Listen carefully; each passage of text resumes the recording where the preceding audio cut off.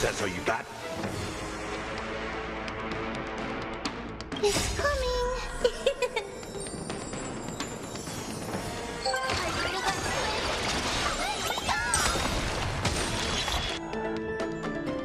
Curiosity is a dangerous thing. Endless riddle. Nothing but a boy.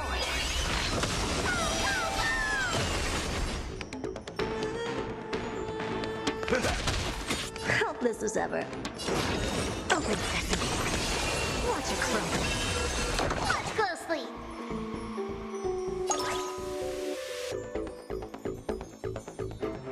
Delivered form. What are you looking at?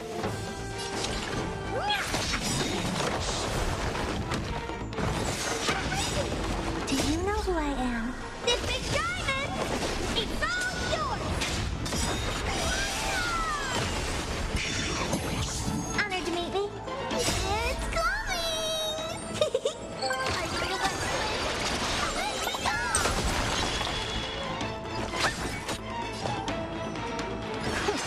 Step up, let's see ya. Impressive, almost. Nice, like a good my friends. Indulge yourselves! Curiosity is a danger. Endless riddle. Nothing but a boy. I just whirl.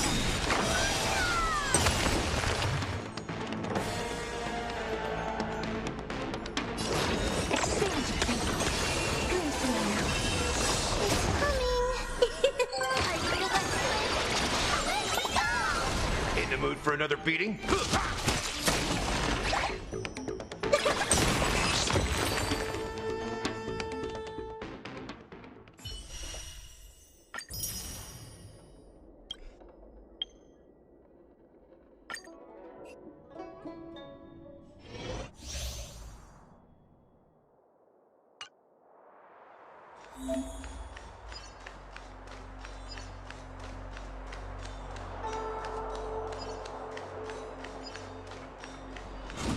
Metal, let's go.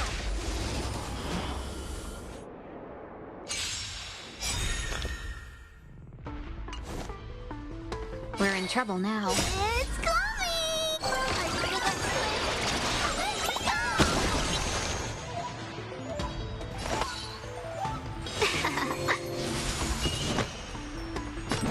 Strike!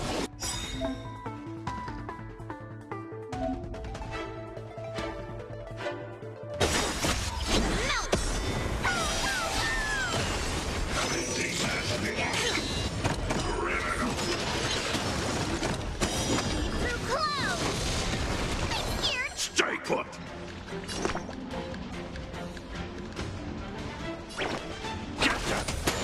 Welcome, customers. 1,000 wonders to fight as one.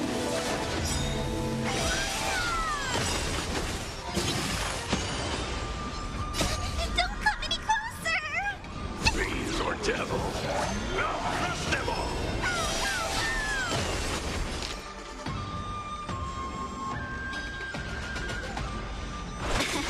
What are you made of? Watch closely!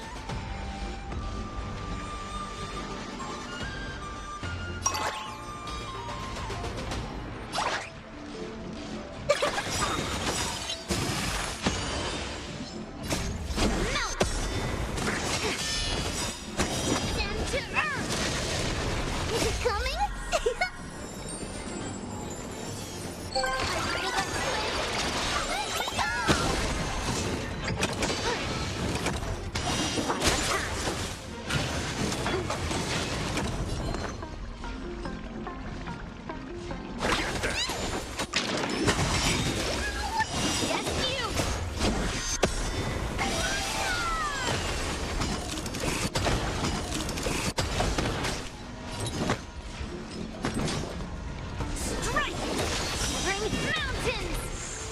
Let's be friends.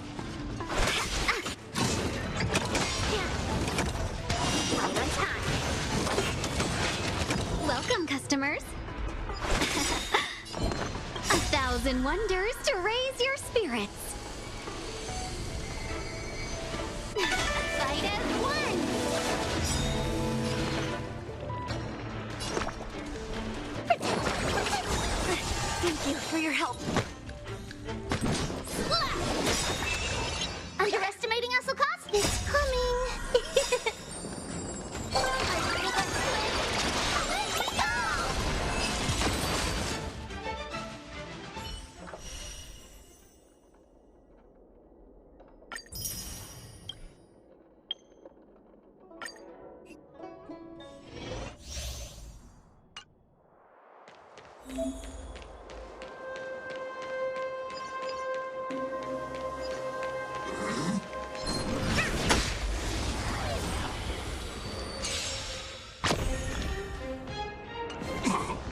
We're in trouble now.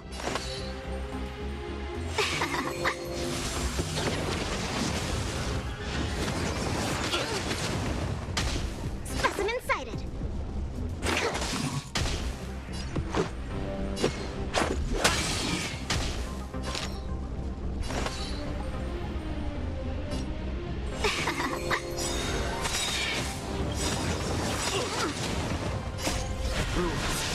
Are made to be broken.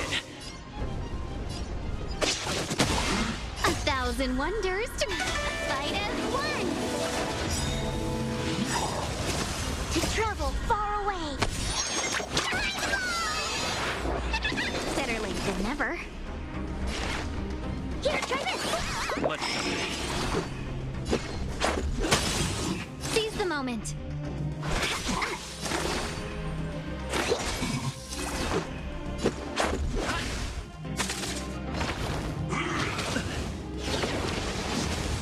Let's be friends. Specimen sighted. Deep breath. Let's make it quick.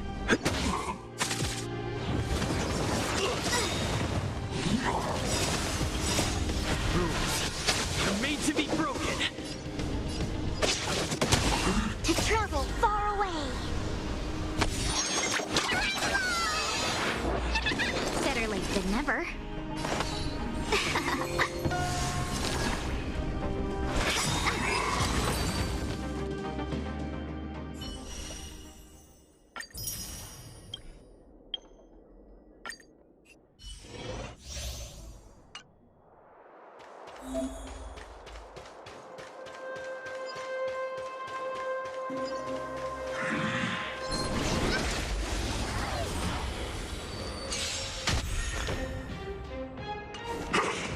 Time to get vigilant. Who will it be? Time for a shot. Nap time. Here I come.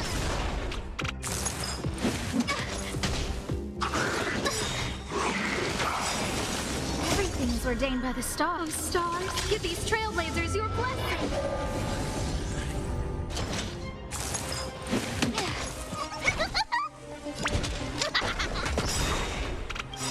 I'll give you one of.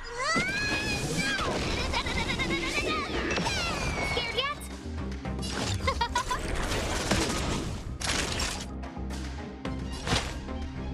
That's better. Saving me won't earn you any favors. Here I come.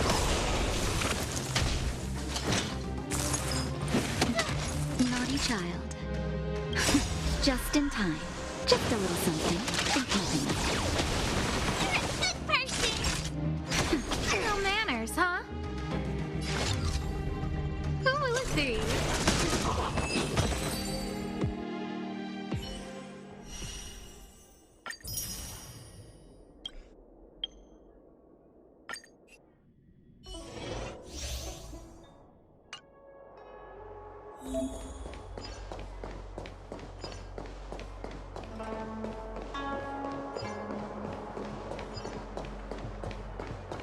Maybe this one.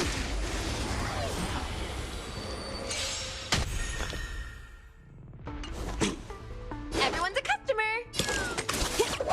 Who invited you? Come feast your eye! Happy New Year!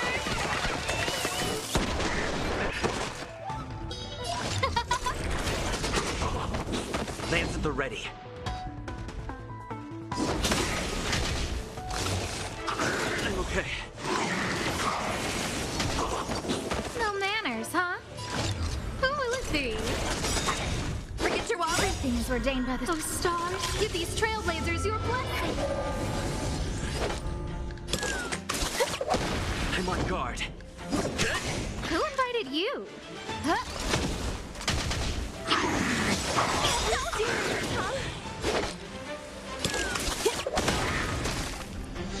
Scared yet?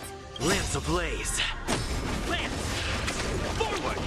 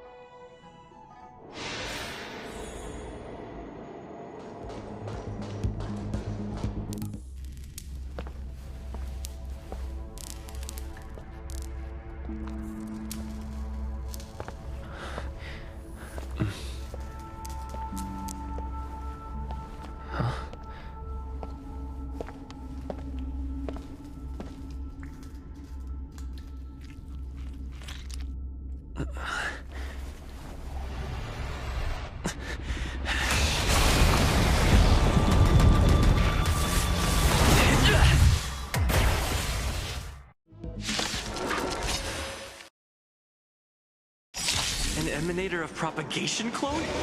How can that be? Here to crash the party?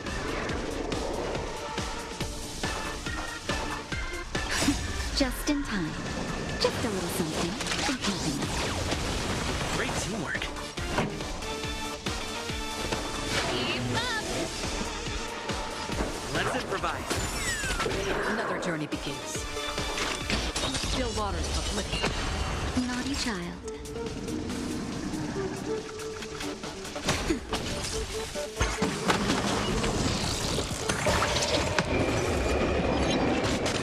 This song's for you. Turn it up! Take your position. Dreams do come true.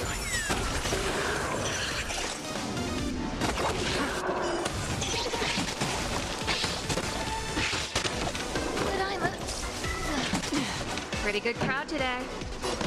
Keep up! Free will. Mood is set just right. Let the show begin! Destiny. Oblivion.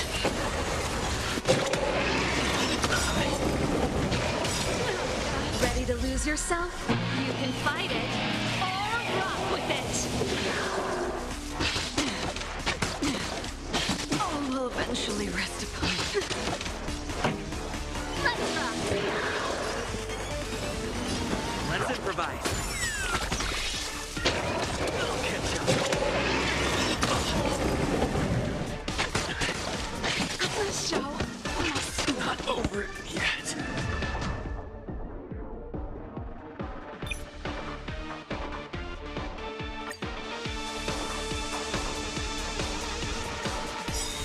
An emanator of propagation clone? How can that be?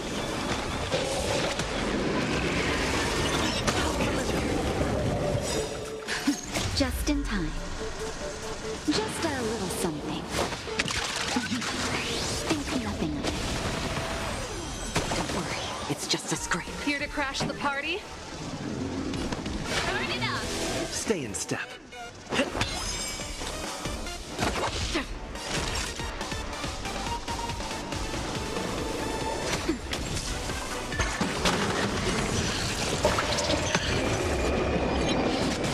This song's for you. Keep up. Another journey begins. On the still waters of oblivion. Time for a shot. That's better. Take your positions.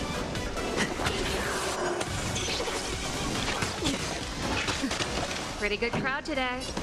Turn it up. Still the same Free will, or was it fate? Destiny, or oblivion?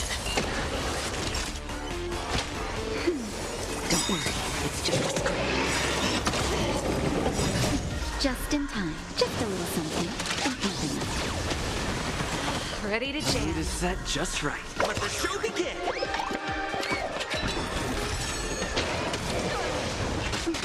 Stay in step.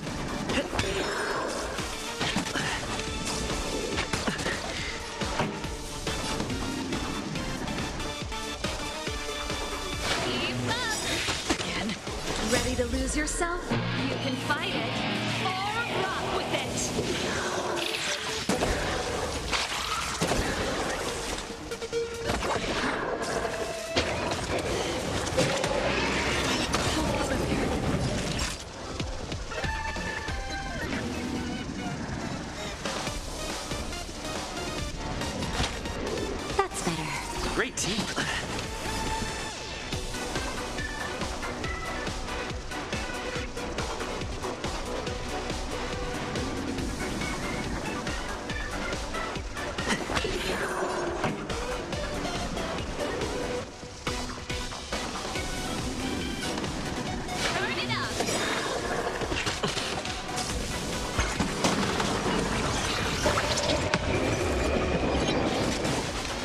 journey begins.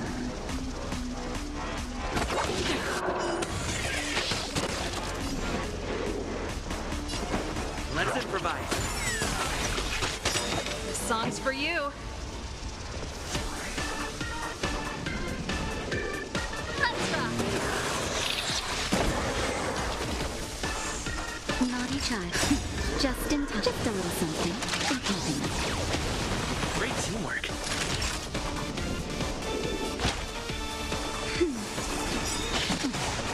The mood is set just right. Let the show begin!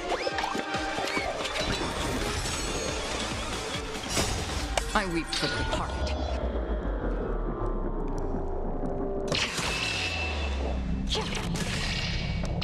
It too shall fall.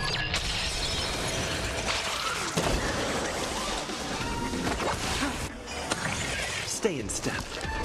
Dreams do come true.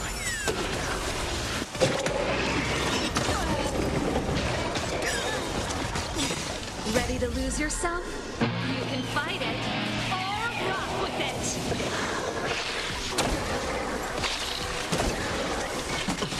Pretty good crowd today. Time for a shot. That's better. Don't worry, it's just a scrape. Just a little something. Great teamwork.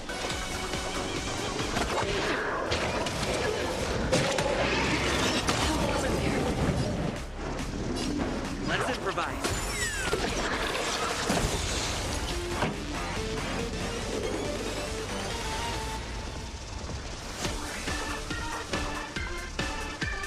Let's rock. Again.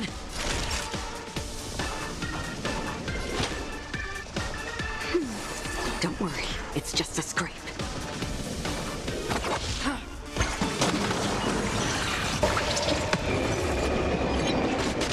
Take your positions. Dreams do come true.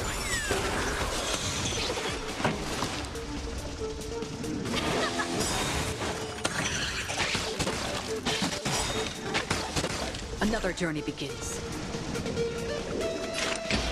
Destiny or oblivion. Ready to lose yourself? You can fight it or rock with it. Destroy the space station!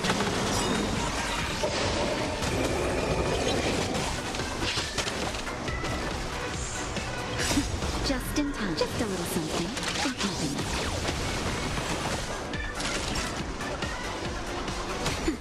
Song's for you. Let's rock. The mood is set just right. Let the show begin!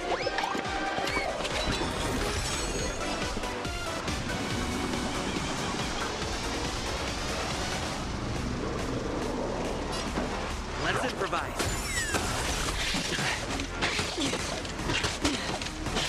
I'm okay. Free will, or was it fate?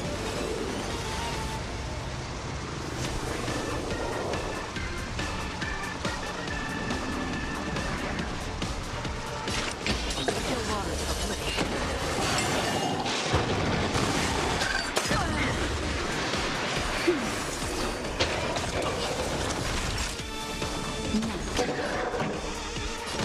Burn it up.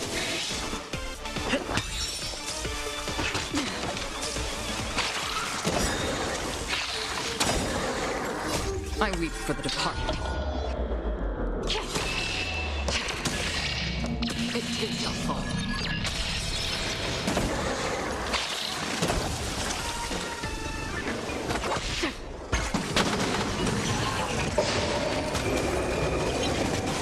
Pretty good crowd today.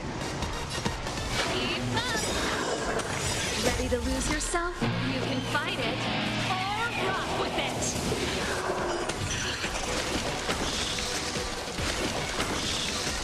Naughty child. That's better. Just in time. Just a little something. Great teamwork.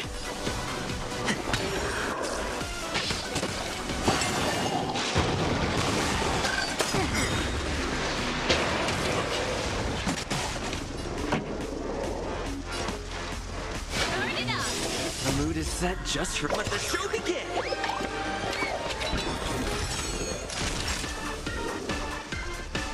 Oh, we'll eventually Stay in step.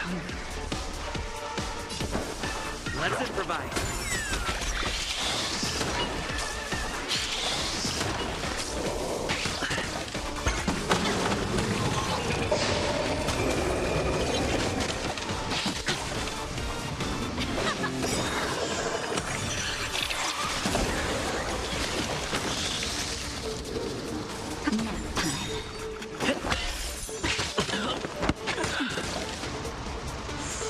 This song's for you.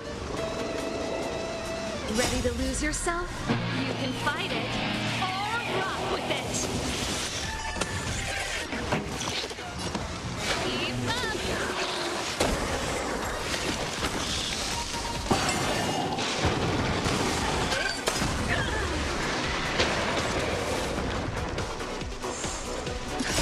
Just in time. Just a little something. A compliment.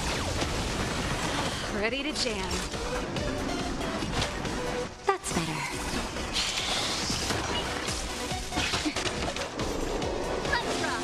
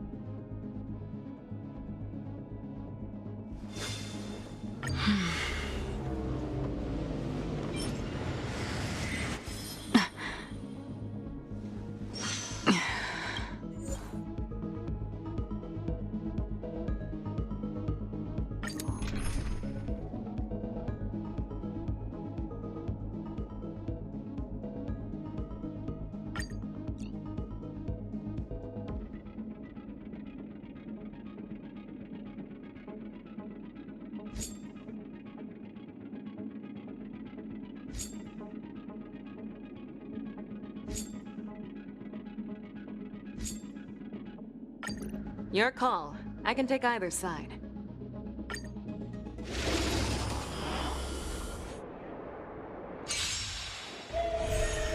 How about a one-on? Never hesitate!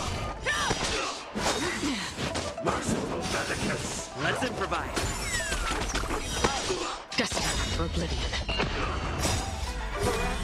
Triumphant! Victory is inevitable! Nap time. The fearless knows not fear. I won't do.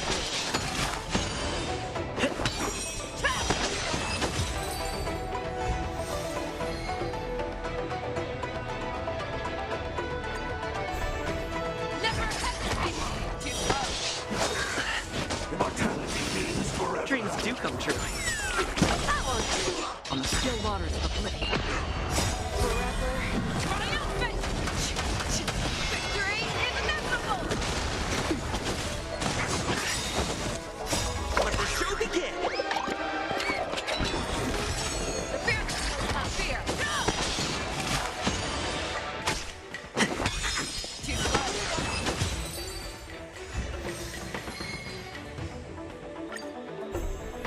Never hesitate! I won't do. Medicus. Let's improvise. Destined for oblivion. Triumphant! Victory is inevitable! The fearless knows not fear. I won't do.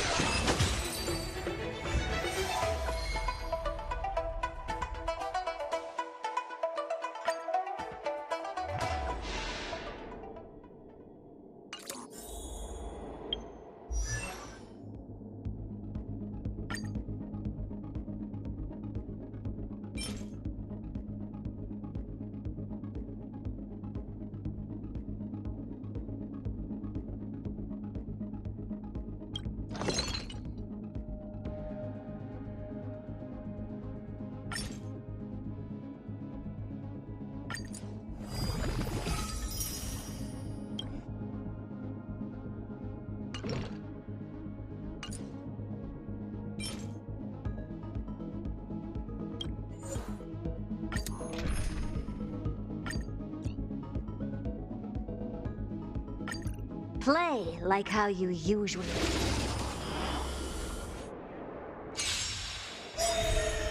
Open sesame.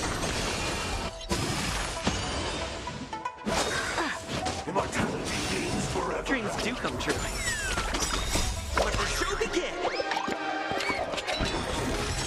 On the still waters of oblivion. Expand your thinking. A miracle. Just a little something. Destined for oblivion. Nap time. Open sesame.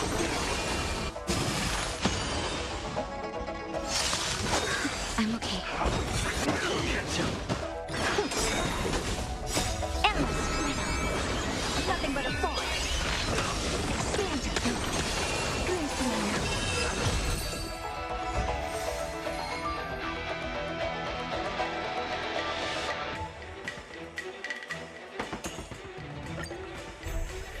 Open sesame. Medicus. Let's improvise. On the still waters of oblivion. Expand your thinking. Sacred of the saints. Let the show begin! Destined for oblivion.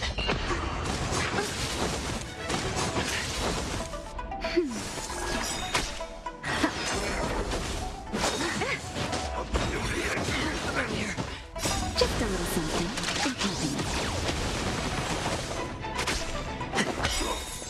Endless freedom. Nothing but a force.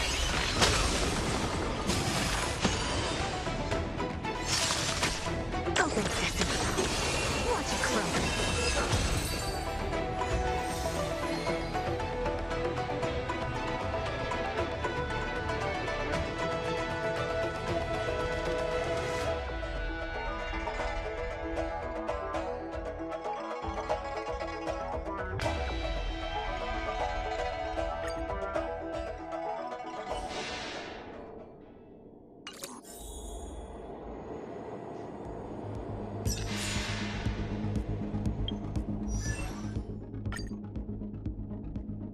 Never turn back.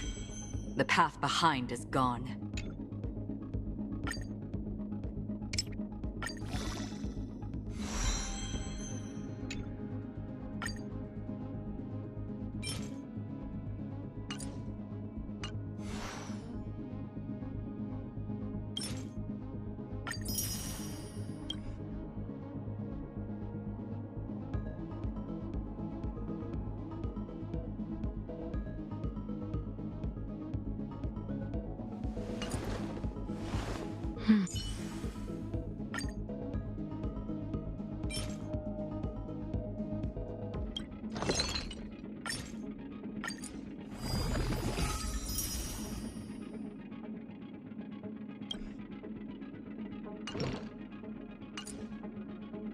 I'm not done yet.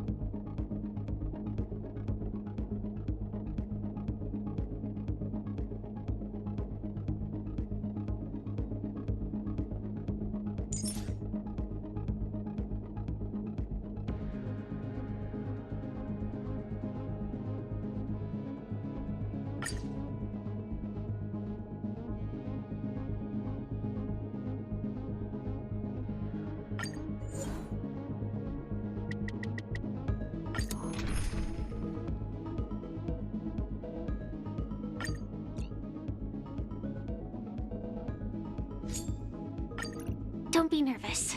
Just cooperate with me like you did before.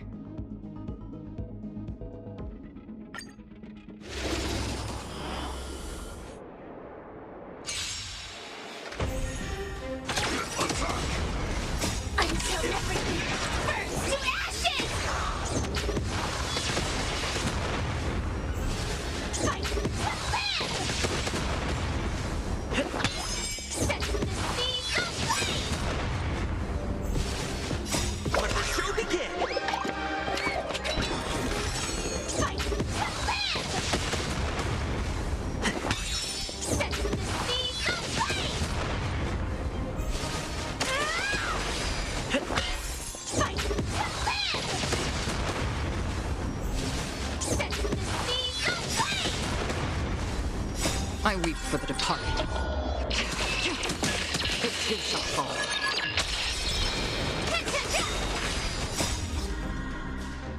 Let the show begin!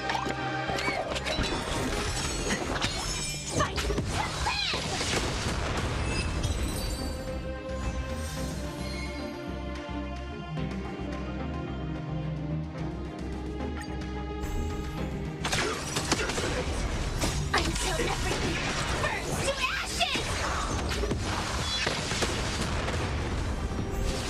Fight the bad! Set the seeds aflame! Fight the bad! Let the show begin! Set the seeds aflame! Fight the bad!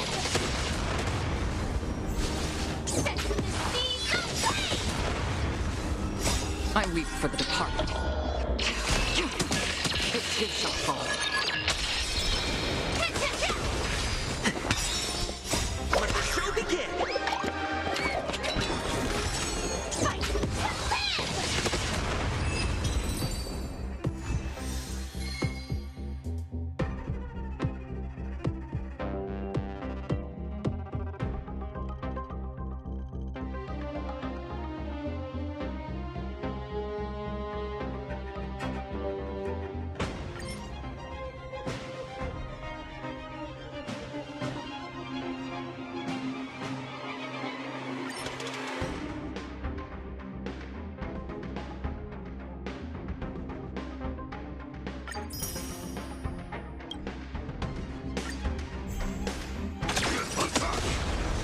Until everything burns to ashes!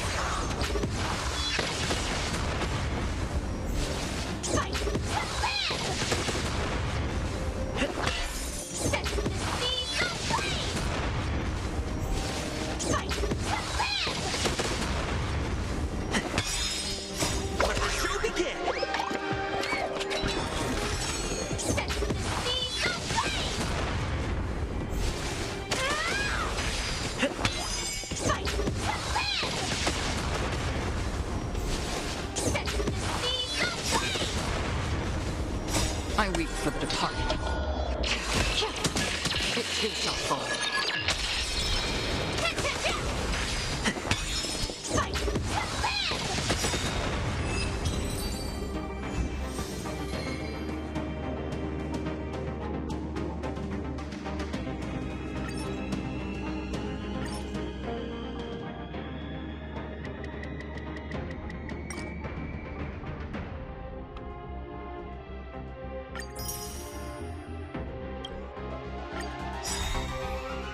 Let the show begin!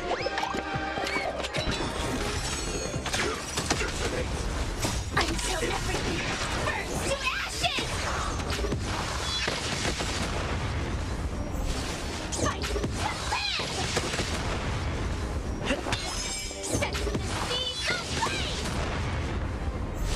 Fight the bad! Set the seeds aflame! Let the show begin! Fight the bad! Set the seeds aflame! I weep for the departed. It too shall fall. Fight the bad!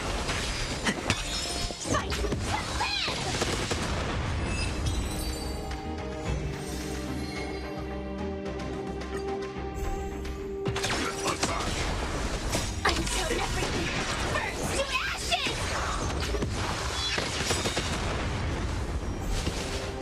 Let the show begin!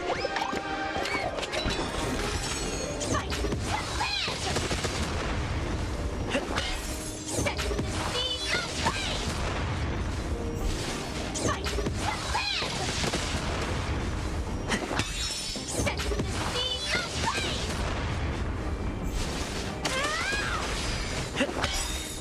Let the show begin! Fight the bad! Set the seeds aflame! I weep for the departed. It too shall fall. Fight the bad!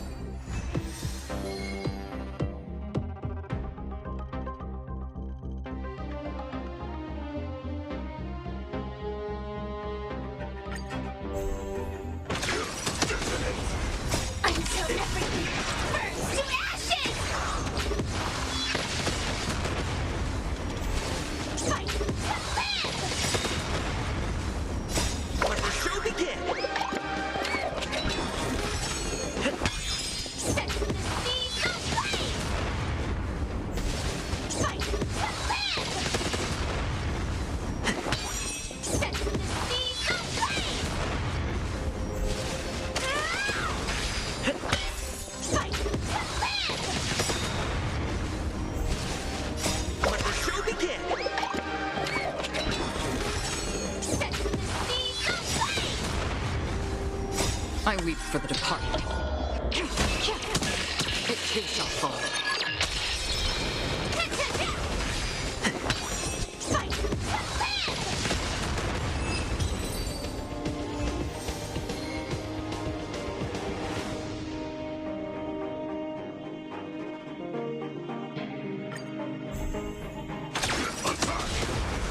Until everything burns to ashes!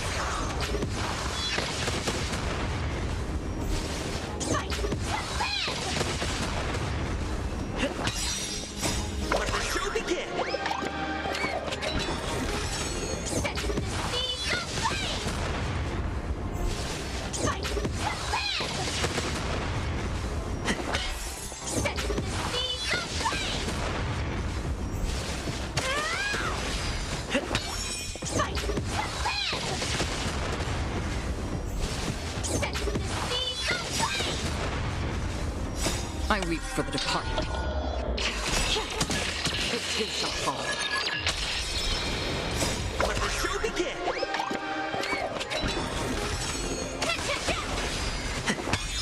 Fight!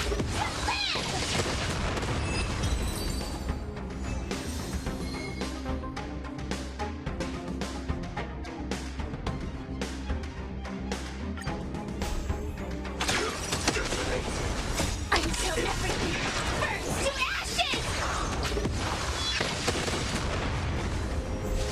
Fight! Set the seeds of flame!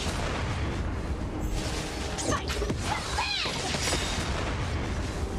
Let the show begin! Set the seeds of flame! Fight!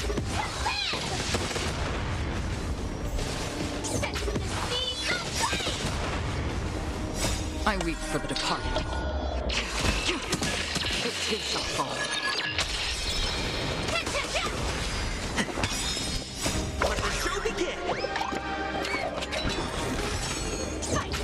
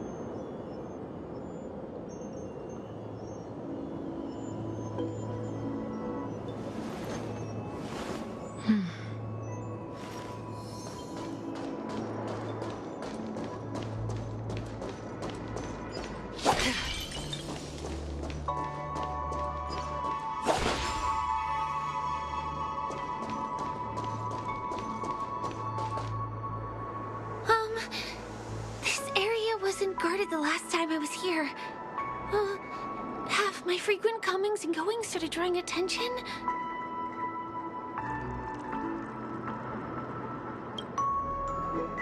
I don't think we can get around them. Knocking them out is the only way to go.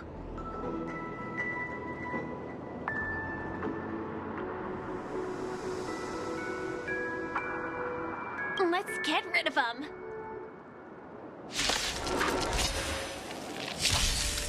Turn it up. Let's improvise. Still waters of oblivion.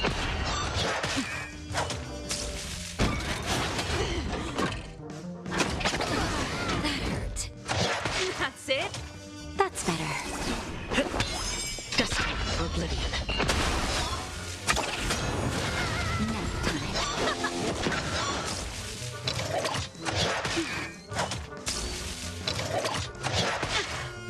Dreams do come true.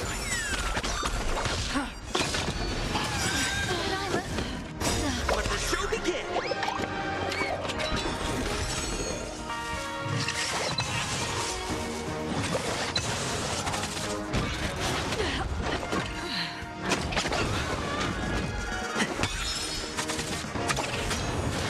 Let's improvise.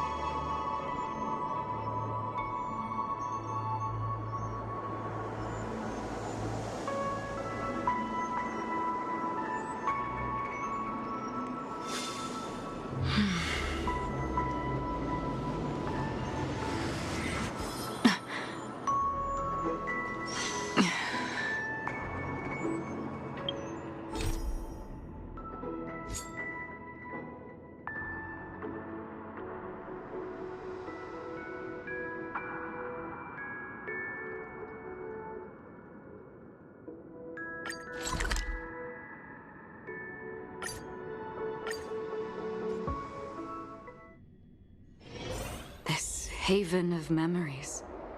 Every touch, every moment is like a thorned rose.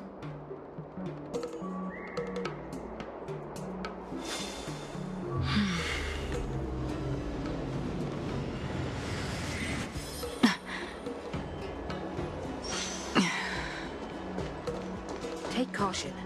Some people may try to blend in and infiltrate the Palace of Asher. That's a hefty battleship there.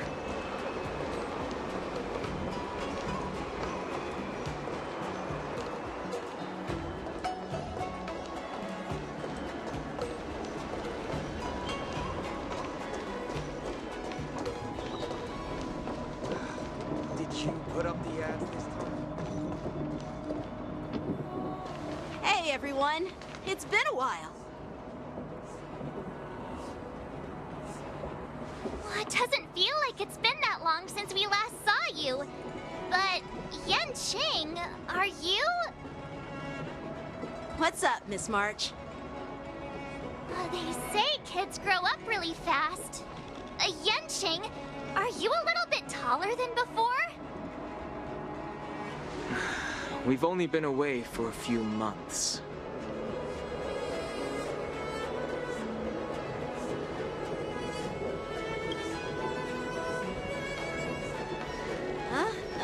What are you doing? Sorry, but after our previous adventures, I've become suspicious of whoever greets us first. Do you have to be suspicious around me, too? You know, the last time we came to the Xianzhou, the first person who greeted us was... I get it. Better safe than sorry. Seriously, I've never seen the Lafu so lively before. I was a bit worried that holding the war dance right after the Ambrosial Arbor crisis might be too soon. But seeing the bustling Starskiff Haven, I understand why General Jing Yuan chose this timing. Yep. There's people from other delves and travelers like you three who've come from afar. With the war dance coming up, there's a huge number of visitors pouring into the Starskiff Haven. The Cloud Knights are working hard to keep the security tight. The General said this ceremony would help the Xianzhou Lafu recover from the crisis. It's a way to showcase our martial spirit, reassure people, boost morale, and attract visitors from other planets to promote trade and peace.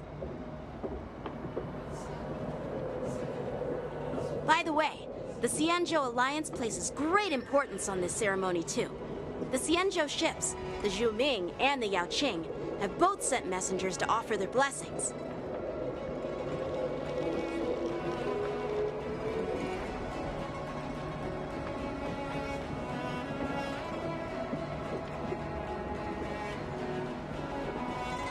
Yeah, the Xianzhou Yao Qing is a major force in hunting down abominations, and is always engaged in conflicts across the cosmos. Although it's a member of the Xianzhou Alliance, I don't know much about it. But Madame Yukong from the Skyfaring Commission mentioned that the Yao Qing always sends back reports of great victories, which is quite impressive. I heard General Fei Xiao of the Yao Qing is a young and dauntless lady. My peers say that she's like a goddess of war, capable of crushing dozens of abominations with a single punch. I wonder if it's true. If only I could witness her prowess with my own eyes. By the way, Yanqing, where are we headed next? I'm sorry for talking your ear off. The General wants to catch up with you at the Palace of Astrum. He's been eager to hear about how the Express has been doing.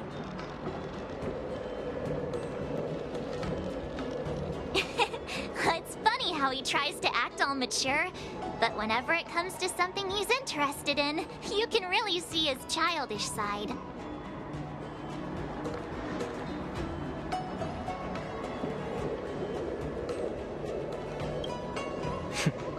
I agree.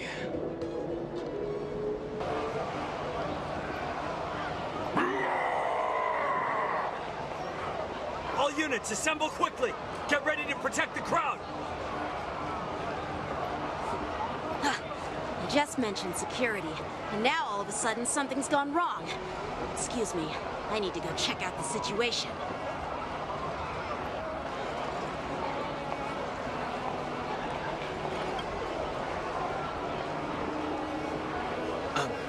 We'll go with you.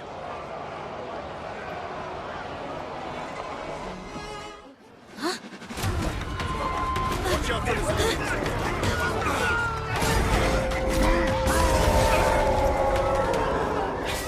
Protect the civilians. I'll deal with him.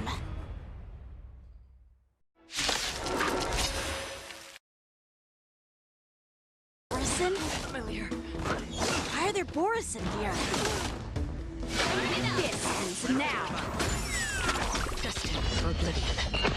Now time.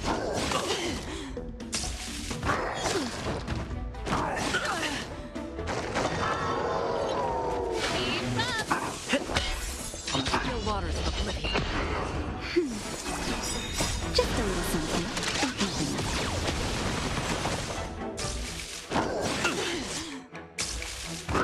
Not bad.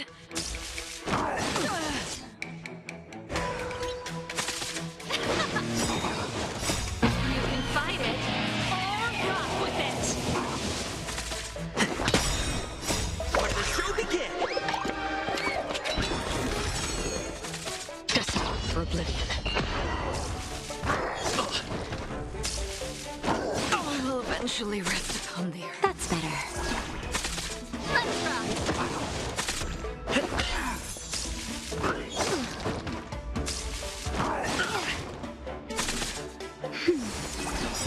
Just a little something in keeping.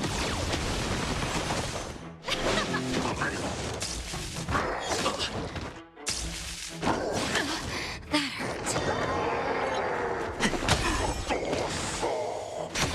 hurt. Turn it up. You can fight it or rock with it. Dreams do come true. Let the show begin! Not bad. Now.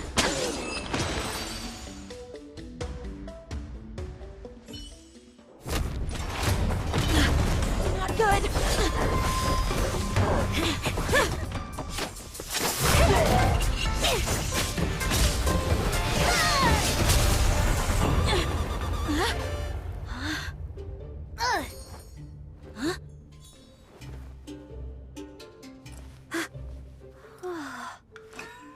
Thanks for the help.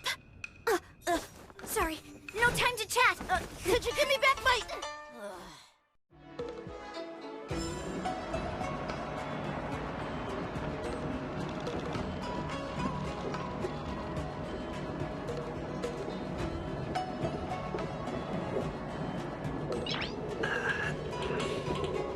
Nice.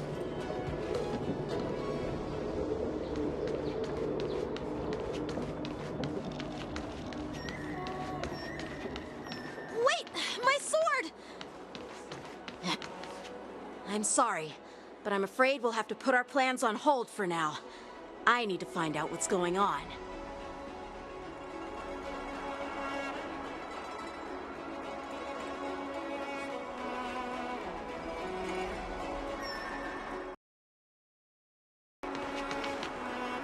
While we appreciate your rescue, my Cienjo friends, don't you think it's a bit too much to detain us and our cargo? Sorry, but we've been ordered to detain you and your cargo for inspection until we figure out the source of the attack.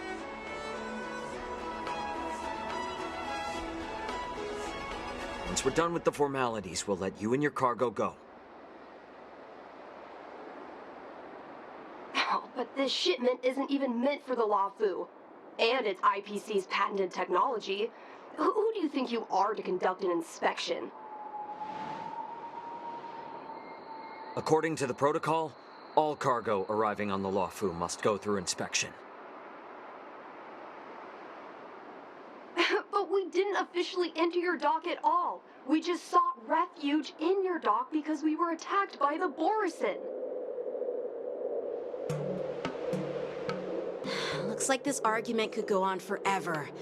Let's not get involved in a heated dispute that won't lead to a resolution.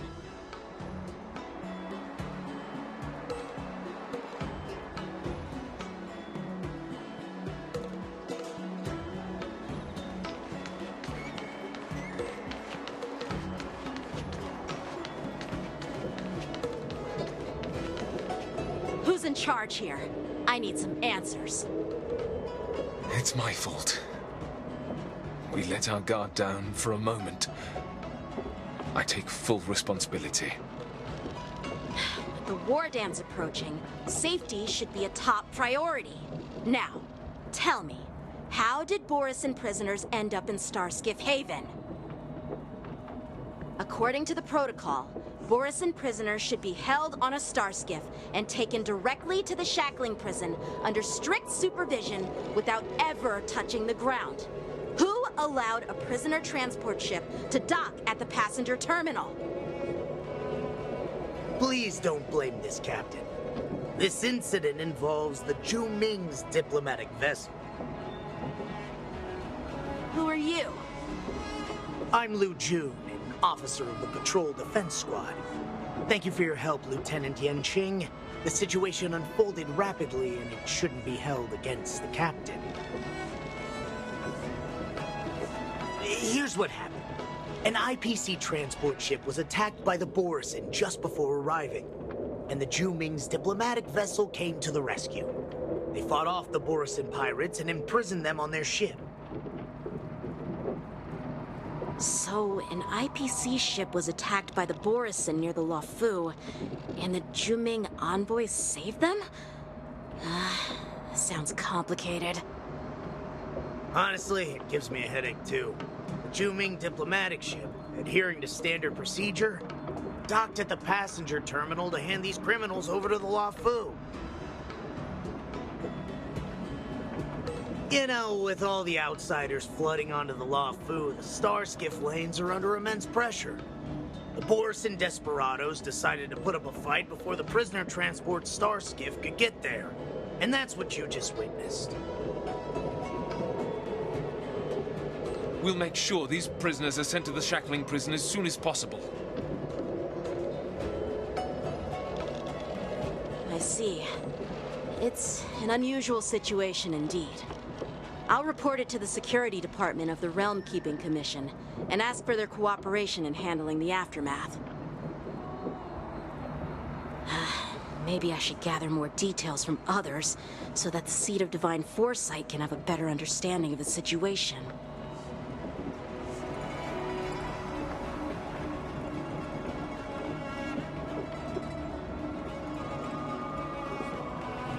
Oh, you look much maturer now, Yenqing. Please don't tease me, Miss March. The situation on the Xianzhou before the war dance is like a calm lake that can be disturbed by even the smallest pebble, capable of generating far-reaching ripples with even the slightest disturbance. What are those people? I mean, those monsters we just dealt with?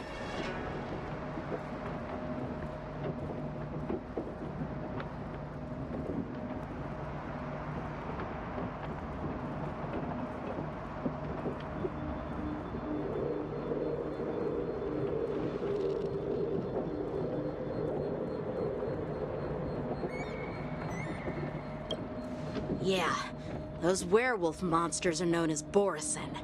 They're abominations of abundance, and we've been fighting them for a very long time. The Borison have been a powerful force for a long time, plundering and enslaving many worlds. The threat they pose is just as terrible as the Swarm disaster, and the Alliance even had a fierce war with them 3 decades ago. Their presence has faded over the years, but who would have thought? According to that officer, they attacked an IPC ship near the Xianzhou Luofu. Such a brazen attack seems quite unusual to me. Yeah, that's what I find strange too. It seems like the IPC and the Borison have some serious grudges.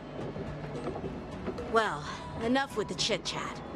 The General wants me to take you to the Palace of Astrum.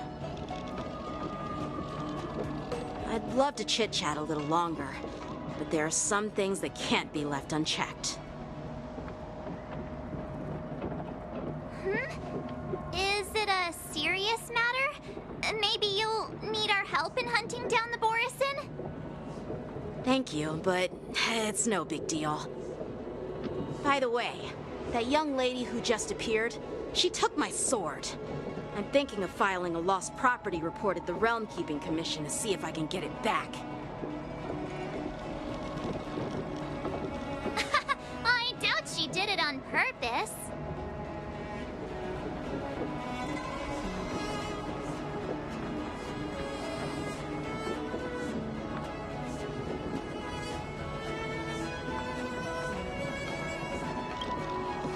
Perhaps she's around here somewhere. Shouldn't we take a look? All right, let's not keep the General waiting. Don't worry. There aren't many people out there with that kind of talent. It shouldn't be too hard to find her.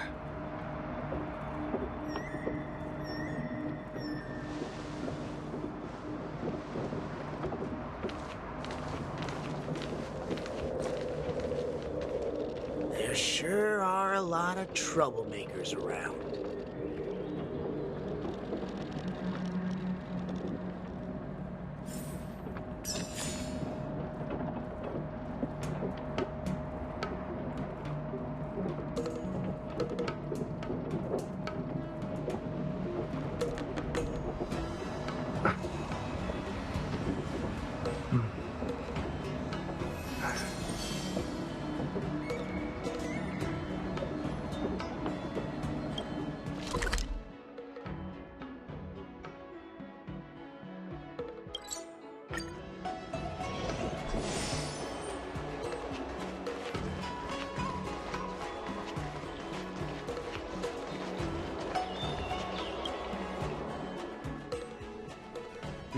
It's been a long journey, Elder Hwayan. Thank you for your presence. Don't mention it. Thank you for taking the time to welcome me.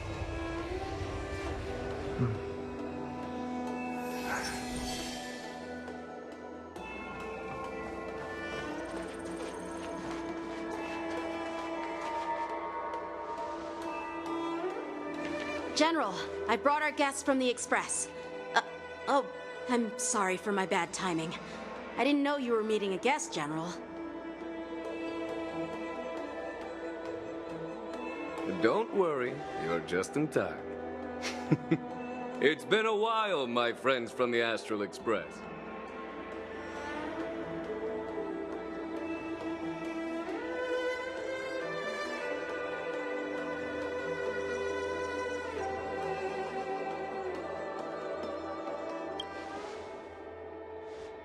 All is well when you have friends coming from afar. Allow me to introduce you to General Hwayan. He's the Arbiter General of the Xianzhou Zhuming, known as the Flaming Heart.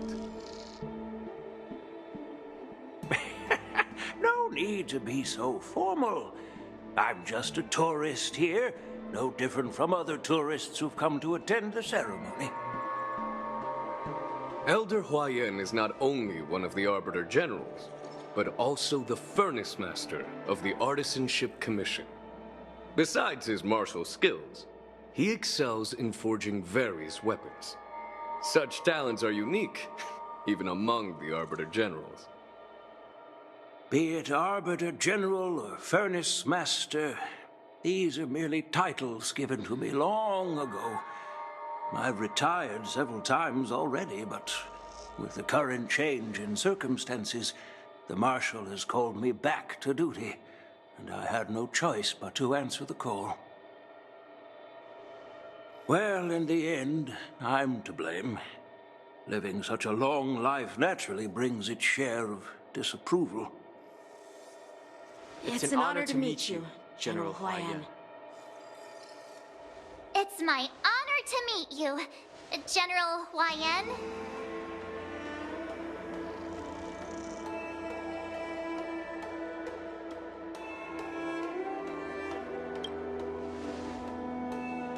No need to be all formal. Today I'm just a guest on the Lawfu, the same as all of you. So, these three are the ones you mentioned, Jingyuin? The heroes who helped you with the Ambrosial Arbor crisis? Indeed. There's Don Hung, March 7th, and him. Without their help, I'm afraid the Lawfu might not have easily overcome this crisis. So, the Imbibitor Lune's reincarnation has returned to the Lawfu and will attend the war dance. I'd love to have a drink with you should the chance present itself. You're more than welcome, General Hwayan. And this young friend is? Yanqing, my apprentice. He remains by my side as my retainer due to his youth, which I hope will season him with experience. He will stand for the Lawfu's Cloud Knights in the upcoming war dance, ready to take on all kinds of challenges. Great, great! It's a real treat to see so many talented young people around here today. Oh, I almost forgot. This is my apprentice, Yoon Lee. It's you! Oh, it's you. Hello. Oh, you two already know each other? Guess we don't need any introductions then. What a coincidence! I was afraid I'd have trouble finding this girl. Oh? Now you've piqued my curiosity. Tell me, how did you two become acquainted? She helped me capture the escaped Borisin prisoners at the Starskiff Haven. Allow me to express my gratitude for you. But when you left, you took my flying sword with you. Your flying sword? Oh, so that's why I found a dagger in my bag. Turns out it's yours. Yes, it is. Now that we've met again, I hope... Nope, that won't do. Won't do? You want your sword back, right? Well, you can't just take it back. On the Juming, when you lose your sword on the battlefield, you have to reclaim it on the battlefield. As for this little sword, it was supposed to strike that escaped Borisin prisoner. But unfortunately, its owner's agitated state caused it to fly off like a kite with a broken string, and it missed its target. By the way, if I hadn't caught it and helped it hit its mark, that Borisin prisoner would have gotten away. Hold on a sec, Yunli. You took my sword without even asking, and now you're refusing to give it back? So much for Lafu's swordmasters. What did you just say? If you just stepped up and took your sword back from me fair and square, I would have totally respected you. But nope, you tried to play it down, expecting me to just hand it back to you like it's nothing. In front of everyone. With all due respect, you don't honor your sword, so you don't deserve it. Hasn't anyone told you that taking without asking is stealing? If you want to settle this with swords, fine. Let's have a one-on-one duel right now. Yang Qing. Well, that's more like it. Just be careful, because I'm not as easy to handle as the Borisin. You two, be quiet and apologize to Yanqing. Hey! Whose side are you on, Grandpa? I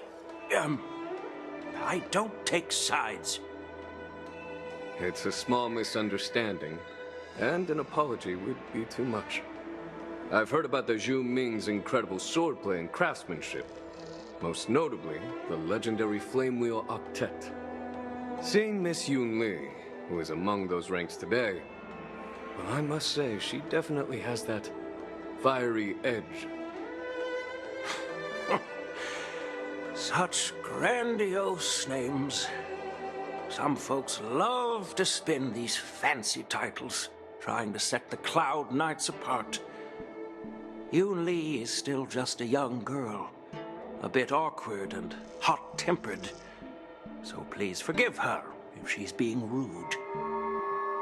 Well, everyone, Elder Huayan and I have some business to discuss. For now, Yang Qing, why don't you entertain our guests and take Miss Yunli to the inn? I'll find another chance to talk with you all. I'd like to express my gratitude to the Astral Express for helping the Law Fu during the crisis. That's so kind of you. I mean, you've already thanked us so many times. Please forgive me for coming at an inconvenient time. You needn't apologize, General Huayan. All right, Yunli. Take this opportunity to clear things up with Yanqing. Yeah. It's better to make friends than enemies. But I won't be heading to the inn just yet. I want to visit Lingsha. She just arrived in the Lafu and could use some help settling in. Yang Qing, once you've helped our guests get settled, go to the Artisanship Commission for me. I've heard about the attack and the detainment of the IPC ship. Qingzu sent word that the IPC members are protesting and wish to have their cargo back. See if you can calm them down. Don't get aggressive. Just make it clear that the Xianzhou Law Fu has no intention of violating their rights. I'm on it.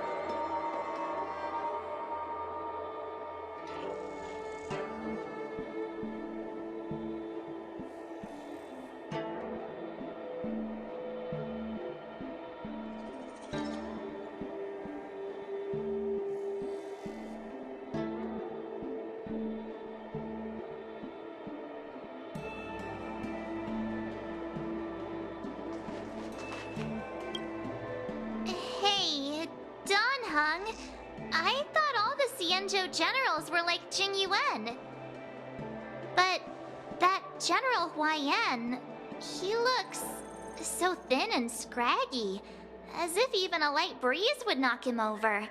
Is that old man really an Arbiter General? Well, each Xianzhou ship has its own division and specialty within the Alliance. Not all of the Arbiter Generals are good at leading the charge.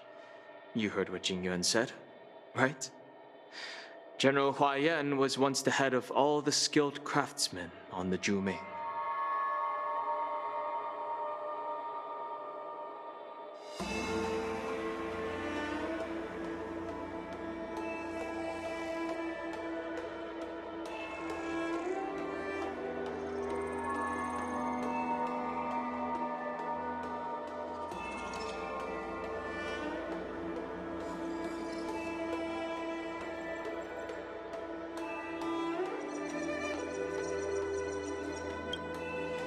Don't you find it strange?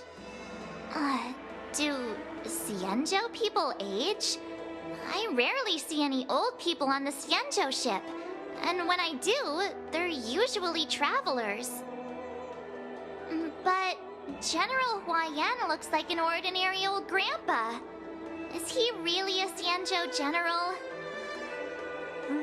Good question. He's right there. So why don't you ask him yourself? Nah, I'd like to live a little longer. We should leave. General Jing Yuan asked Yanqing to entertain us, so obviously, he has important matters to discuss. Let's not waste any time here.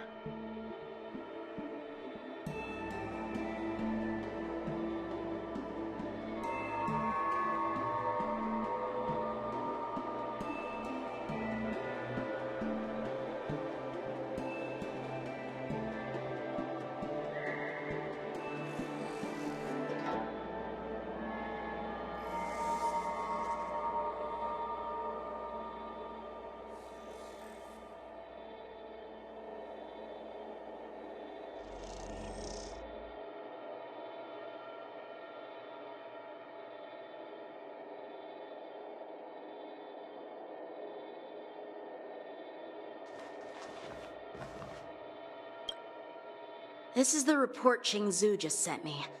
Let me take a look.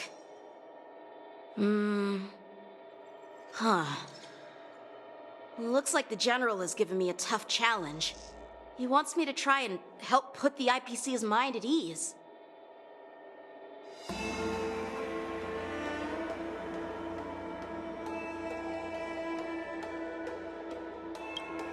Well, it's not exactly a test.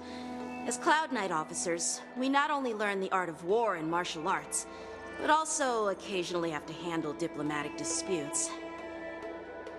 It's just, you know, talking things out isn't as straightforward as duking it out with weapons on the battlefield. This is especially true when you're up against the IPC, with their non-stop corporate babble. Well, let's not worry about that for now. Shall I take you to the inn?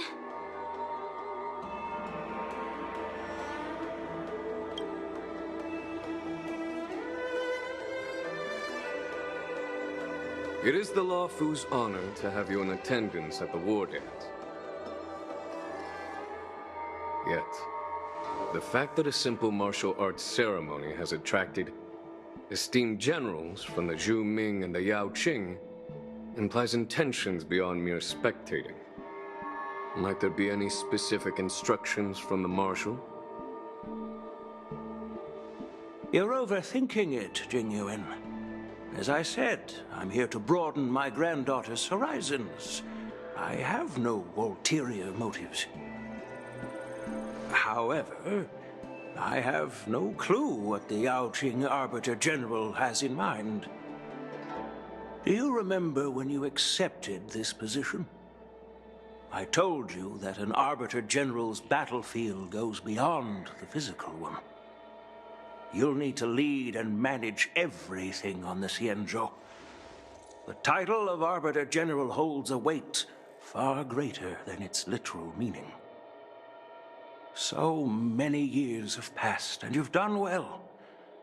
However, longevity for the Xianzhou people can be a curse. Living too long means that every mistake you made will lurk in the shadows. And one day, they'll eventually catch up to you. The Marshal knows everything that has happened on the Luofu. As for the Merlin's Claw of the Yaoqing, she has come specifically for you.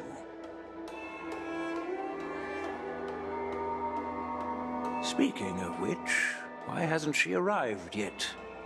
They say the Merlin's Claw strikes like lightning. Being late isn't her style. That's not true, General Huaiyan. She's been here a while, but I'm sure you've heard of her unbridled nature. As soon as she disembarked from the star skiff, she mentioned having something to attend to and simply disappeared.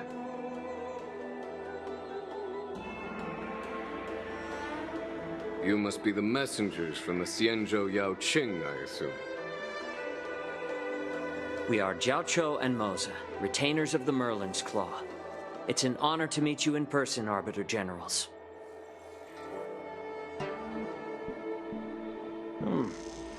Now this is interesting. A guest who doesn't come to visit but sends a message instead. What does she mean? Tell me, what could be more important to her than coming here? Master heard about a spectacular view in Scale Gorge Waterscape. I believe she went there to enjoy it. A spectacular view?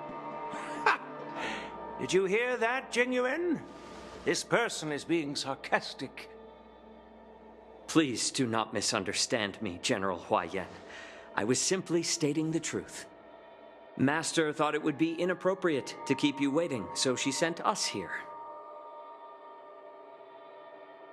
Once she's finished with admiring the scenery, she'll personally come and apologize to the both of you.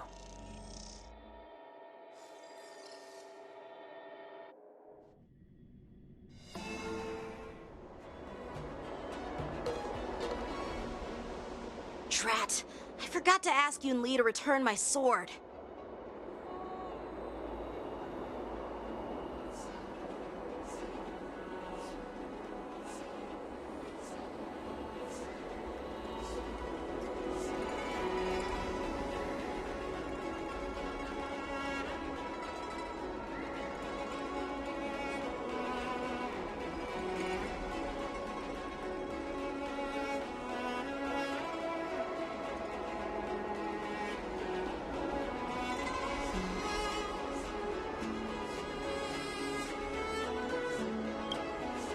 No need to bother.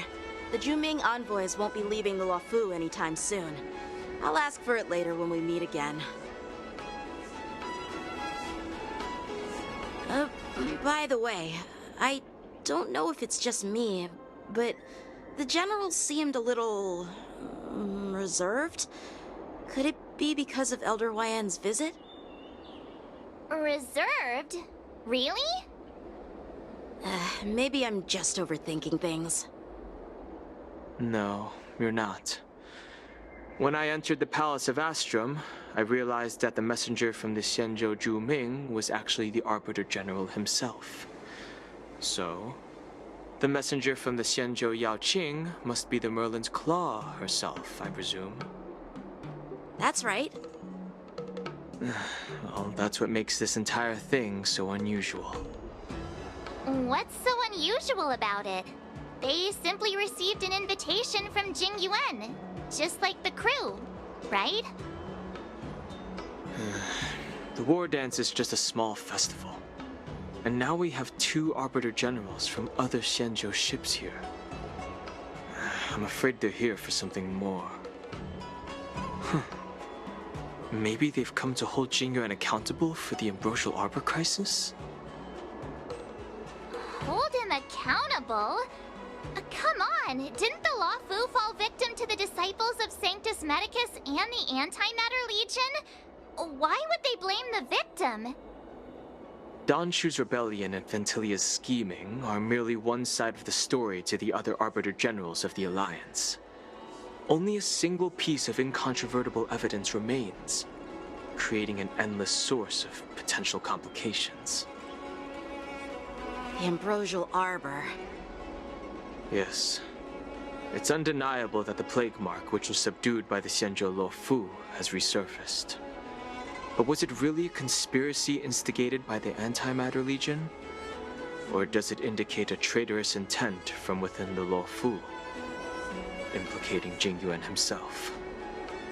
Once the spark of suspicion is kindled, it proves hard to extinguish.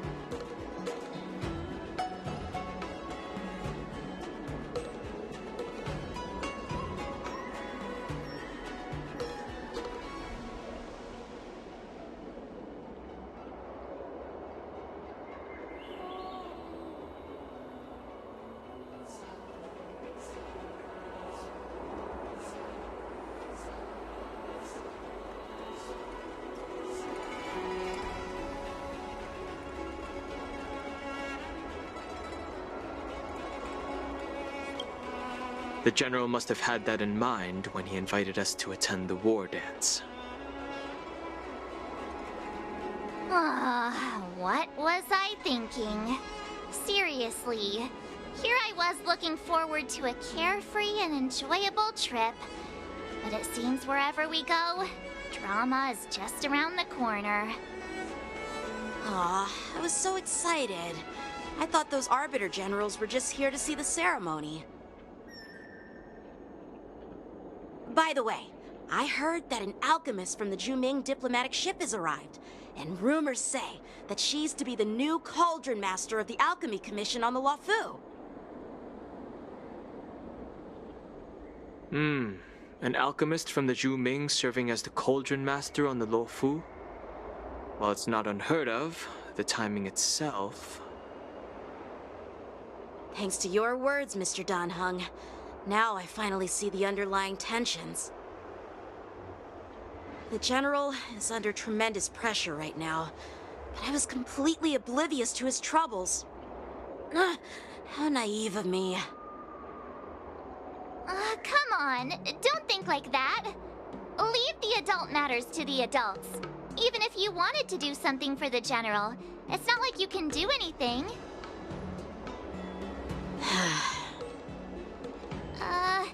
Did I say something wrong? Again?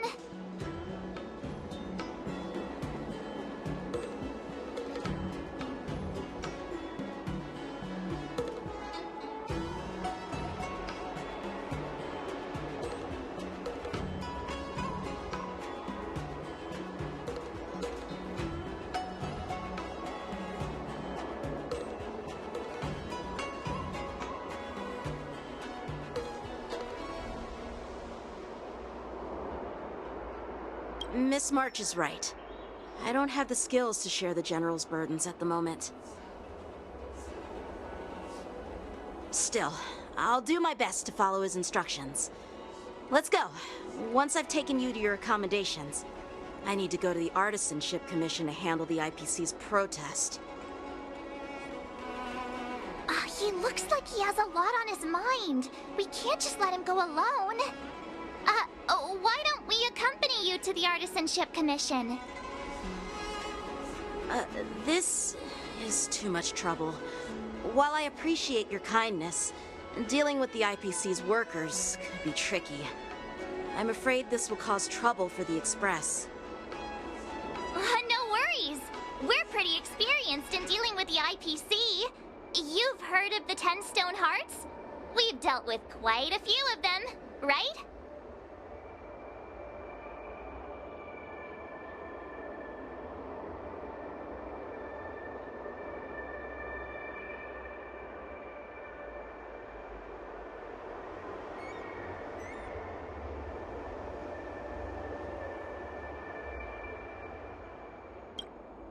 What's with you turning into a scaredy cat? I didn't see you worrying about lawsuits when you wrecked that giant mech. Well, since you're willing to help, I won't decline your kindness.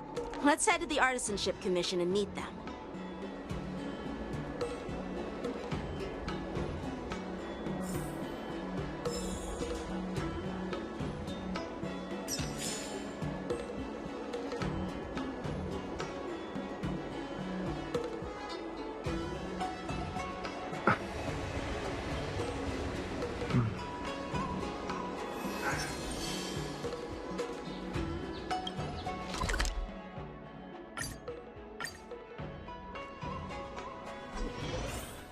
Can I really reason with you Xianzhou people? I think I get it now. In your words, this is called looting a burning house, right? But I am trying to reason with you here.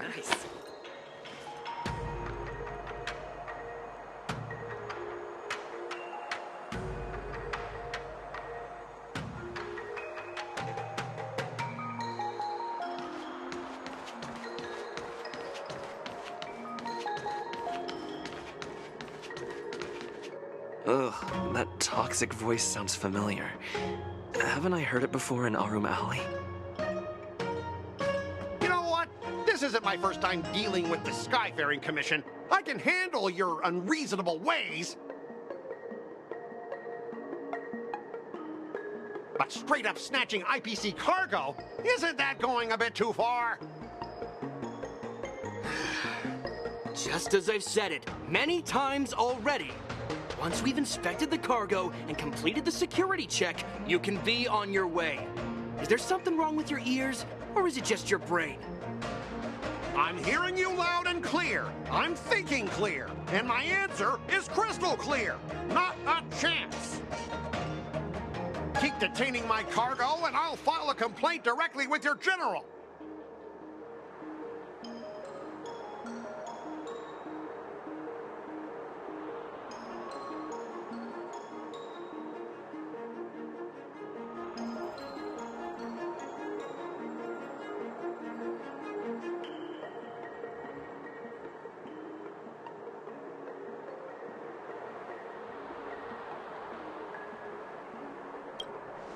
Don't think you can possibly convince me.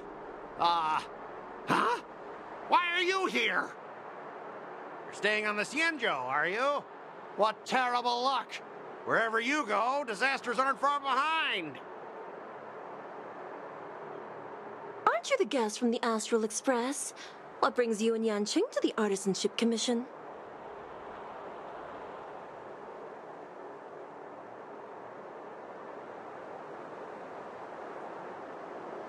Trouble caused by the IPC? I'd say it's caused by the Skyfaring Commission. Looks like you've met this IPC worker before. I'm not sure if that's a good or a bad thing. I was sent here to deal with the IPC protest, Miss Shikui. What's going on here? As you know, this IPC transport ship was attacked by the Borisin and rescued by the Juming's diplomatic ship. Then the Cloud Knights were instructed to bring it back to the dock for repairs and inspections. And this is Mr. Scott, the person in charge of this transport ship. So, you're Scott. I've heard him mention you. Weren't you kicked off the Lafu before? Why did you come back? Like I wanted to come back. I thought I'd just dock at the harbor for repairs and leave this forsaken place for good. Little did I know, as soon as the ship entered the harbor, a bunch of Cloud Knights showed up and snatched all our cargo from the hold. What do you mean by snatched? I've told you 1,000,000 times. It's a security check. Then why did you bring the cargo to the Artisanship Commission? You even brought in some shady craftsmen. It's obvious you're trying to steal the IPC's patented technology! Listen here. Firstly, the Skyfaring Commission detected dangerous items that could possibly be weapons in your cargo hold. That's why they called me here, to double-check. Secondly, where the heck did you get the idea that I'm a shady craftsman? Even if there are dangerous items, what do they have to do with you? It's not even being shipped to the Lafu. We'll just fix the ship and be on our way. We won't unload our cargo here. But you'll have to stay in the port for several days before your ship is repaired and you can take off again. How can we just leave unchecked items sitting here? I understand, but we don't need to disassemble the cargo if it's just a security check, right? In most cases, we don't.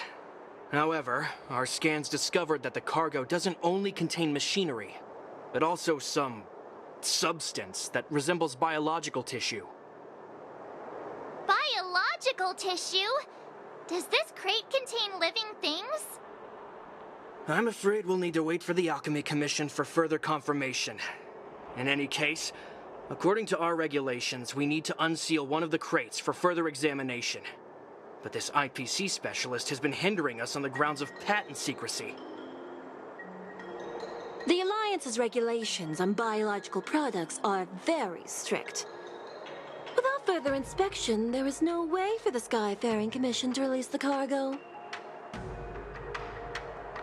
Oh, really? Fine! If anyone lays a finger on that shipment, they'll have me to deal with. It doesn't matter if it's mechanical or biological. It's none of your business. I'm filing a complaint against the Skyfaring Commission's ridiculous regulations. This Mr. Scott seems stubborn and difficult to persuade.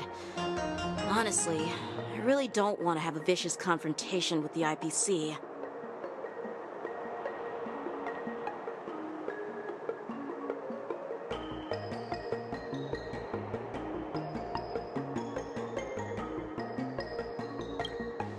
I heard how you helped Aramali. The IPC representative back then was Mr. Scott, right? Since you've dealt with him before, it looks like I'll have to rely on you again. What are you guys whispering about over there? Just hurry up and give us back our cargo.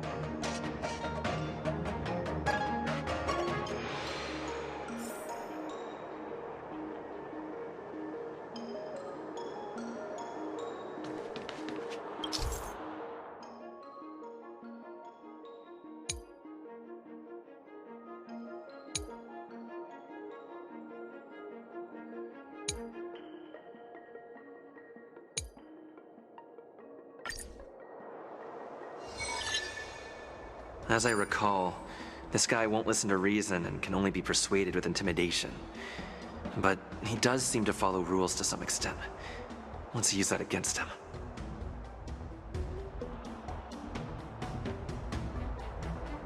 Speaking of regulations, we have our own laws and regulations too. According to Article 4 of the Cienjo Alliance IPC Trade Consensus, the Alliance and IPC shall never infringe on each other's intellectual property rights.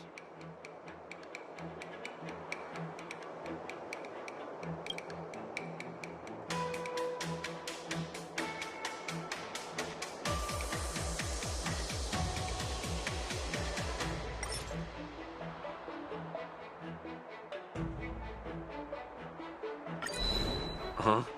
Your logic is too confusing for anyone to follow. Maybe you should learn the art of communication from a monkey before you continue spouting nonsense.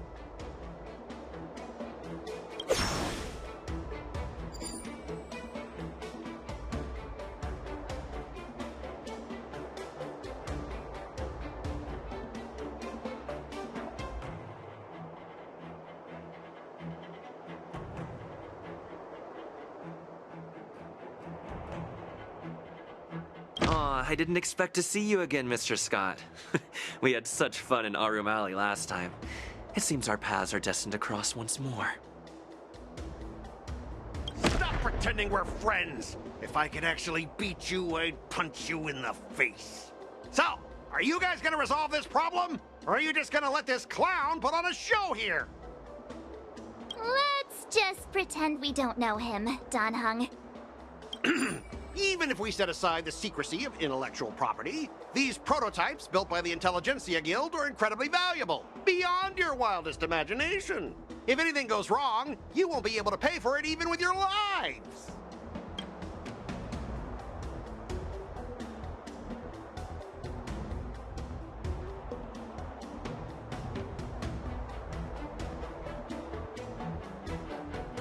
Don't underestimate Xianzhou technology. Even if they need to dismantle your cargo, the Artisanship Commission can easily put it back together. Yeah, go ahead and brag about their skills. After all, you're just a negotiator they hired. But I'm different. I'm an IPC member, and my fleet has accepted this transportation order. Naturally, I need to be responsible for the integrity of every piece of cargo.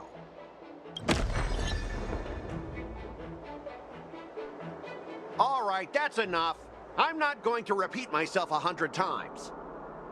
I thought you were reasonable and civilized, but now it seems you Xianzhou folks just don't understand the basics of business.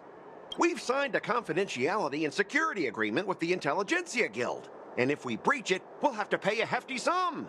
Even if we sold the souls of every employee in the marketing development department on this planet, it still wouldn't be enough to cover the costs. Listen up, kid.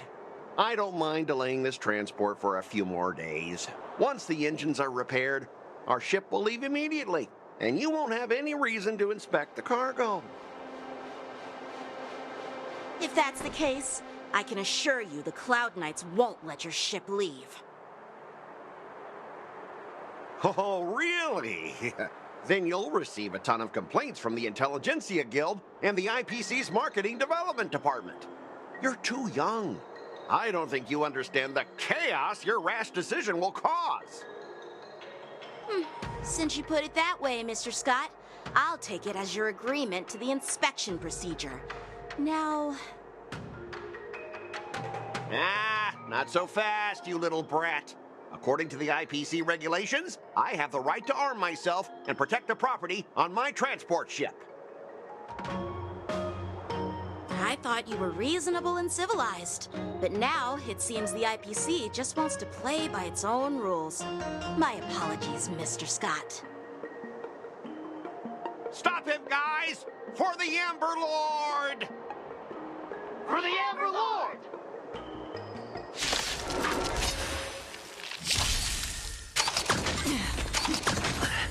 Keep up!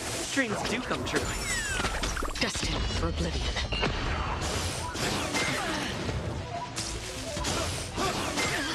That hurt. That's better.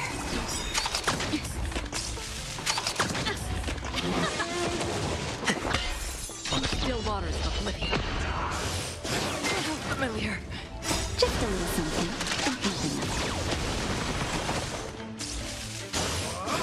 Not bad. You can fight it or rock with it. Again. Still the same. Let's try.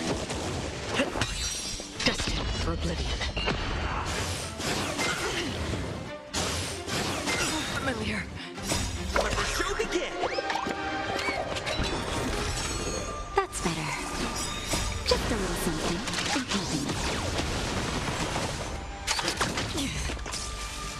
All will eventually rest.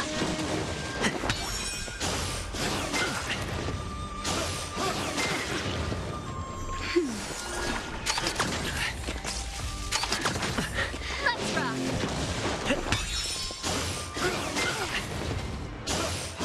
Not bad. That's it. You can fight it or rock with it. That's better. Just a little something.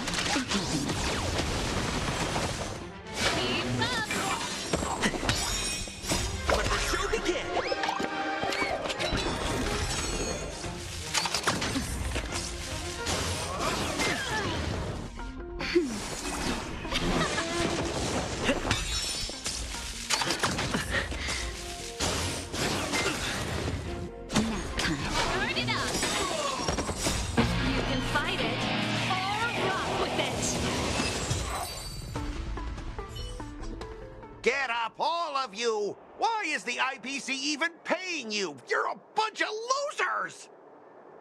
Just be grateful that that little brat showed you mercy. At least your staff aren't seriously injured. How do you IPC cronies have the audacity to fight Cloud Knights? You practically assaulted law enforcement officers. Another one? Who the heck are you? I may be a bit late, but the good news is I'm here now.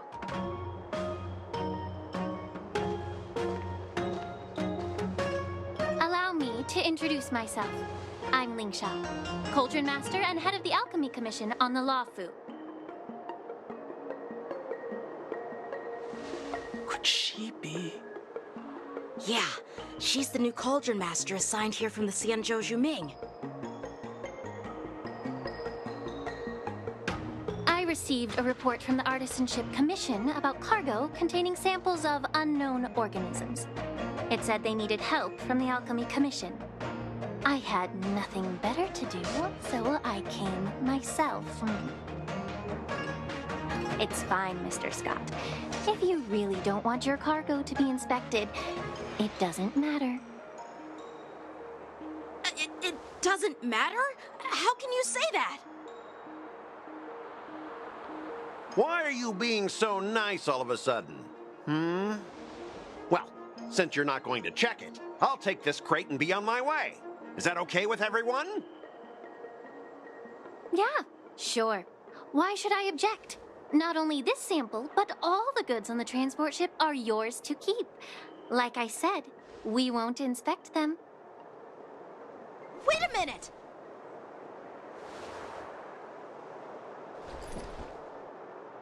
Well, that's more like it. If only the young displayed a more reasonable attitude, we could have sidestepped that altercation just now. Our ship will leave in a few days once the engines are repaired. Your ship can leave whenever you want, but I'm afraid I can't say the same for your cargo. According to the import and export regulations signed between the Xianzhou and IPC, all biological shipments can only leave the port when they have confirmed to be of no threat, or when all biological activity expires. Since we can't determine if your shipment is safe for the environment, I guess we'll have to wait for its biological activity to expire. Let me check the previous cases. Normally, it'll only take around 47 star calendar years. Only 47 years? Why so surprised? You're still young and full of energy. I'm pretty sure you'll live a few more decades. Have some confidence in yourself.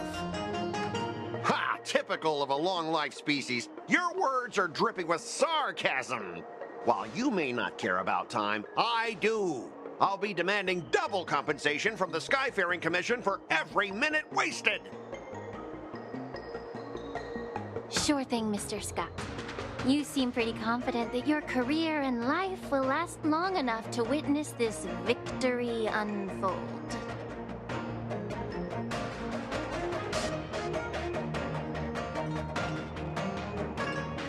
Step aside, guys.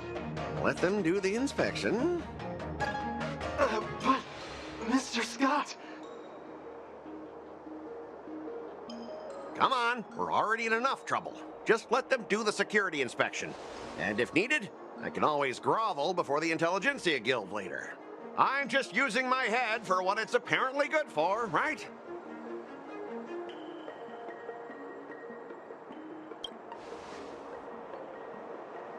Well, honestly, at least you're not as annoying as that woman. Just get on with the inspection. Don't act all chummy with me now that you've got your way.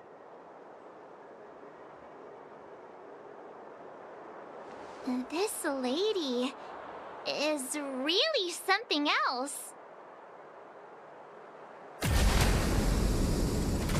Is this the IPC product? Listen up. Any damages caused by inspections will be filed with the IPC.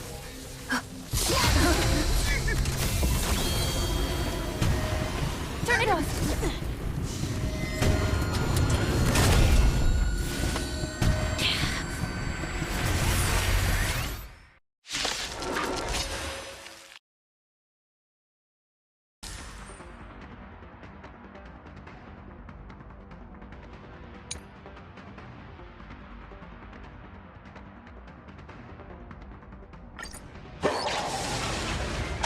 How unexpected. That was a surprise.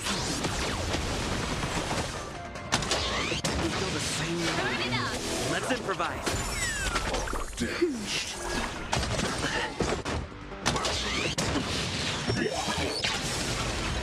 Let's rock. Dreams do come true. Let the show begin. That's better.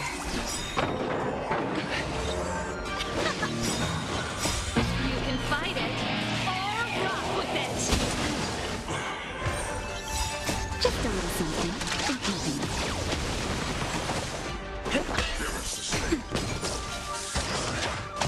Still the same wall. Let's rock. Let's improvise. Still the same wall.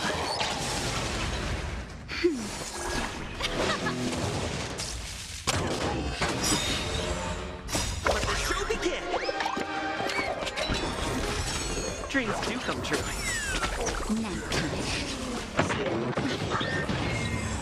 Just a little something.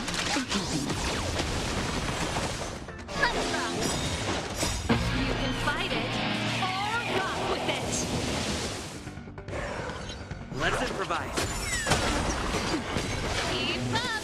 Dreams do come true. Still the same wall. Let's improvise. Let the show begin.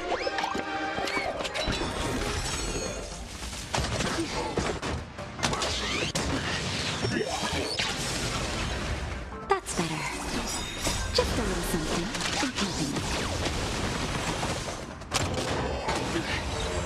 Let's rock. You can fight it or rock with it. Dreams do come true. That's it.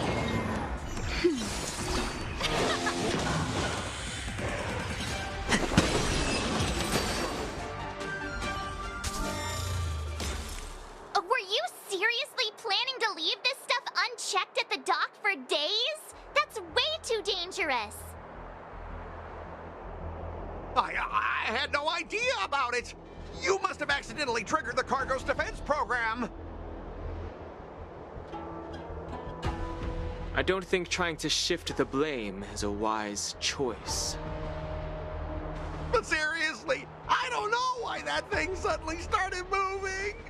I swear on the Amber Lord. Enough.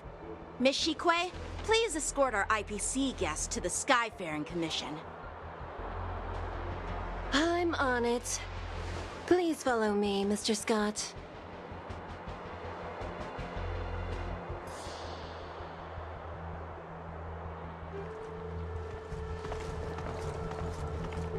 Our preliminary inspection shows that there is indeed hidden biological tissues inside, just like the craftsman feared. I can't even tell if it's ingenium or biological in nature.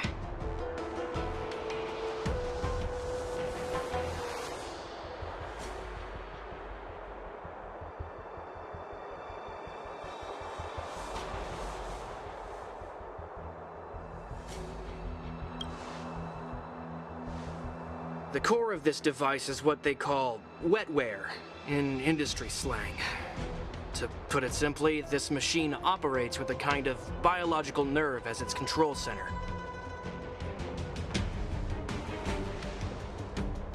I'll take some samples for the alchemist to analyze and figure out where the biological tissue comes from.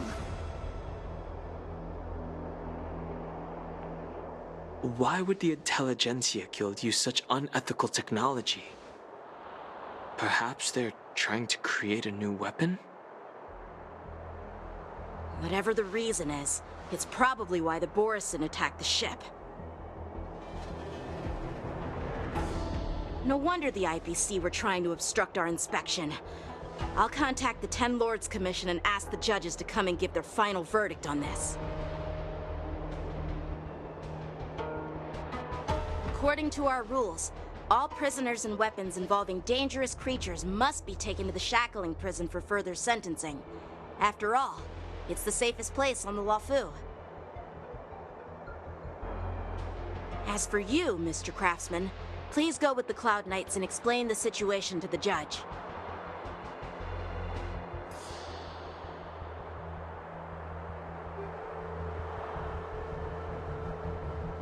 I had a feeling that the IPC members would cause trouble, but I didn't think they'd be this tricky.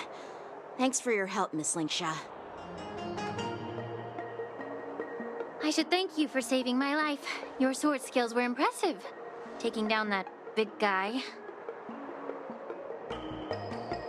I thought the General's retainers were all burly martial masters. I didn't expect Yanqing to be so...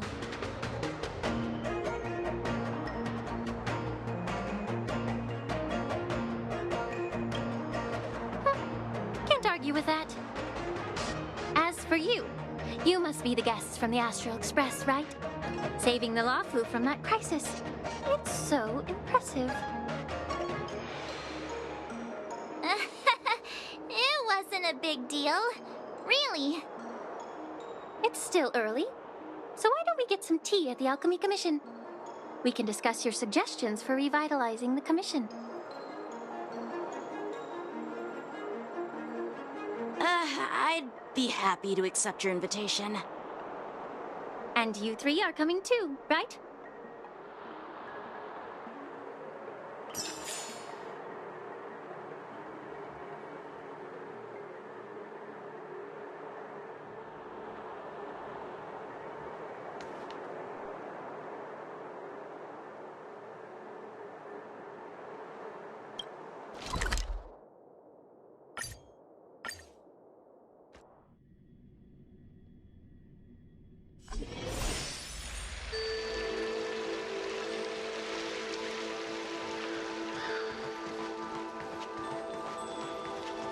I'm here to pay my respects. The news is spreading pretty fast.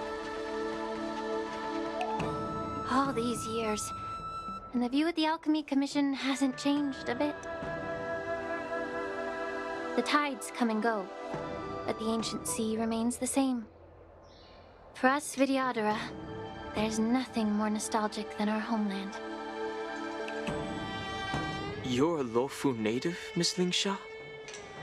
Yes, I grew up here, listening to the sound of waves while researching prescriptions with my mentors and peers at the Alchemy Commission. It's kind of sad, isn't it? Everything changes, but somehow remains familiar. Just like you, Dan Heng, I traveled far from home, and now I've returned. Seeing the familiar scenery brings back a hint of nostalgia. The view here would be even better without the Ambrosial Arbor. Oh, really? I think that towering tree looks pretty impressive. Even if it's impressive, it's a plague mark. The Xianzhou have been fighting abominations for thousands of years. And now that the Ambrosial Arbor has been reborn, it's only natural for everyone to feel uneasy. Well, once a seed is planted, no matter how long it takes, it'll eventually sprout and bear fruit. In my humble opinion, the rebirth of the Ambrosial Arbor and the resurgence of the disciples of Sanctus Medicus were inevitable. The seed was already planted when the ancestors of the Xianzhou sought immortality.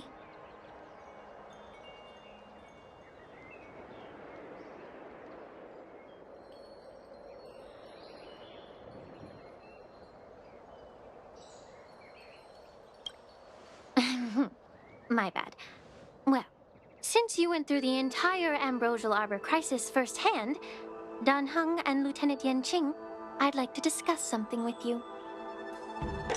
What would you like to discuss, Miss Linksha? I was lucky enough to be chosen by the Alliance to come in and clean up all the old grime in the Alchemy Commission. Honestly, the Alchemy Commission is riddled with problems and has reached a point where fixing it seems impossible. I'm looking to remedy this problem, but was wondering if you could provide any insights. Well, even though I'm a Vidyadharan like you, I'm an outsider, just like my companions here. I can't really say much about a remedy, but I do have a piece of advice, Miss Lingsha. The Vidyadhara and the Alchemy Commission on the Luofu have always been intricately connected. If you cannot distance yourself from these ties, Miss Lingsha, changing the situation within the Alchemy Commission may be quite challenging. I may not know about politics, but I do know that the disciples of Sanctus Medicus have been operating within the Alchemy Commission for years. If you're determined to root them out, maybe you should discuss it with the General. I see. Thank you for your valuable insights. While the Lux Arrow from the Rainbow possesses unparalleled power to sever the Ambrosial Arbor, it can't sever mortals' desire to prolong their existence. Just like how the Cloud Knights can eliminate the remnants of the disciples of Sanctus Medicus, but are unable to calm the hearts and minds of the people within the Alchemy Commission. Our Xianzhou forebears knew this well, and that's why they entrusted the duty of guarding the roots of the Arbor to the Vidyadhara. However, the Vidyadhara are still only mortal beings. 30 years ago, my mentor served as Alchemy Commission's Cauldron Master.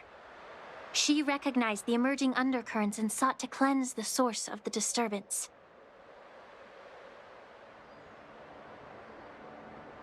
Unfortunately, even though she was skilled in the art of healing, she didn't understand the human heart or how to eliminate the sickness lurking within the depths of the Alchemy Commission. In the end, she was framed and exiled to the Juming. I was also implicated and had to leave the Luofu. And guess who arbitrated the case and handed down the sentence? None other than General Jing Yuan himself. What? You heard it right. The ones responsible for the corruption in the Alchemy Commission are not just the remnants of the disciples of Sanctus Medicus, but even the Divine Foresight himself.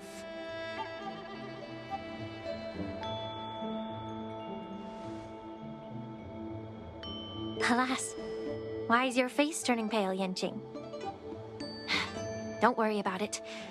I understand that when someone holds a position of power, they may sometimes have to make tough decisions. I won't hold any personal grudges against him. Besides, at our age, holding personal grudges is a luxury we can't afford. Lingsha, you're back! Ugh, I've been waiting ages for you.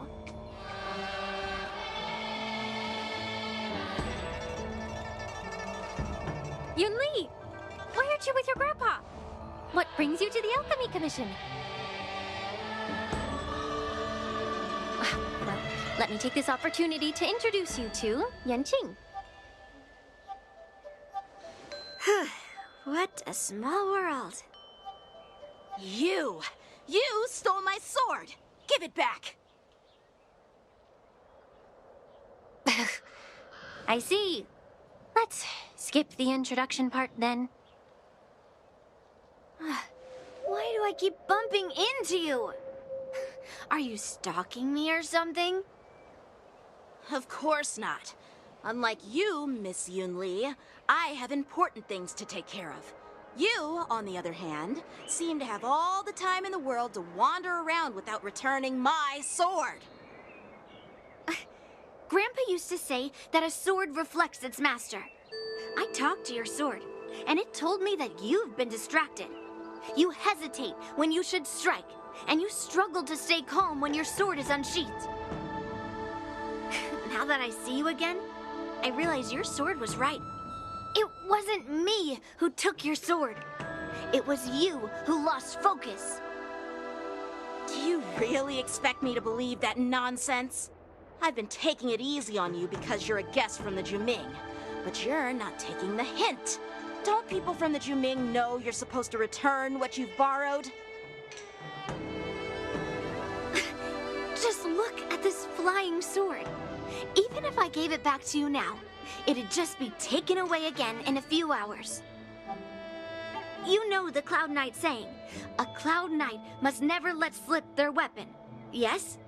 Well, sure, I can give it back to you now, but on the battlefield, that's a whole different story.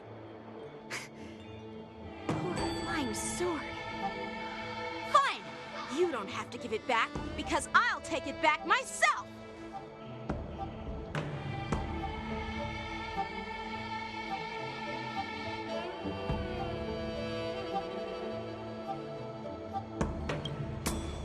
Between these two, who do you think is tougher? Don't get me wrong, I'm just curious. Get ready to separate them. It is my first day at the Alchemy Commission. A brawl is definitely not how I imagine celebrating it. Well, since you don't approve, I won't draw my sword here. I didn't mean it in that way. Since you've already drawn your swords, you'd be disappointed if you didn't get to test one another, right? I've received reports that the delves near the Alchemy Commission are still infested with abominations. Seems like my predecessors left quite a mess. So, if you two want to determine who's better, why not focus on them instead of each other? Clearing out some abominations? Sounds boring.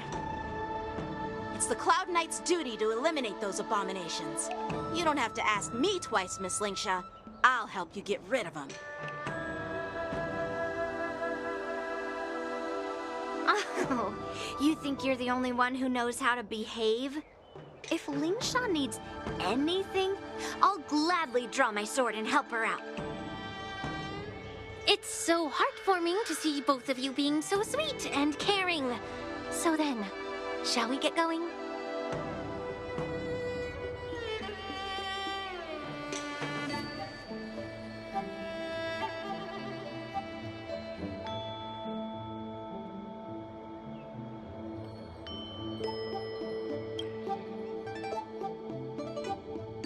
Ever since the disciples of Sanctus Medicus were eradicated, their experimental abominations have been festering here. If you want a contest, I'll be the referee. The one who kills the most abominations within 15 minutes wins. Lingsha, as always, you're still an expert in making unpaid work sound so noble and grand. It's for your own good, little Yunli. While you desire to compete against each other, I don't want to see either of you getting hurt. That's really thoughtful of you, Cauldron Master. So, are you both ready?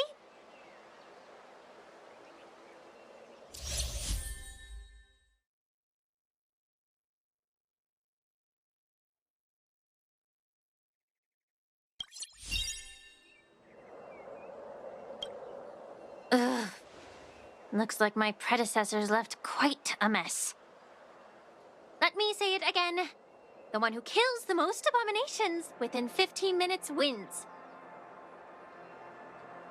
Be careful when you draw your swords, and make sure you don't hurt each other.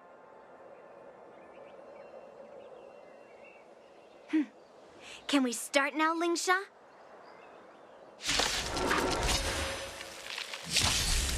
Time for swordplay!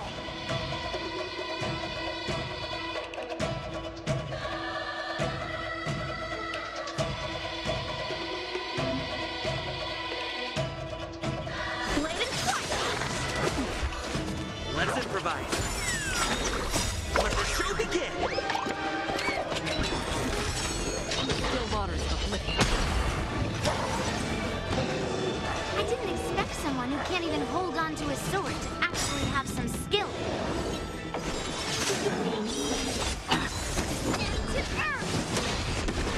That style with those moves, but you're not striking where it counts.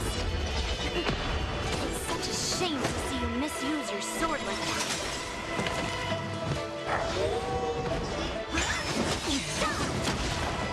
Strike apart! Swords descend! Again. Still waters of oblivion.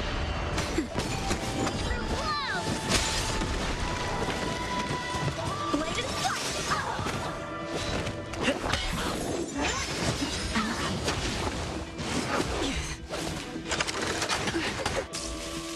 Just a little something. In keeping. Destined for oblivion. Nap time. Strike apart! Let the show begin! Again. Blade and fight!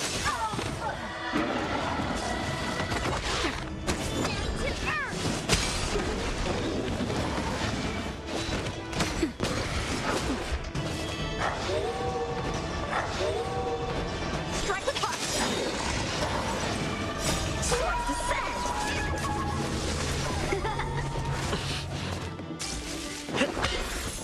Still waters of oblivion.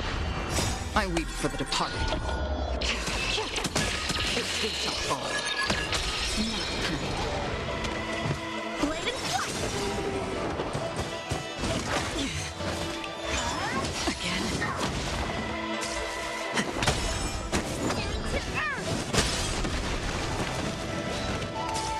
Destined for oblivion. Strike apart!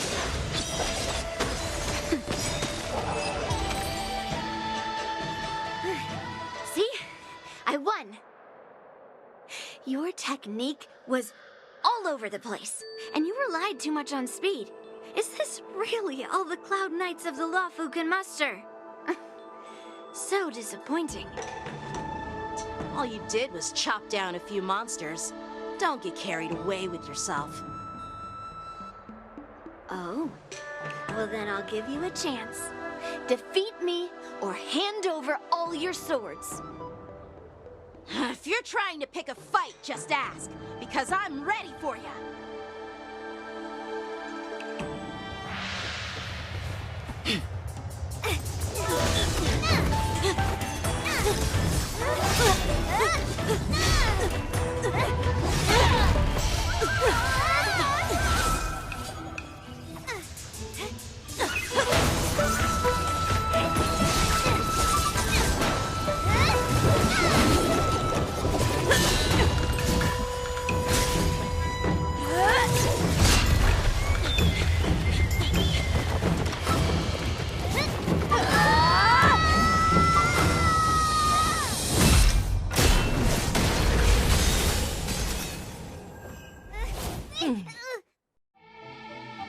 Well fought, my young friends.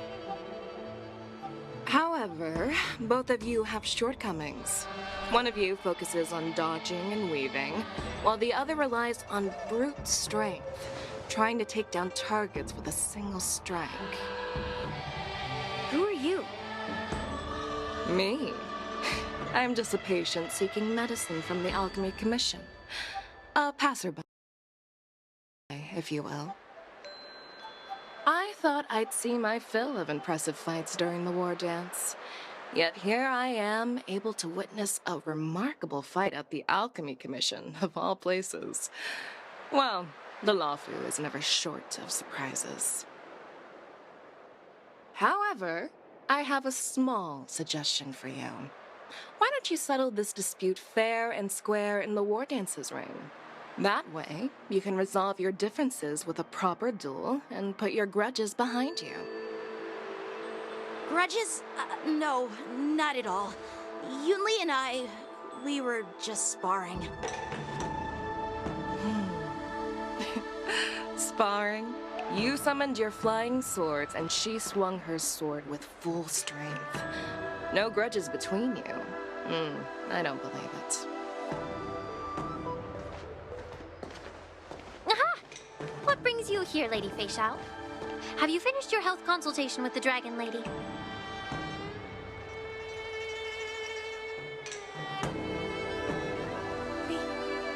Fei Xiao? Grandpa always talks about you. Could it be that you are... The Merlin's Claw of the Xianzhou Yaoqing? Looks like I'm quite famous on the Xianzhou Luofu, too. Of course. Everyone has heard of the Vanquishing General. Known to all and unbeknown to none. Vanquishing General? Isn't that title a bit too narcissistic? I don't like it. Ooh, I heard there's a dozing general on the Luofu, so I came up with a humble nickname for myself. The Lacking General. Lacking in worries, regrets, and rivals. Sounds much better, right? Yeah, that's a befitting title that sounds both humble and impressive. Now that the sparring session is over, Yanqing and Yunli, shouldn't you politely thank General Fei Xiao for her guidance and bury the hatchet?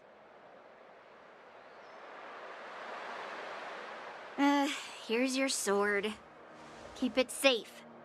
Or it might get taken away again. By the way, we haven't settled the score yet. I'll defeat you fair and square next time we fight. This is how she apologizes? Now that I finally got my sword back, I should report to the seat of divine foresight. I'll take my leave, General Fei Xiao.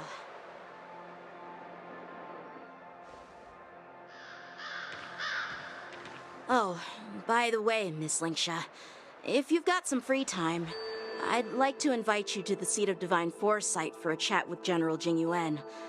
I think there's more to those personal grudges you mentioned earlier.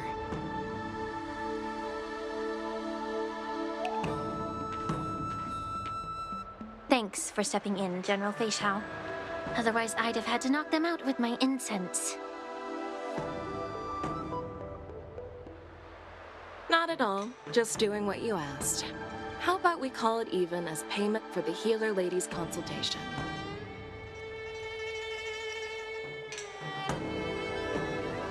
Sorry, but even a general needs to pay their bills. We don't do credit here. And let's not forget, you'd have been waiting decades for a chance to see the Dragon Lady if it weren't for me. Well, you can always send the bill to the seat of divine foresight and say it's for mentoring those kids. After all, it was quite the effort splitting them up. I nearly had to get tough. Now, if you'll excuse me, I need to find a spot and get some fresh air.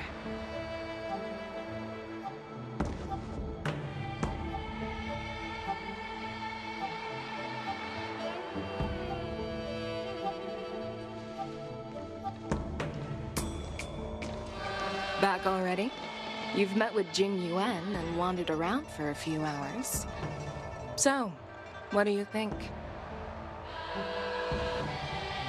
It appears that the Divine Foresight is using this war dance as a show of strength to convince everyone that the Luofu is prospering after the Ambrosial Arbor crisis.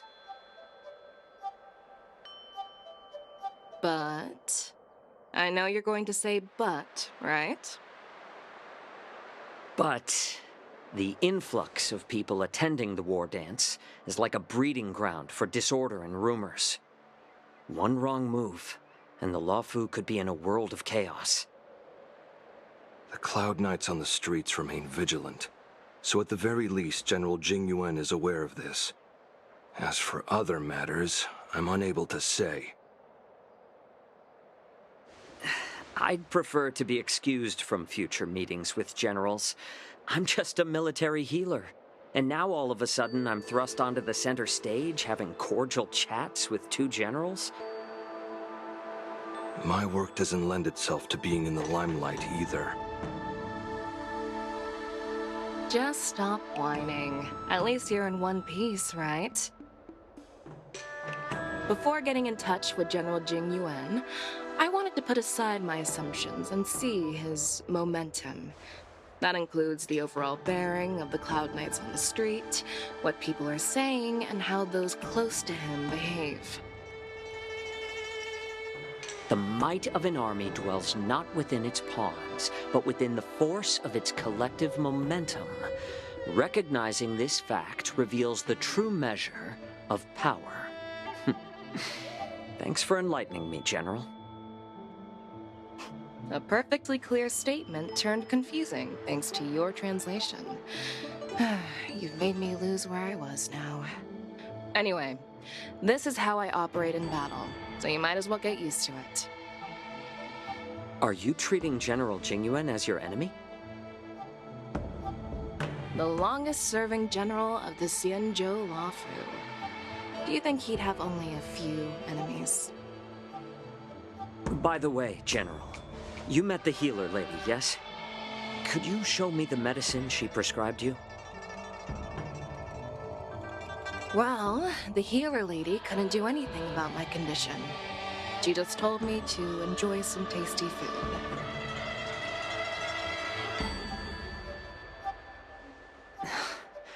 So not even the famed healer lady could help?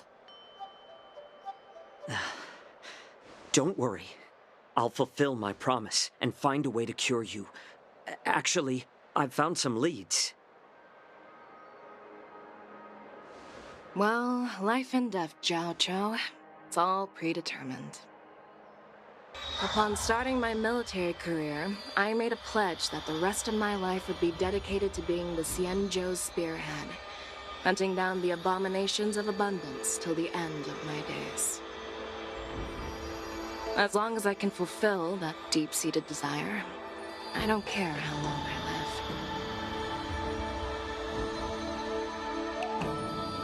live. You asked if I view General Jingyuan as my enemy.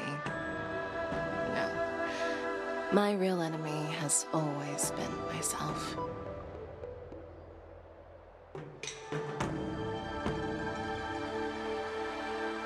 Enjoy some tasty food. What's for dinner tonight? Jeez.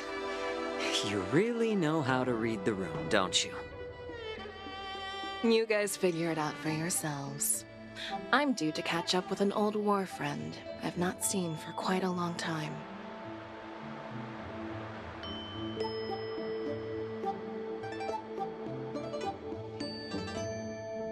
Hey! Was that the Yaoqing general who just dropped in out of nowhere? Oh, she's so awesome! I mean, when Yun Li swung that massive sword, she just casually blocked her attack with ease. Mine too. Yeah. But to go up against Yun Li is quite impressive, you know? That aura of heroism and grace. It almost makes me want to learn Xianzhou swordplay. You think so too, right?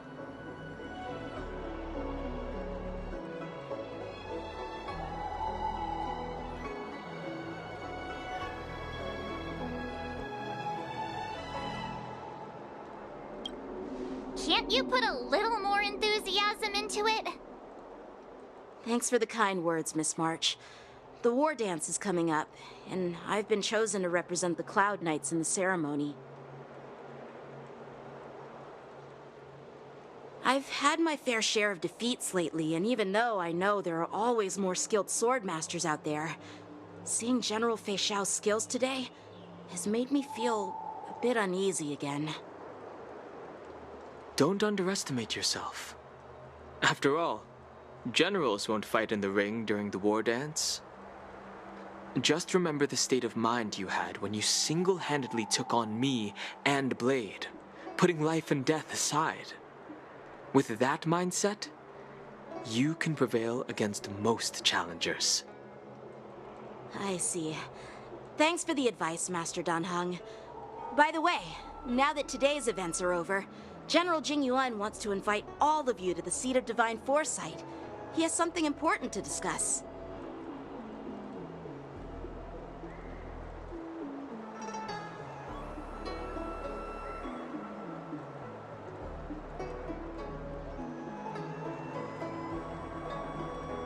I bet it's about how to deal with the generals from the Yaoqing and the Juming. I really don't want to get caught up in grown-up games so soon. I just hope Generals Fei Xiao and Huaiyan can see the truth. We don't need any more chaos on the Luofu before the war dance.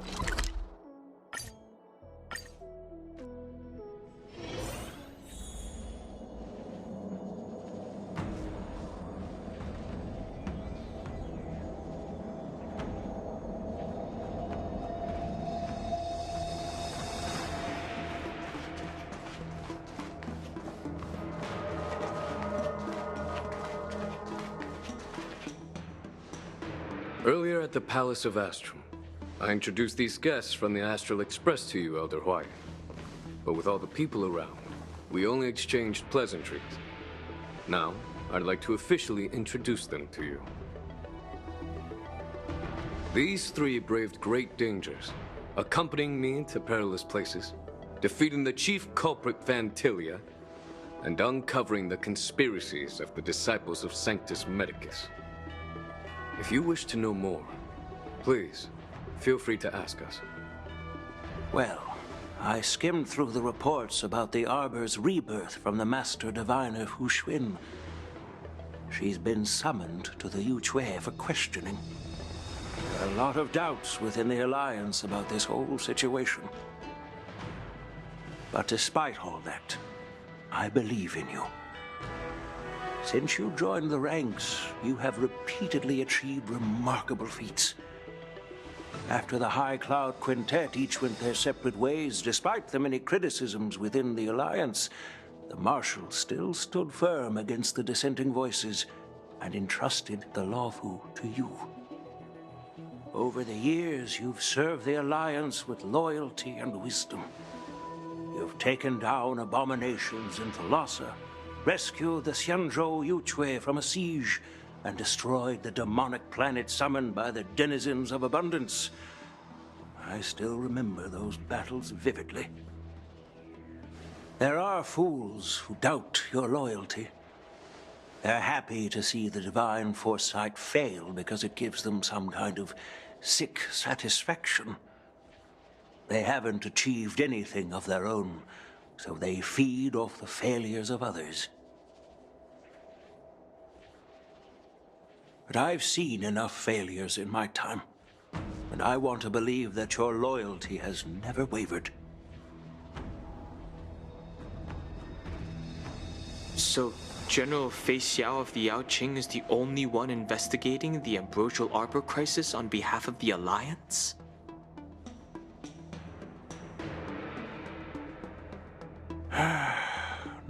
No. I am too. This old man's words always catch me off guard. The Marshal ordered me to come to the Xianzhou Luofu, but the document only says, attend the war dance and listen to Fei Xiao's questioning.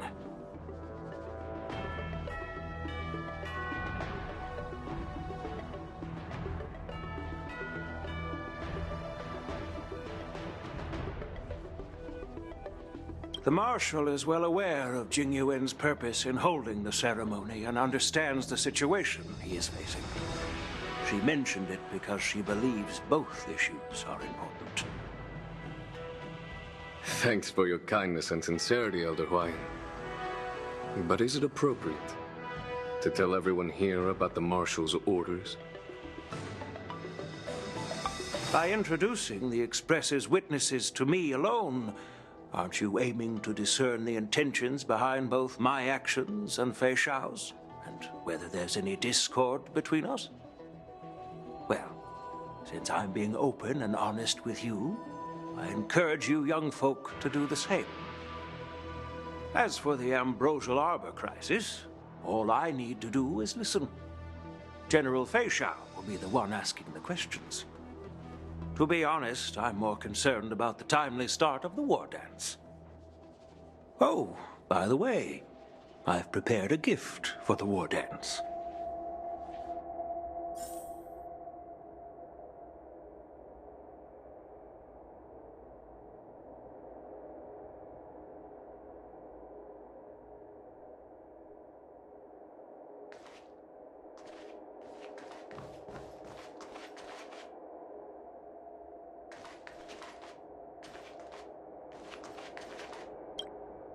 Yes, it's this case right here.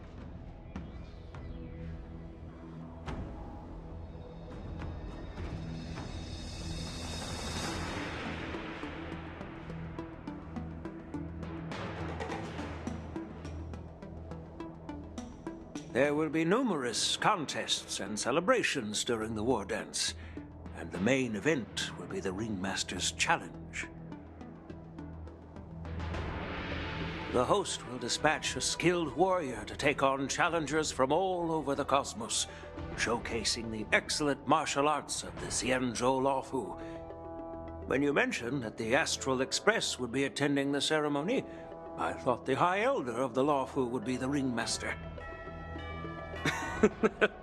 You humor me, Elder Huayan. The healer lady is just a young lady who knows nothing about martial arts. How can I assign her as the ringmaster? I'm no match to you when it comes to joking. What's this box for? Why don't you open it, General Huayan? This sword case is intended for the War Dance's award. It's empty now, but in a few days, a precious sword will be delivered and stored inside. I don't mean to boast about our skills, but this sword represents the pinnacle of the Zhuming's craftsmanship. It has a legendary history, full of heroic tales from foreign lands, tales that are too detailed to be summarized in just a few words. Since the delegation delivering the sword hasn't arrived yet, I'll just leave the case here for now. I've been wondering, who would be worthy of such a sword? And then it hit me. I can award it to the champion of the Ringmaster's Challenge. The ceremony's champion is sure to be a perfect match for the sword. Moreover, I hear that Yanqing is an excellent swordmaster, and that he will be representing the Lawfu as the Ringmaster, so it seems like a perfect gift for him. Thank you for your generosity, Elder Huayan. If you want to give me a sword, just say the word, Grandpa. No need to beat around the bush. You've got confidence, my girl, but I don't think you can best Yanqing. I know you're all about swords, Miss Yunli. It's just a shame that it's the sword that ultimately chooses its rightful master. Yeah, and even if someone gets their hands on such a precious sword, it'll probably end up in someone else's. The outcome of our duel at the Alchemy Commission is still up in the air. Since you're interested, why don't you represent the Xianzhou Juming and challenge me in the ring? That's exactly what I had in mind. Nobody knows who's gonna come out on top. It could be me, could be someone else. It'll probably be me. But whatever happens, it won't be him.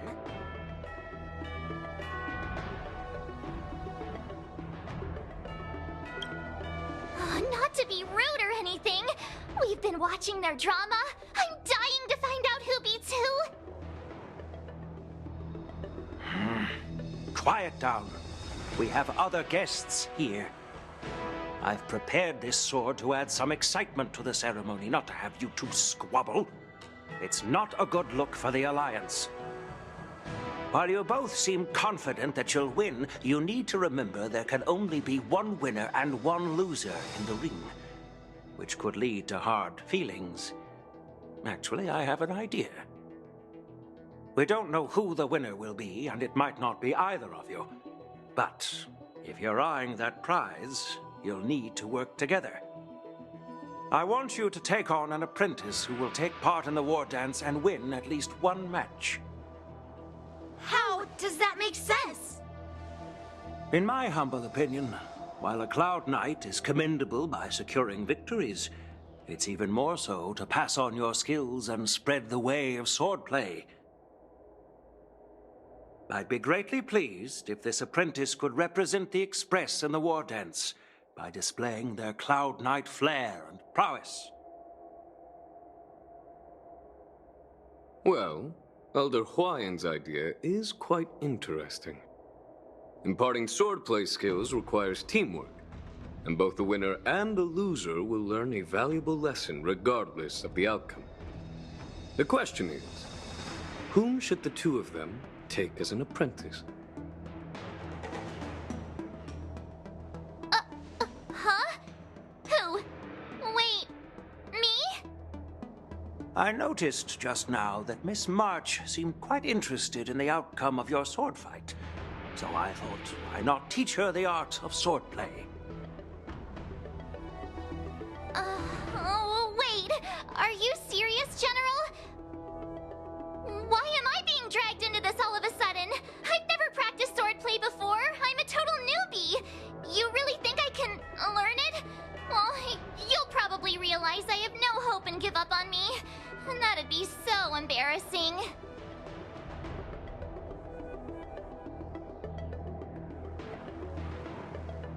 Isn't this a perfect chance for you? I remember you mentioning that you wanted to learn some sword moves.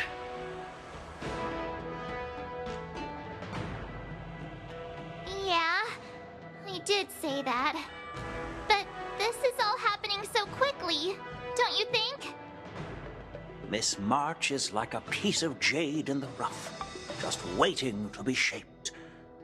The war dance is the perfect opportunity to see what heights she can reach. I appreciate your kind words, General YN. But won't teaching me swordplay be a waste of Yanqing and Yunli's time? They should be preparing for the ceremony. Oh, plus, I heard that each swordmaster has their own special moves. What if they let something slip while teaching me?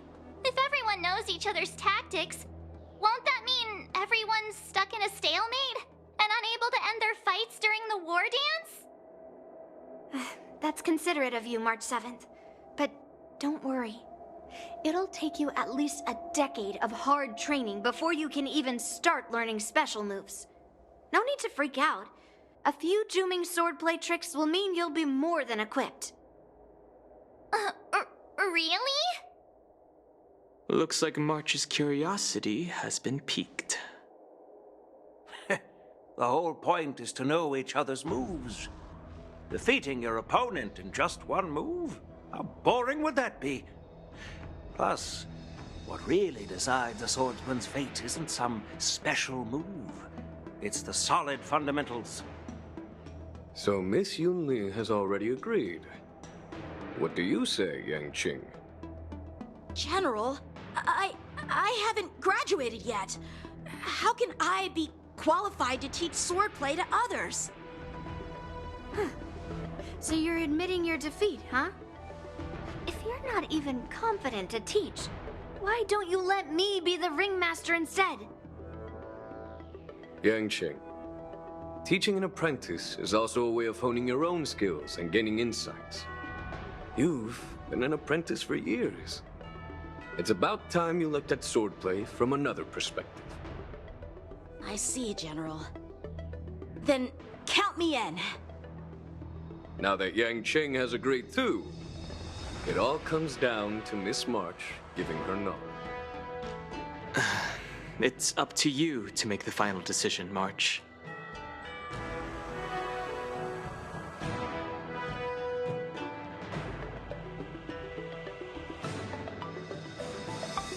At least that way, I won't have to worry about you accidentally shooting me in the butt all the time.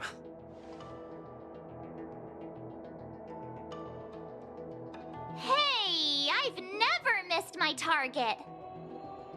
Then I'm on board. Thank you for your kindness, General Huayan. Great!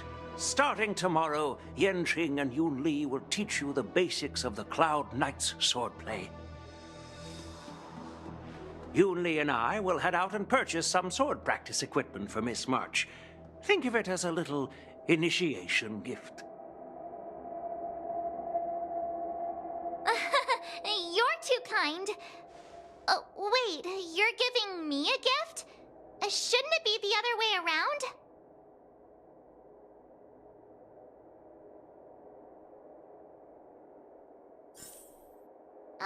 General Huayan's gone. Wait, why does something feel off about what we talked about?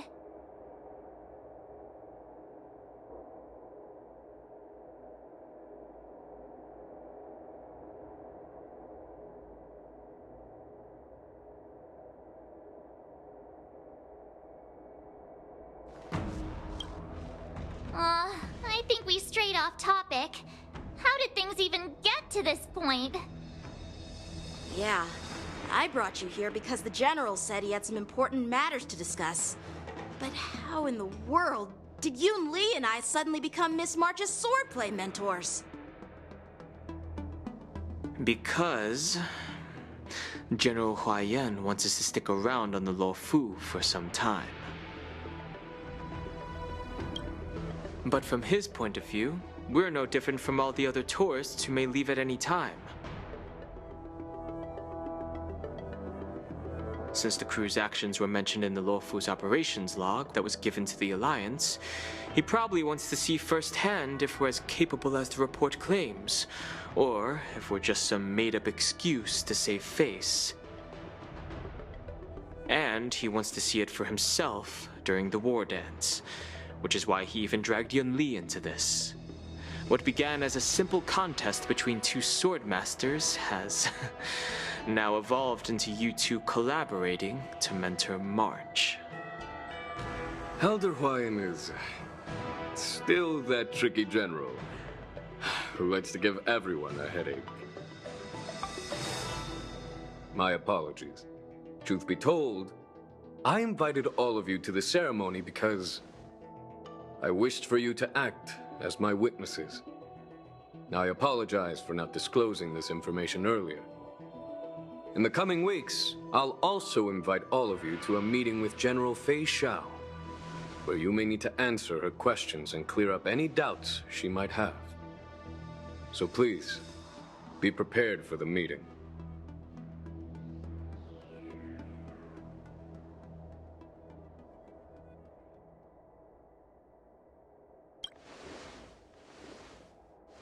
Don't worry, General. No matter what happens, I'm prepared to stay here as the Express's witness and answer any questions. Thank you, everyone. General, I know there isn't much I can do to share your burden, but... As the Luofu ringmaster, I won't let anyone defeat me in the war dance.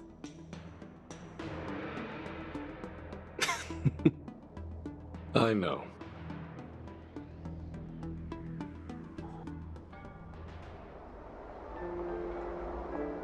The illustrious Merlin's Claw waiting for me?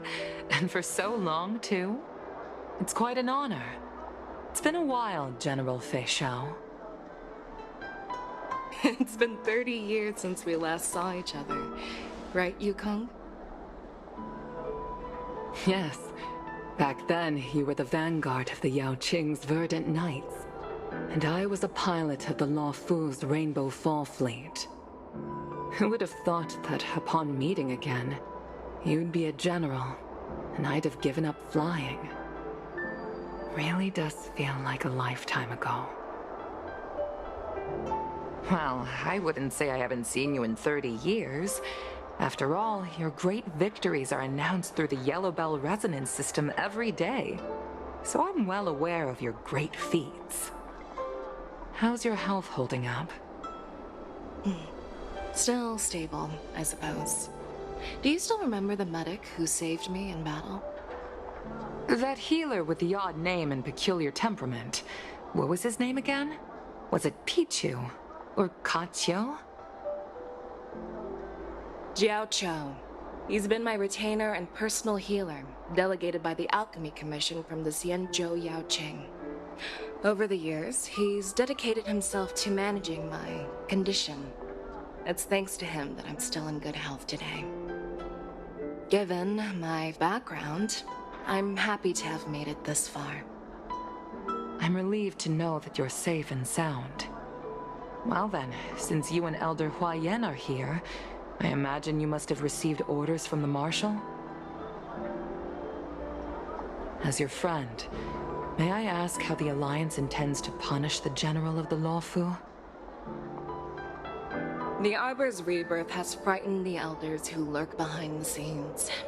They fear the resurgence of abominations, much like what happened 30 years ago. Although the report from the Lawfu explained all the details, we don't know if the Ruin Legion really invaded, or how exactly the Stellaron Hunters and the Astral Express became involved. This puzzle has many missing pieces. As you know, the fugitive Jing Liu, who mysteriously disappeared many years ago, has resurfaced. This time, she has brought along an outworlder and a coffin, claiming to offer the Marshal a method to fight against the Eons. The Lawfu Preceptor has also leveled accusations against Jing Yuan for neglecting the Alliance's principles. She asserts that Jing Yuan enabled the exiled Imbibitor Lunae to re-enter the Lawfu, thereby unlocking the lunarescent depths within Scale Gorge Waterscape, which in turn disrupted the Vidyadhara's dutiful watch over the Ambrosial Arbor. It is for these reasons that I have come here to the Lawfu today. Well, duty calls. Perhaps I shouldn't have mentioned all of this to an uninvolved person, but since we once fought together, I didn't want to keep you in the dark. Perhaps pretending you didn't hear any of this would be for the best. I understand. I'm sorry. I was out of line. I know I shouldn't be defending General Jing Yuan right now, but... well, you know how I am. The Lawfu has enjoyed centuries of stability since the end of the sedition of Imbibitor Lunae, much of which can be attributed to General Jing Yuan's masterful strategizing. Unfortunately, for long-life species, enduring through the ages always culminates in a failure that undoes all previous achievements, a moment that our adversaries relish.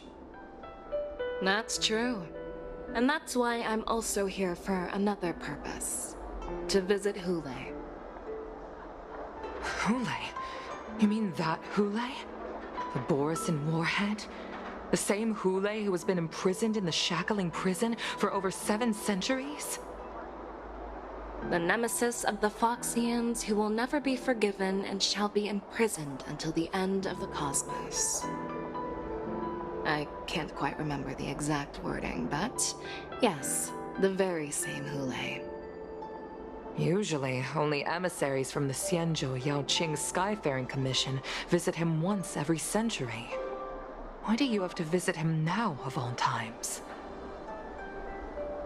The Foxians and the Alliance made a pact to combat the abominations, aiming to achieve justice and free their kin. That werewolf monster is to be forever imprisoned in the dark recesses of the Shackling prison, facing unending retribution. Given the situation on the Lawfu, those on the Yaoqing are concerned about Hule's imprisonment.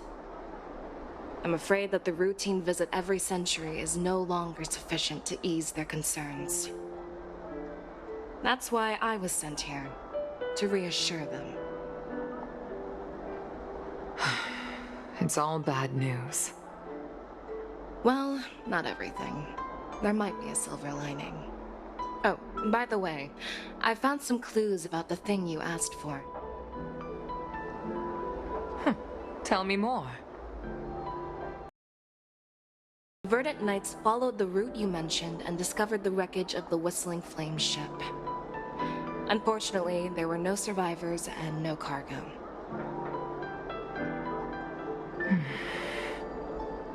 However, someone had already been on the scene before we arrived. Our people? Or someone from the IPC? No, neither. Yukong, have you heard of a person named Ron May?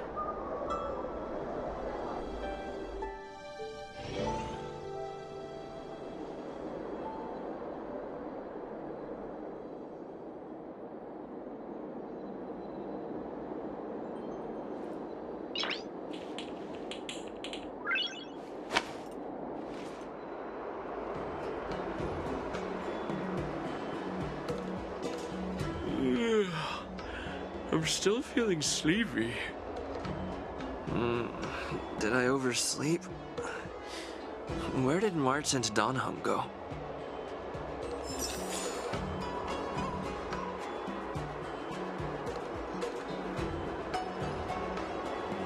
This humble abode welcomes you, while a drizzle douses dust.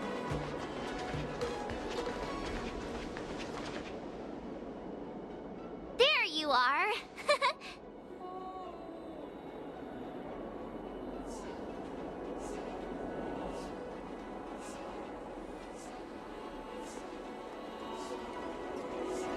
Well, it was a promise to General Huayan, after all. I woke up especially early, so I can start teaching Miss March swordplay.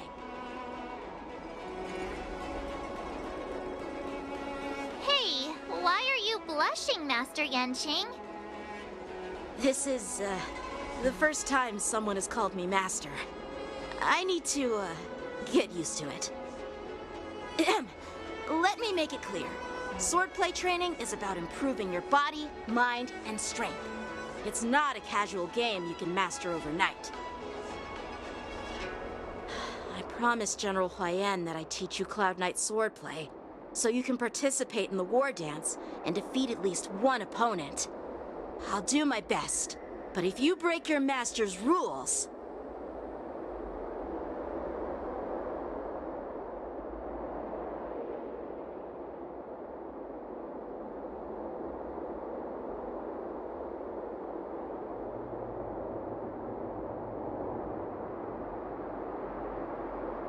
Fine. A promise is a promise. Since I promised to study hard, I'll do my best starting today. Great! That's the spirit.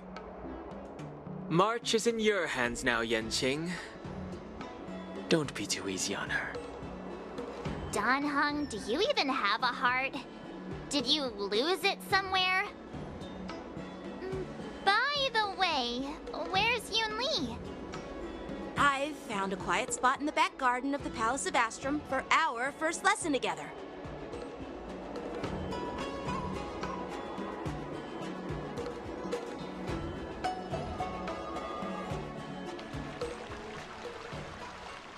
Seriously? It's the first day, and you two are already late? Why is everyone on the Luofu so laid back? So disappointing. Master Yunli, you're already here. Sorry for keeping you waiting. Oh, wait. Were you trying to teach her in secret? That's sneaky. I'm just showing you what Luofu etiquette is all about. She might be my apprentice, but it's customary for the master to personally escort their apprentice to the place of learning. As the host, I'll be teaching Miss March the essence of Luofu swordplay, after which she'll emerge victorious in the war dance ring. You won't be complaining about Luofu swordplay then. Stand aside, rookie. Let me show you how we Zhu Ming sword masters treat their apprentices.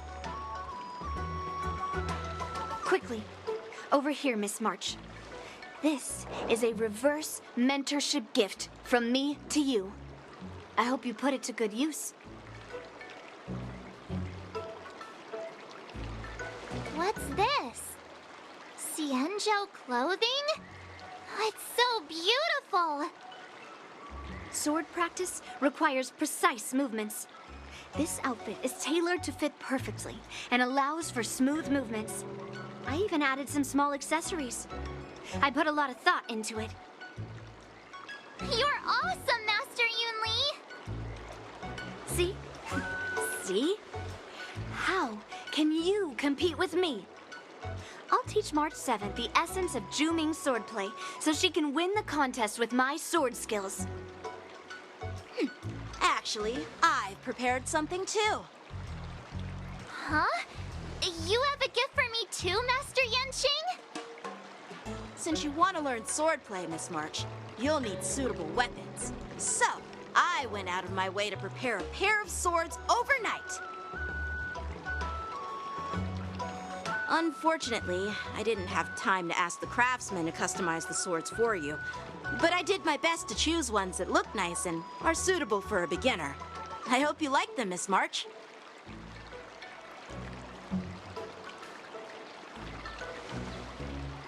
Thank you, Master Yanqing! Bet you didn't see that one coming, did you, Yunli?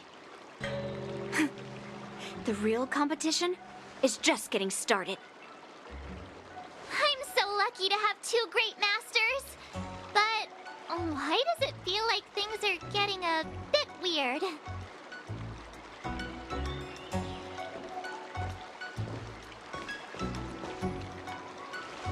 So what do you think, Masters?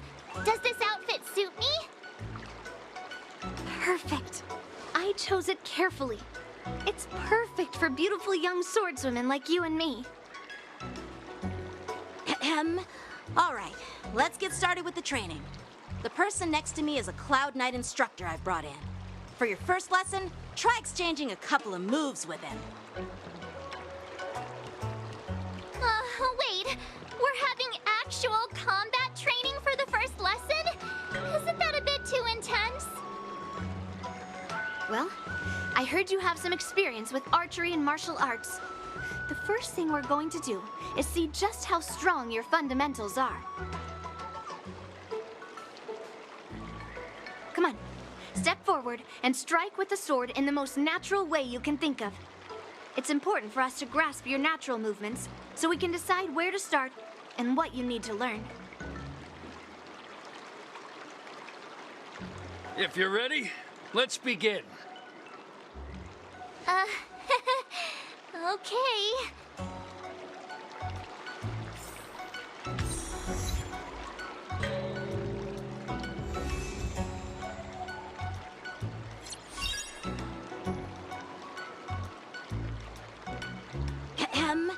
All right, let's get started with the training. The person next to me is a Cloud Knight instructor I've brought in. For your first lesson, try exchanging a couple of moves with him.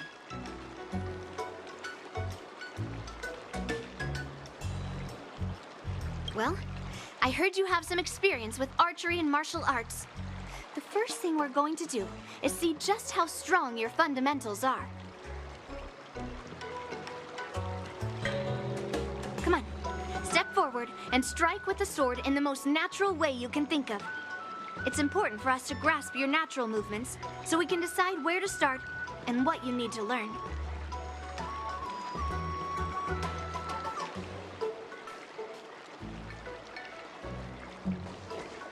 Are you ready? Yeah, I'm ready. But please go easy on me. Then I apologize in advance, Miss March. I could take 10 of you.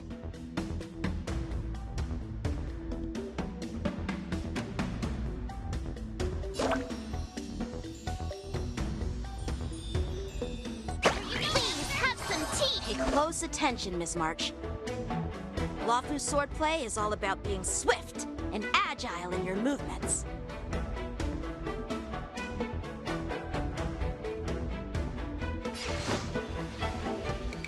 The sword is like water. It cannot remain still.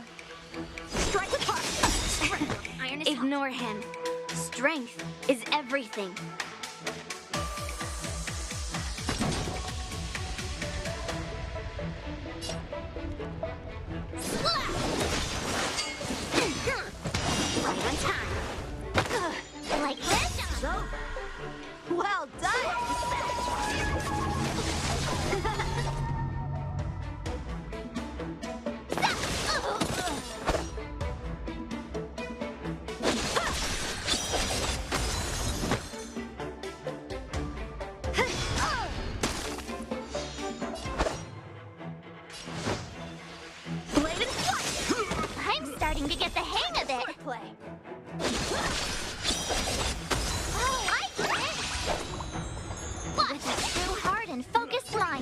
Here I come!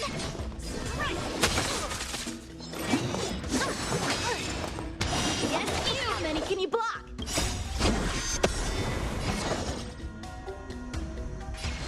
Strike with heart! I could take 10 of you!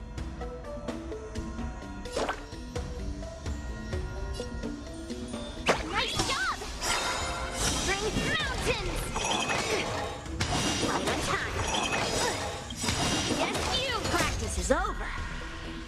Swords descend!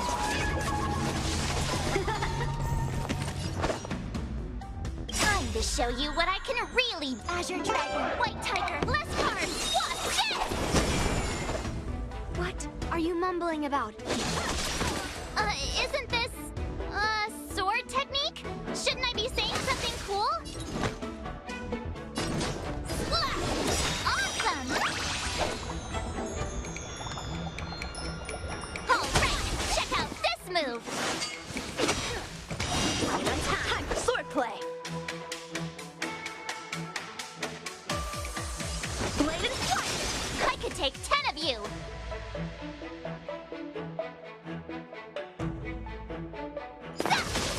Within the self, not the sword.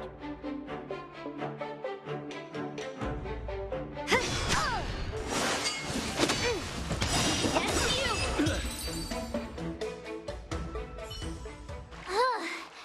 I didn't expect the first lesson to be so intense.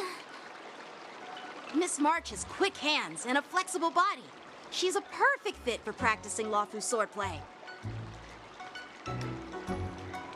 However, she lacks strength, and her strikes were a bit unfocused.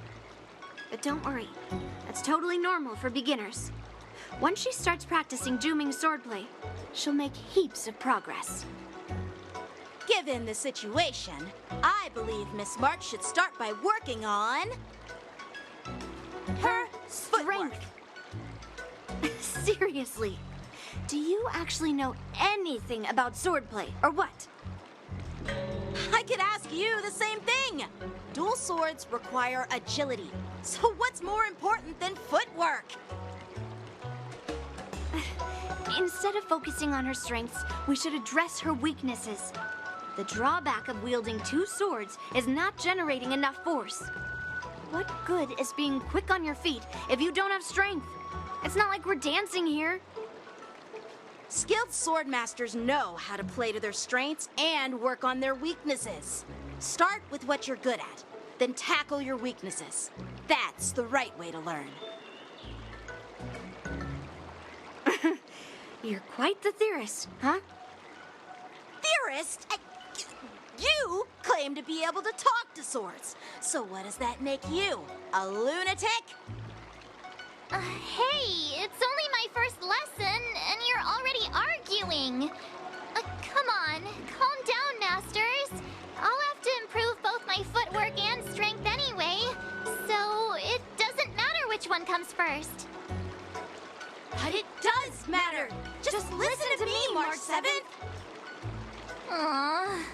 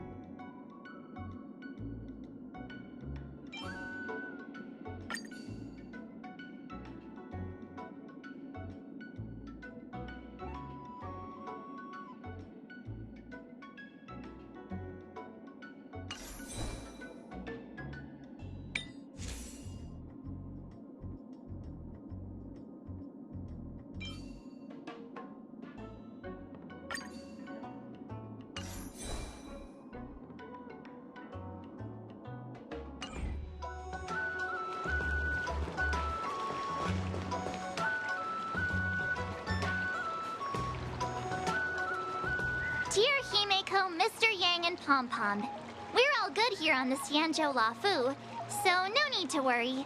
By the way, how's your trip going? As for me, I've somehow become the apprentice to 2 Cloud Knight sword masters, and I've been honing my sword skills with their guidance. One of them is Yanqing, the boy we've all met before. The other is Yun Li, the granddaughter of General Hua Yan from the Xianzhou Juming. Both masters are super strict, giving me a real taste of how hard sword training can be. I tried to drag him into this, but he refused. Then I tried to rope Dan Heng in, but Master Yanqing wouldn't have it. Still, I didn't let the difficulty get to me. In just a few weeks, my sword skills have improved a lot.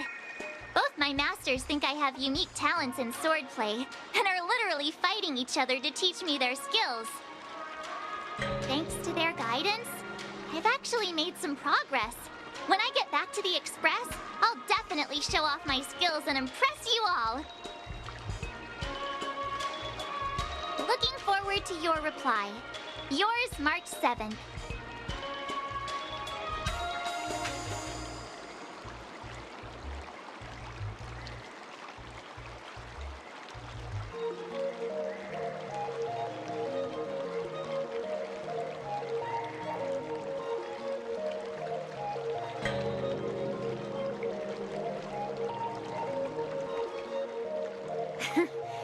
Well done. Let's call it a day.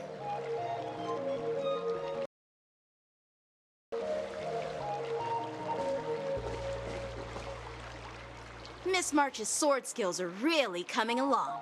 She'll hold her own just fine in the war dance.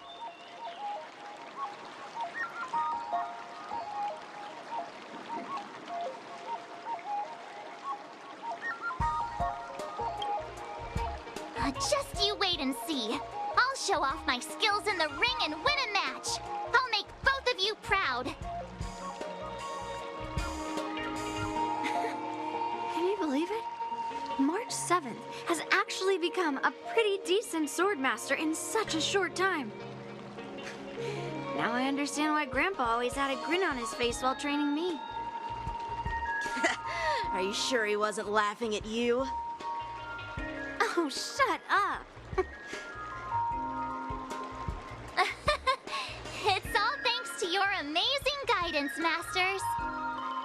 Miss March, you're really getting the hang of wielding dual swords.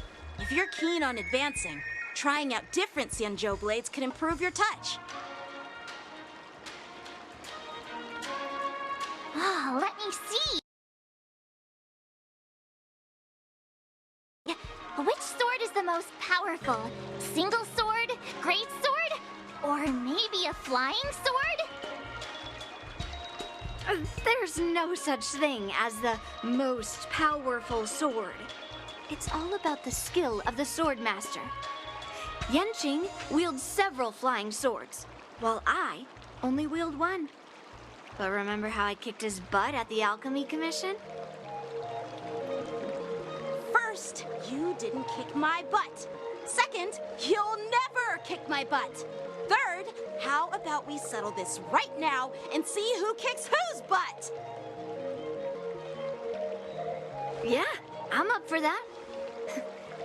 And if I kick your butt, you'll drop out of the war dance. Deal? Why are you two arguing again? I thought things had been improving between you lately. There was talk that the leading disciples of the Luofu and Juming generals were supposed to face off in the war dance, but for some reason, they suddenly teamed up to train an apprentice of their own. Turns out the rumors are true.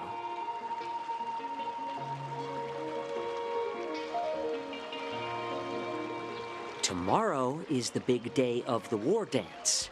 Shouldn't you two be focusing on honing your skills instead of teaching swordplay here? You're you're... Ah, that's right. You're the pink-haired fox from the Yaoqing.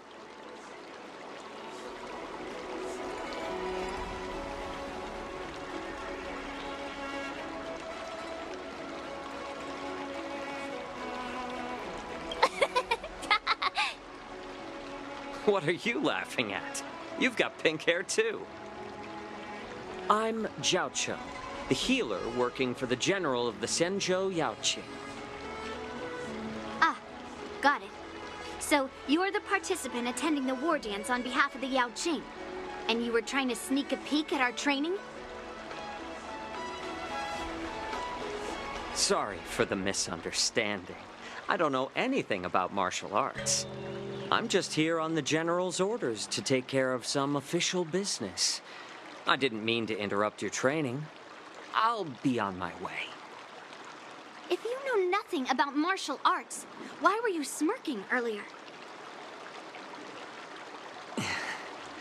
Well, my curiosity got the better of me, I suppose. When I heard Miss March's pondering about what to learn, I couldn't help but wander over.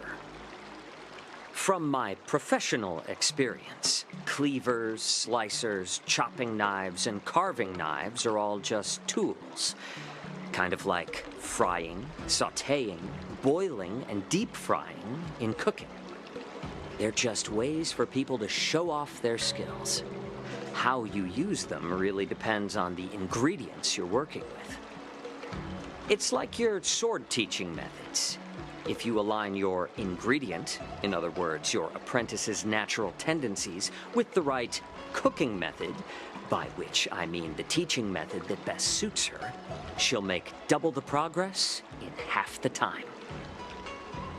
For example, golden eggplant tastes best when fried, cloud peppers when stir-fried, and yellow boulder beef when simmered. It's all about discovering the nature of the ingredients. Apprentice.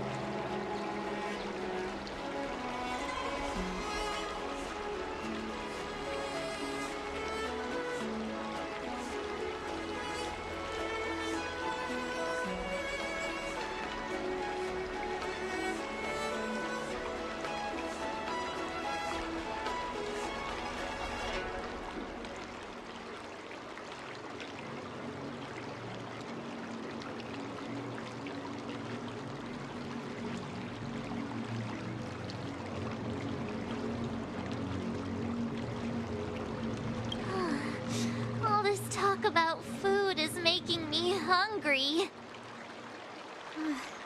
Aren't you a healer?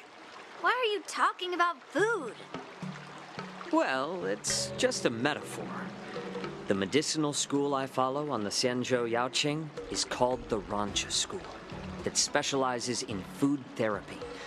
So it's only natural that I know a thing or two about cooking. So, you're the General's cook?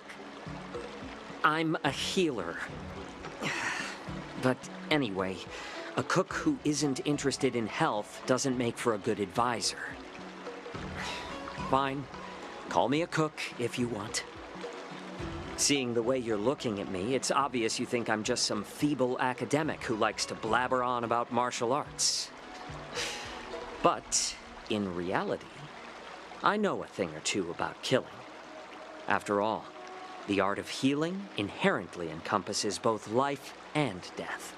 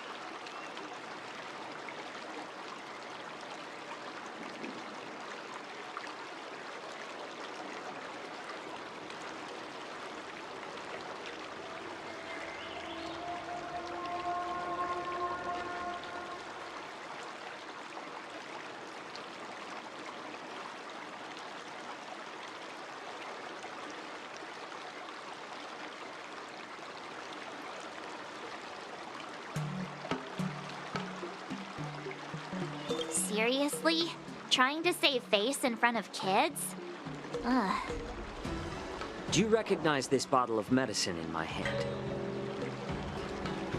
No. This is called tumble dust, an extract from an exotic flower named Yabra. Ugh, is it poison?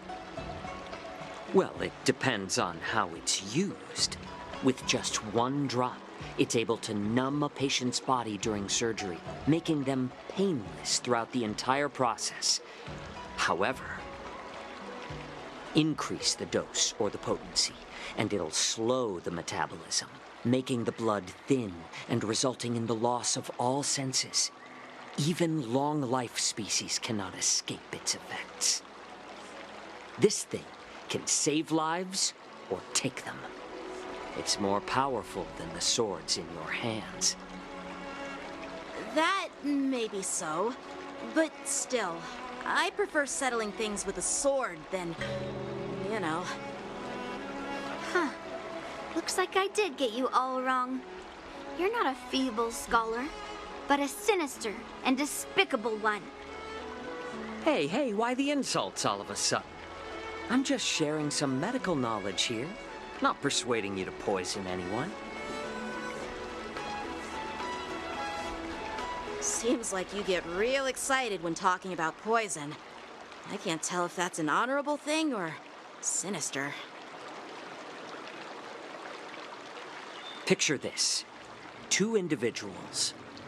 The one standing is full of malice. The other lying down is honorable and righteous. How can the one who's lying down label the one standing as sinister? In the throes of combat, where life and death hinge on a singular moment, every idea fades into nothingness. The only thing that matters is staying alive. Surviving the battlefield reshapes all notions of worth, be it integrity or treachery. In my eyes, their significance is negligible. Perhaps you've underestimated Yunli and me, Mr. Jiaoqiu. We may be young, but we've seen our fair share of war.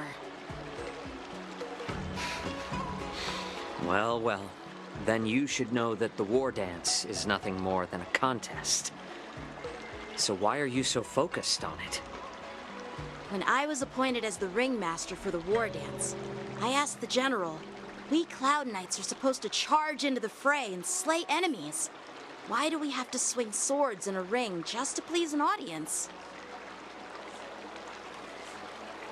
And this is how the general replied.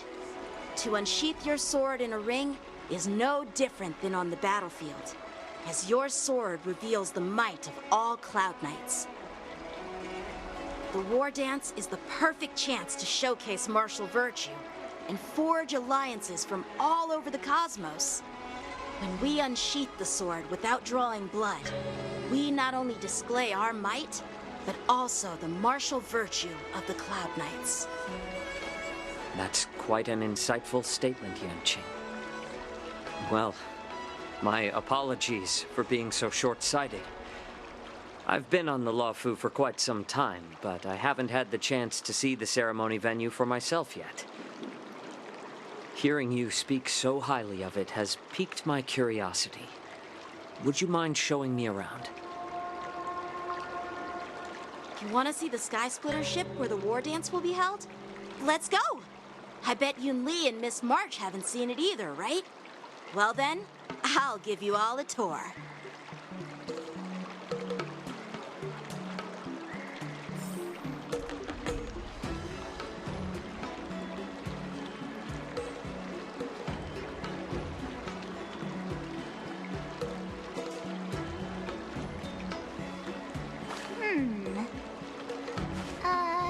Let me see.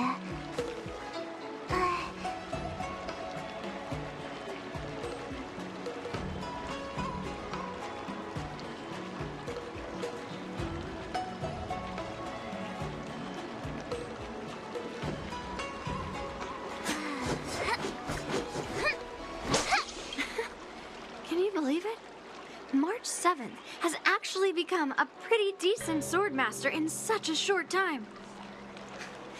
Now I understand why Grandpa always had a grin on his face while training me.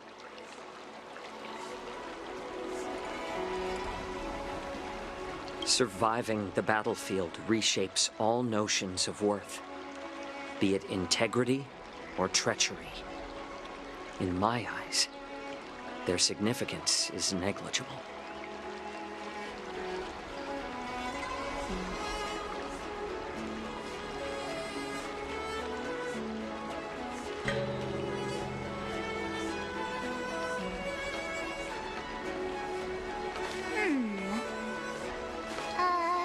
Let me see.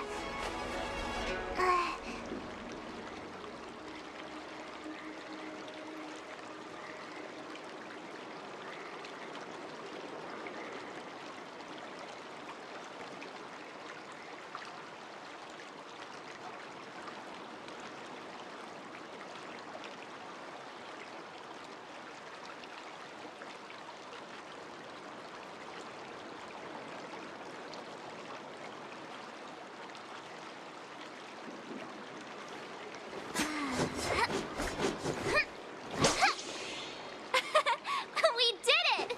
This is what they mean by no pain, no gain.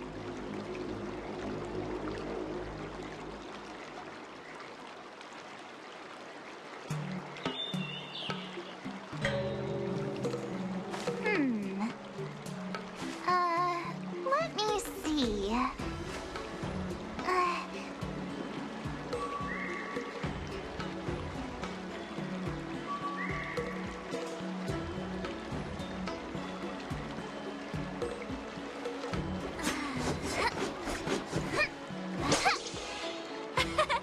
We did it! This is what they mean by no pain, no gain. Let's go. I'll give you a tour of the Sky Splitter.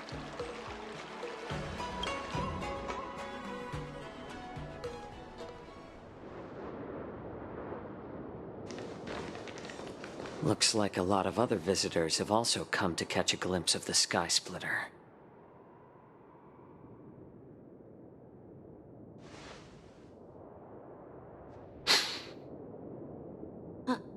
What's up, Mr. Jiaoqiu? No, it's nothing.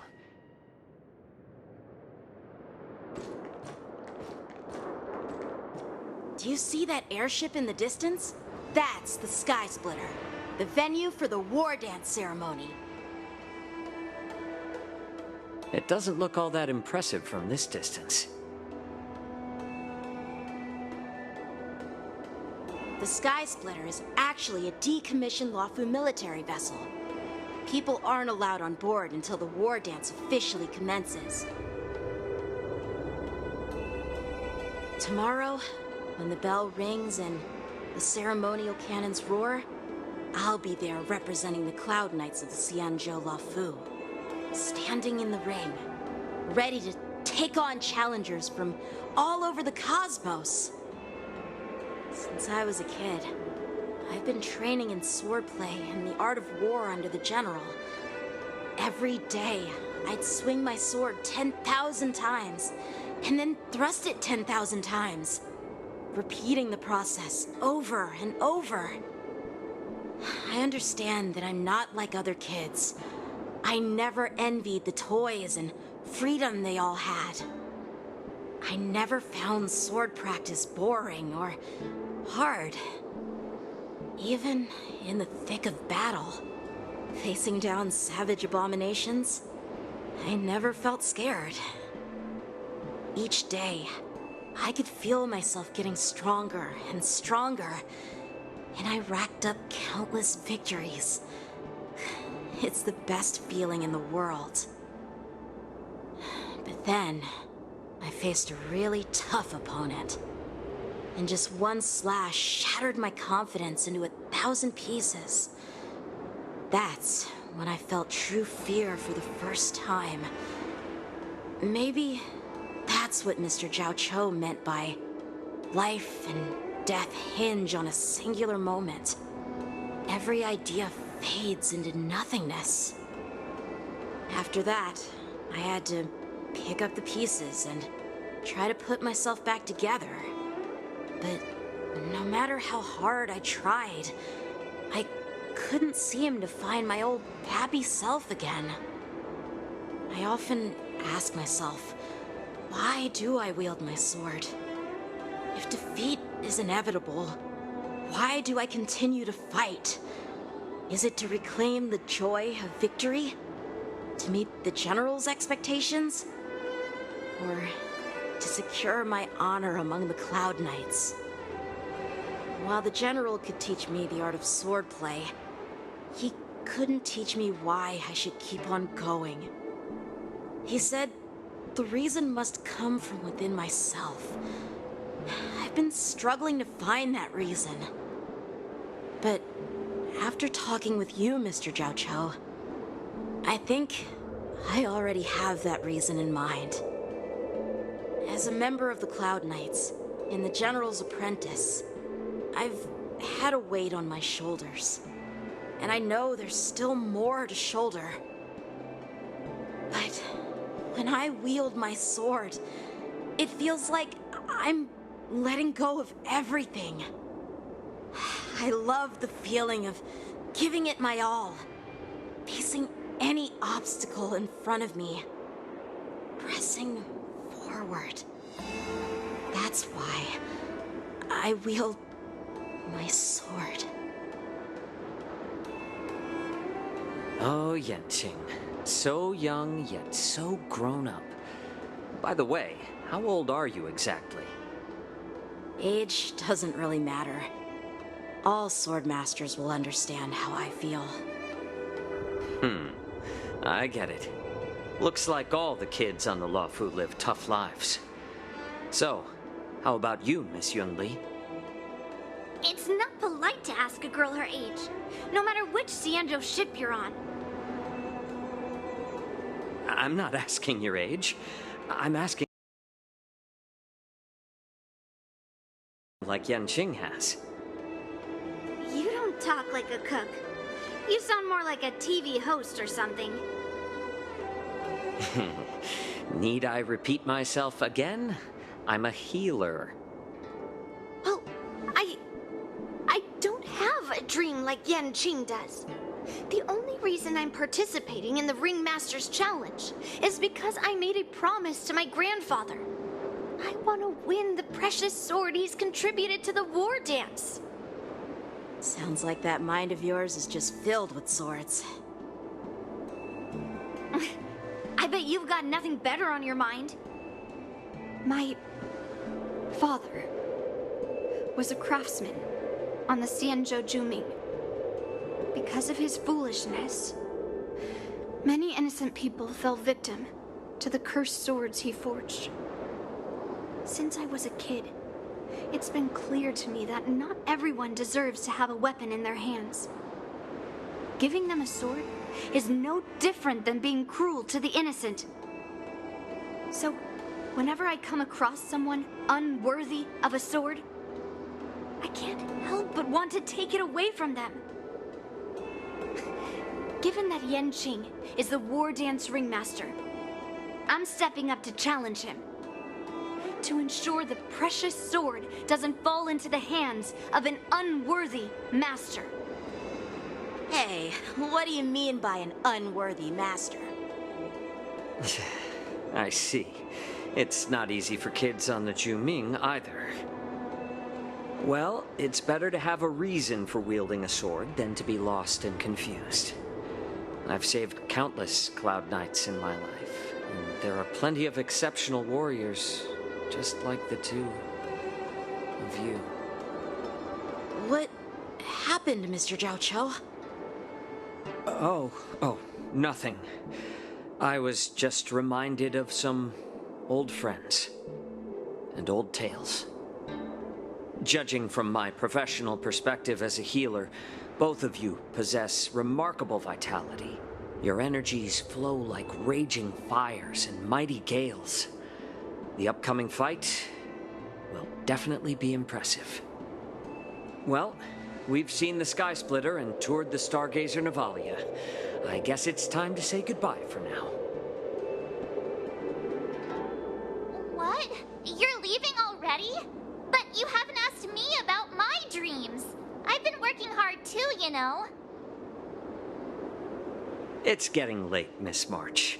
Unlike you lot, I'm a grown-up bound by responsibilities and duties. The tasks entrusted to me by the General won't complete themselves. By the way, Yanqing, is it normal to have so many people wandering around in an automated area like the Stargazer Navalia? Actually, this is a restricted area. But since you're all guests, I made an exception, so you could take a look around. I understand. Well, I'll take my leave. I wish you both the best of luck in the ring tomorrow.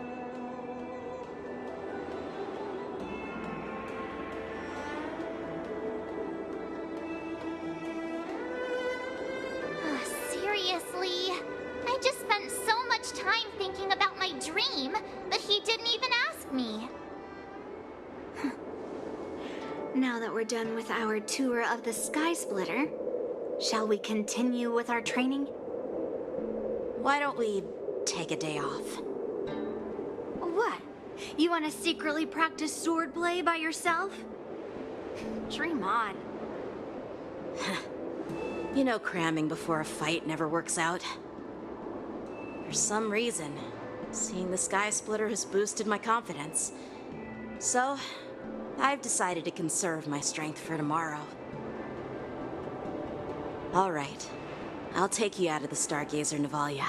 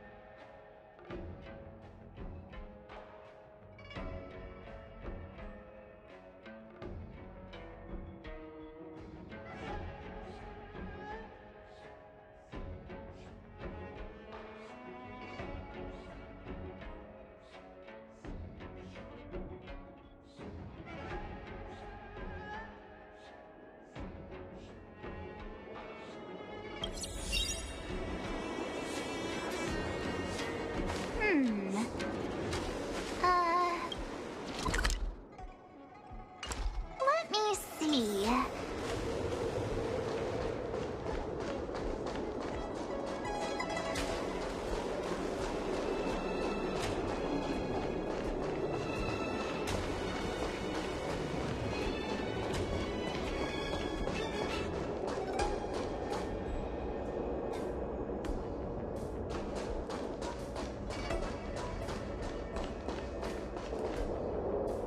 Just shut up, Red Fang. This is not a beast ship. I need some time to take care of things. You willingly donned the skin of a lowly beast to join this mission, dedicating yourself to our glorious cause. And now you're telling me you can't handle it? Do you realize how many ships we need? I'm doing my best, all right? It takes time to figure all this out. When the guns go off tomorrow, all eyes will be on it. That'll be our only chance. How's that? Who's there?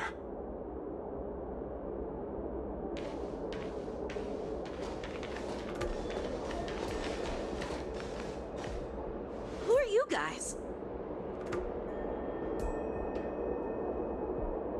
An impromptu inspection. Why are there outsiders loitering in Stargazer Navalia? And a bunch of kids at that. Hey, kids, didn't your parents ever tell you to stay away from the Stargazer Navalia? I know it's an automated facility, but it doesn't mean you can just break in and do what you want.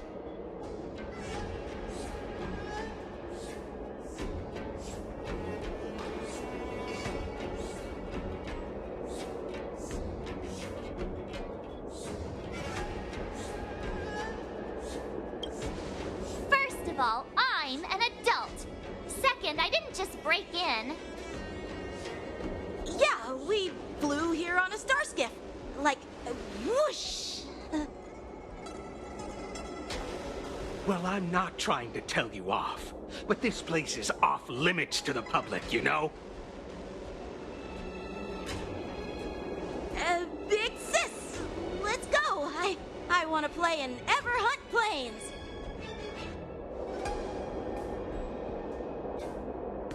Huh? Ever hunt planes? Yeah, sure. Big Sis will take you there.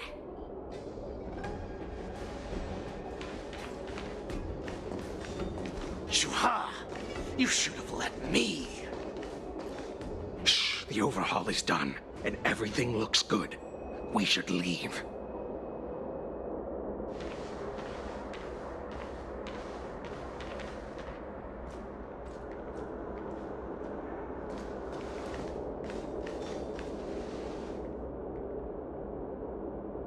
Could you repeat what you just said, Yanqing? What did I say? Big sis, let's go. I want to play in Ever on Planes. Come on. Can't you read the room? Something is definitely off about the 3 people we just met. Yeah, anyone could see that. I just wanted to hear you say it again. That pink-haired fox tried to say something. I'm pretty sure he sensed something fishy. Since he's not familiar with this place, he just dropped us a hint. But you didn't seem to be paying attention at all. I knew that from the beginning. That Cloud Knight didn't recognize Master Yanqing at all. That's really weird. What? Is he famous on the Luofu or something? Not even the Cloud Knights on the Juming, who all know my glorious name, might recognize my face. You have a point. A Cloud Knight, a member from the Skyfaring Commission, and a craftsman. They're from various departments, and the reason for the overhaul seems legit. But one of them blurted out some weird language just now. Did you hear that? I have a feeling that if we secretly tail them, we'll definitely catch these guys in the act. Follow my lead, and be careful not to blow our cover.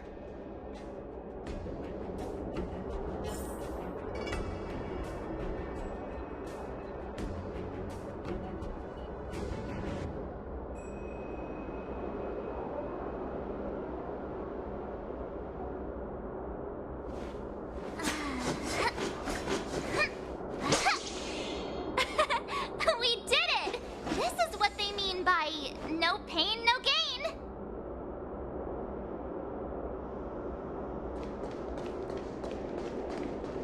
Never mind who they are. Let's just film them.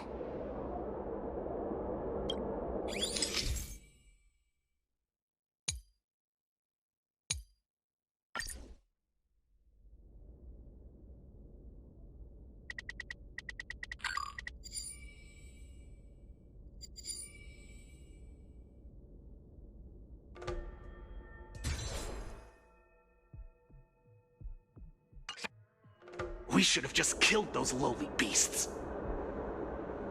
Those little brats won't take up much space. There are boxes all over this place. Just dump them into one and no one will notice. Cut the theatrics, Gulok. Even the slightest slip-up could interfere with Lord Moktok's plans. So where are we heading next? To check the freight skiffs. We've got a lot of preparations to do. Also, don't forget to take those crates with you. Weapons, supplies. We've got to be well prepared. Otherwise, we're screwed. So, are they smugglers? What exactly are they up to? I have no clue. They seem to be moving those crates. I've got an idea. We can hide inside the crates and follow them.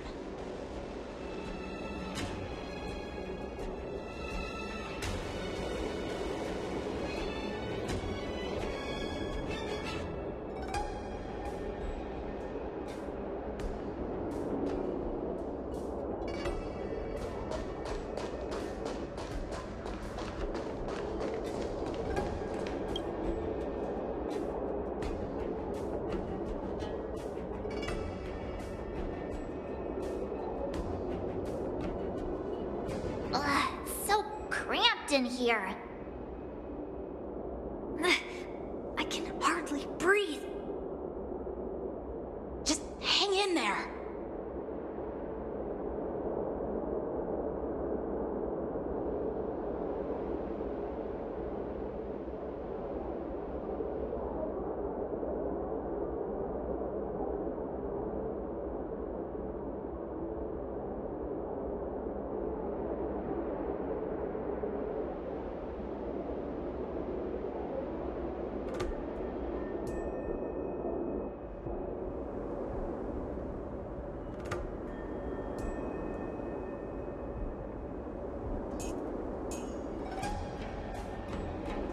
Let's just put the cargo here for now, all right? Then we'll move on to inspect the ships. Lord Moktok said that as soon as we're done, we're to board the freight skiff and leave this place. Don't worry, I've changed the shipping schedule. You two, come with me. Is it just me? I keep smelling that stench of lowly beasts everywhere we go. Don't be so paranoid.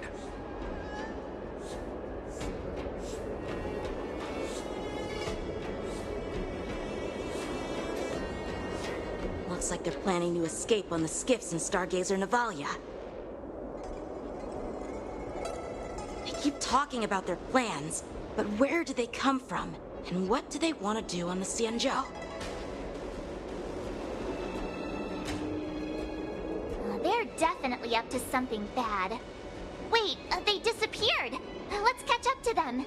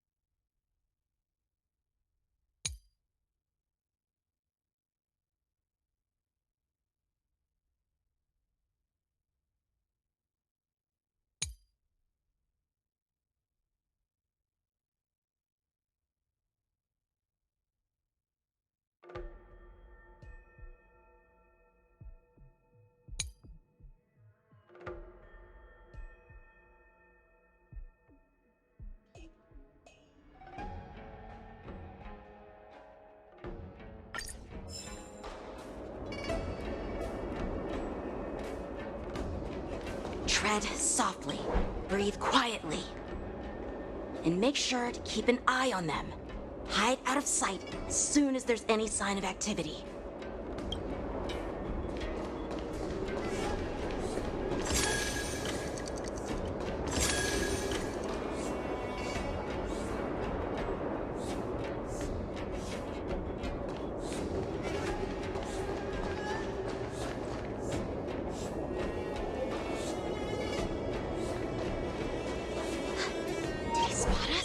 Quickly, hide!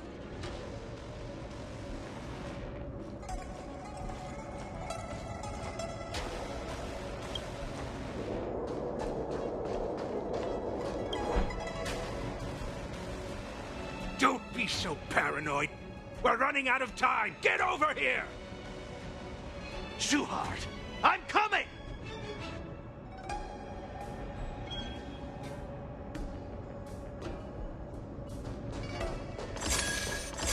They're leaving. We should catch up to them. Quickly!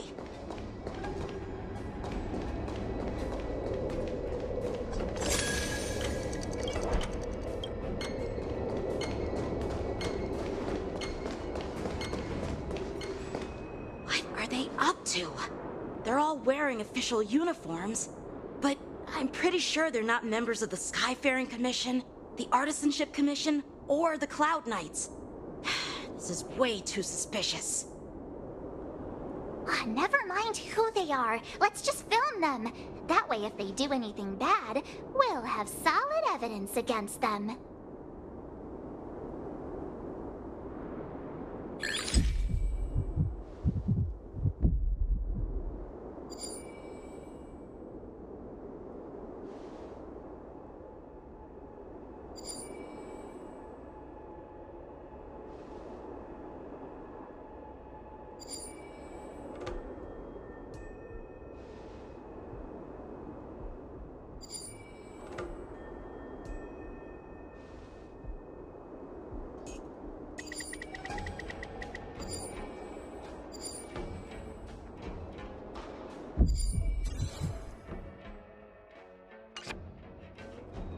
Look at this. A freight star skiff with enough room to fit at least 20 of my men.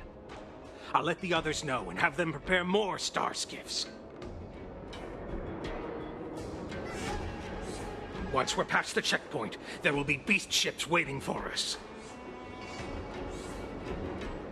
Lord Moktok is ready. The revival of our ancient bloodline all hinges on this operation. What did he just say? Beast ships?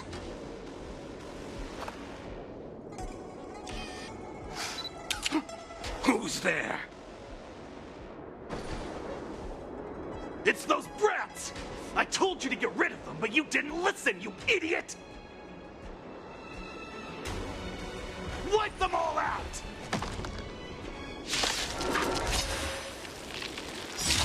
Borison? Adusa! Die, you lowly beasts!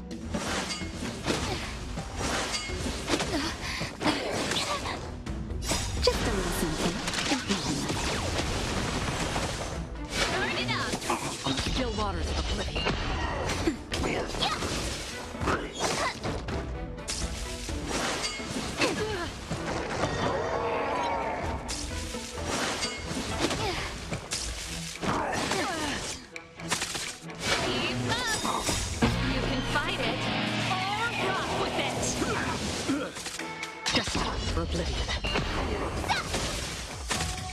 That's better. Not bad. Just a little something.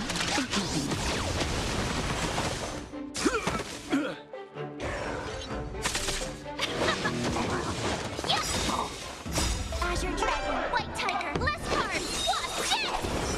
Oh, I get it! Still waters of oblivion.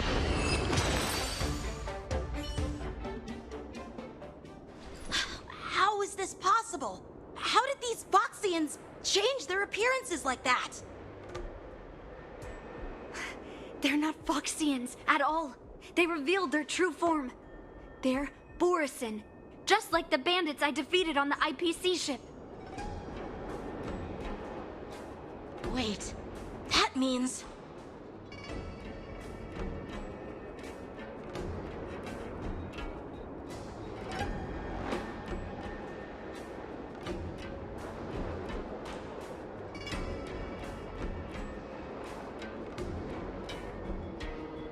Well, how did the Borison manage to infiltrate the Cienjo? It's not just a simple disguise of wearing our clothing and shaving their whiskers. They're somehow able to alter their appearance to be indistinguishable from Foxians. They even have official IDs for the Skyfaring Commission, the Artisanship Commission, and even the Cloud Knights?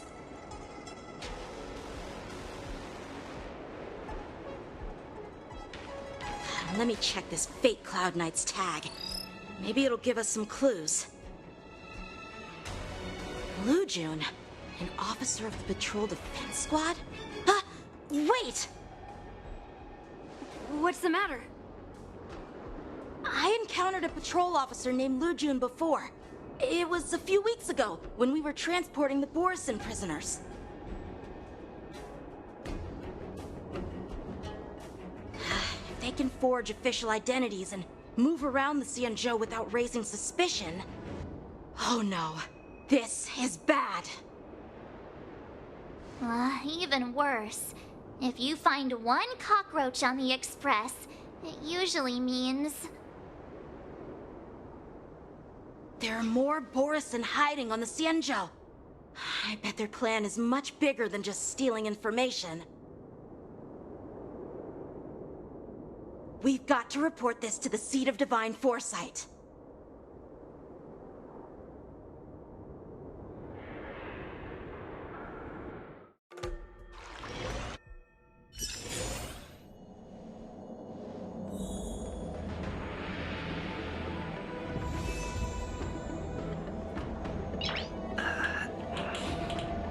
Nice.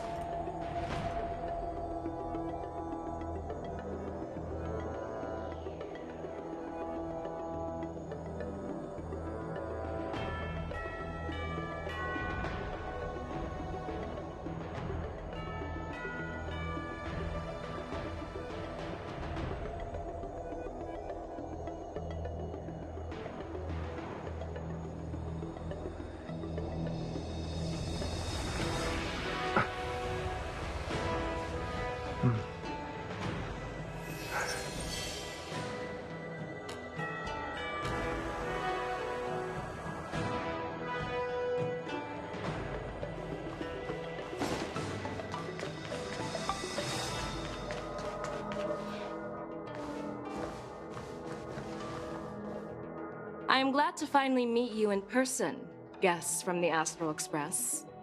I'm Fei Xiao, the general of the Xianzhou Yaoqing.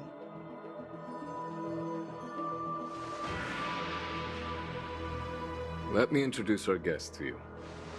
The one dressed in green. He's the reincarnation of Imbibitor Lune, and the person behind him is the newest member of the crew. I've heard a lot about you. Outside the reports from the Law Fu, the Skyfaring Commission of the Yaoqing has also gathered plenty of information about both of you. I've been eager to meet you face to face for reasons that I'm sure General Jing Yuan has explained, right?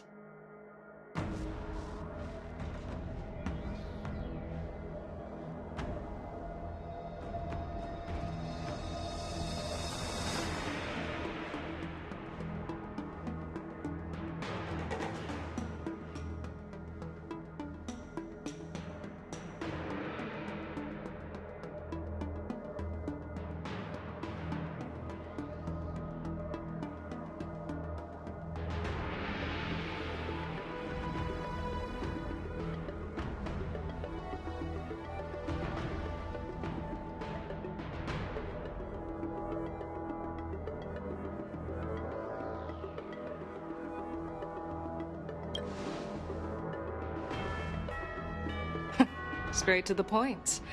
I like it. According to General Jing Yuan's report, the Ruin Legion is to blame for the Ambrosial Arbor crisis, and all Arbiter Generals should pay attention to the Ruin Author's movements. Over the years, the Destruction's minions have wreaked havoc on countless worlds, and the Alliance has been keeping an eye on them. But no one expected them to join hands with the remnants of the Abundance.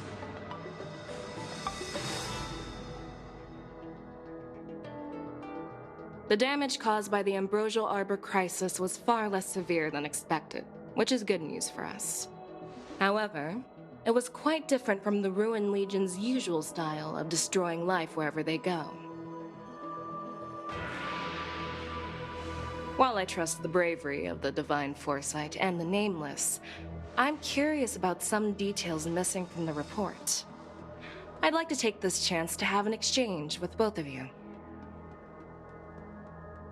Let me be clear, the questions I'll ask might not reflect my actual thoughts, so please don't take offense if any of my questions seem a bit harsh.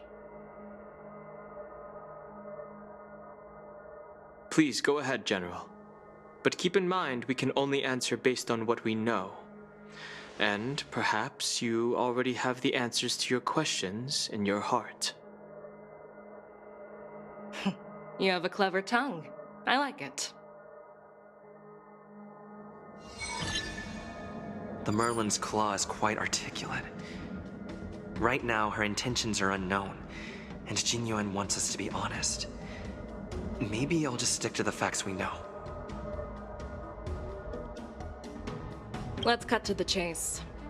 Before the crisis struck, the Astral Express was guided here by a Stellaron hunter, a wanted felon, in an attempt to resolve the Stellaron crisis. However, everyone in the cosmos knows of the Stellaron hunter's reputation. So, why did you place so much trust in them? Could it be that some of you have a connection with them?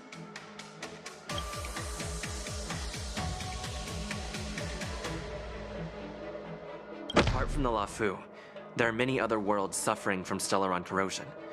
For example, Eurillo 6, the world that the Express stopped at before reaching the La Fu, was one of them. To the Express, Stellarons act as roadblocks on the Silver Rail and pose risks to the warping process. And that's why dealing with Stellaron issues is part of the duty of the Nameless. Ah, I've heard about those problems caused by Stellarons. The Express connects various worlds, so it makes sense for you to take care of this. The cosmos is a mess, and the Trailblazers are just doing their best to fix it. I understand. Let's move on to the next question. The report suggests that Don Shu, the master of the disciples of Sanctus Medicus, colluded with the Lord Ravager and used the power of the Stellaron to resurrect the Ambrosial Arbor. But here's the thing. Don Shu was just a chief alchemist. Even if she colluded with our enemies and summoned the Stellaron, how did she manage to bypass the Videodora guards around the Ambrosial Arbor?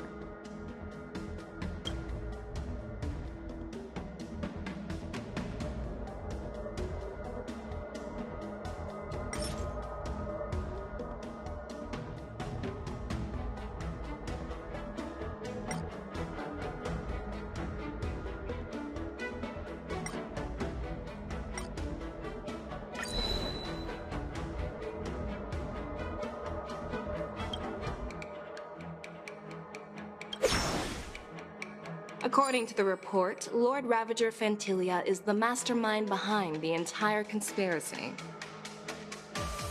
She disguised herself as an ambassador of the Skyfaring Commission and traveled with you, only to vanish without a trace later on. It seems too convenient to label her as a scapegoat.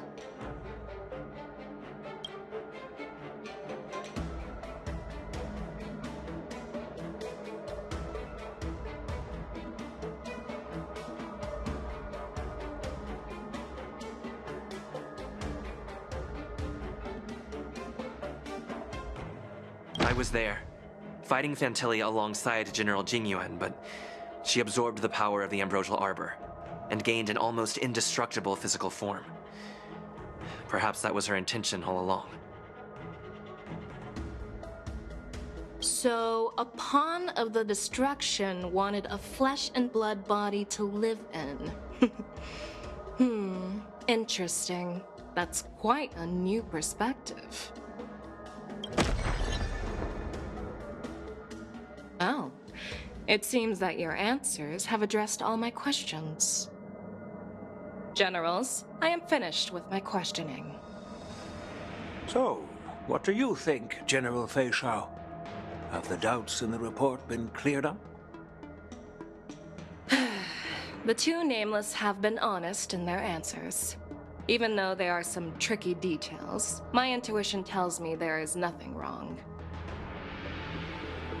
However, the 3 questions I posed earlier were not just for the nameless, but for you too, General Jingyuan. First, the disciples of Sanctus Medicus grew uninterrupted on the Law Fu, yet the 6 charioteers were not aware of it. That was a dereliction of duty. Second, you believed in the Stellaron Hunter's prophecy and entrusted outsiders to solve the crisis, even granting them access to the Plague Mark. That was a dereliction of responsibility. Third, you insist on holding the war dance right after the Ambrosial Arbor crisis, putting the Lawfu back in the spotlight. That is a dereliction of wisdom. Merlin's Claw. Is this your line of thinking, or the 10 Lords? From the moment I walked in, I made it clear that the questions I'd ask might not reflect my actual thoughts. The disciples of Sanctus Medicus were deeply rooted and had been plotting for a long time.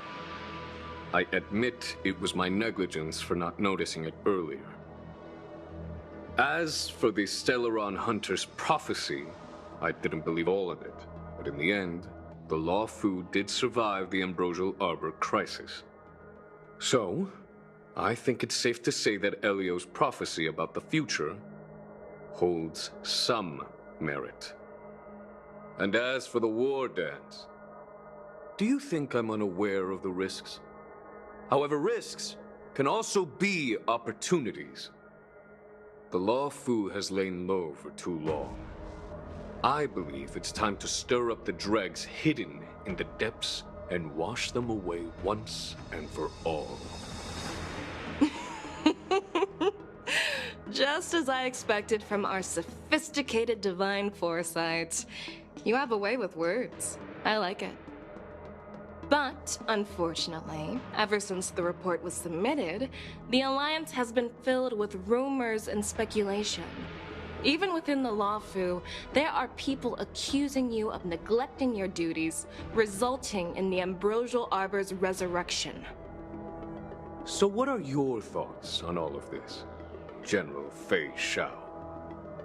As a fellow Arbiter General, I fully understand the difficulties of this position. Personally, I think all these rumors are meaningless drivel. Across the sea of stars, the Divine Foresight knows better than anyone else what happened on the Lawfu and the meaning behind it. Just as what happened on the Xianzhou Yaoqing recently. You mean the Xianzhou Yaoqing is also...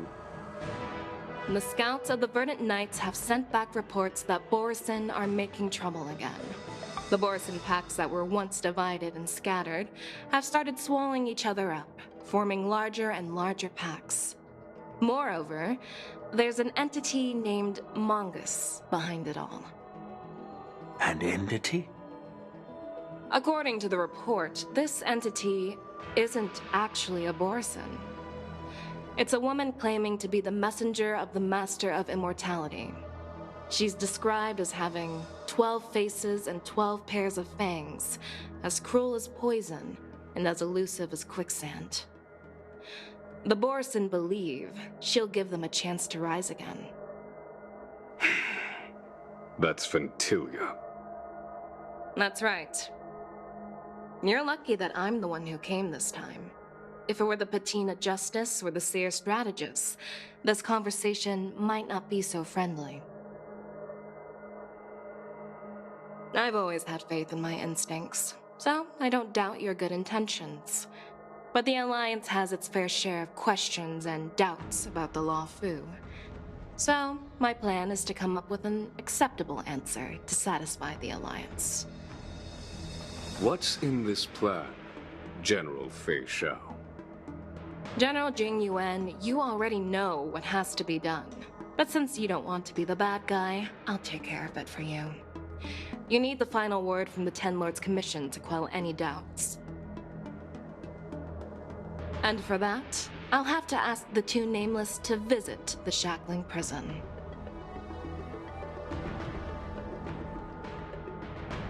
No, I'm not imprisoning you. While you're there, I'll ask a judge in the Ten Lords Commission's Interrogation Division to record a detailed testimony with the karmic mirror from both of you.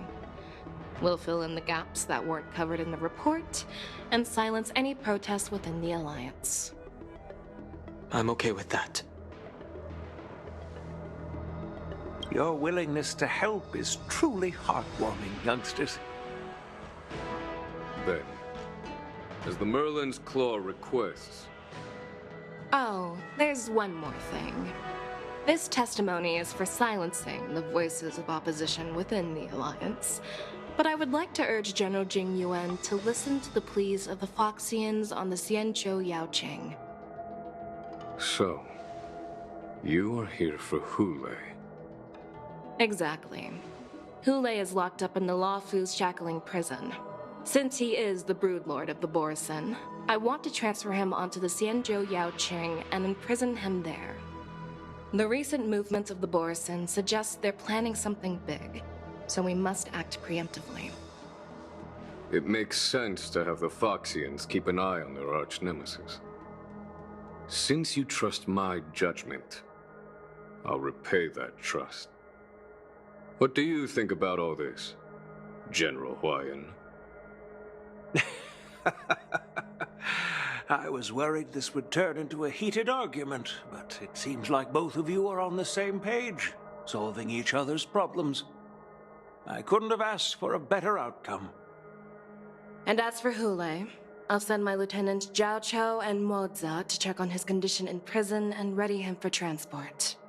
If there are no more questions, shall we get this started?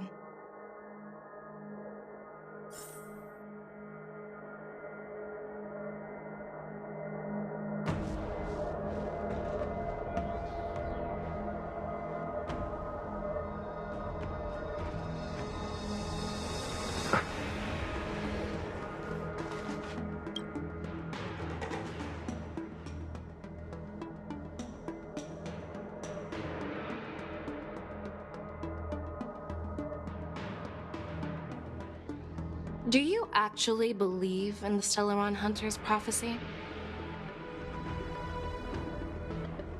Yes, I do. That's why I'm here.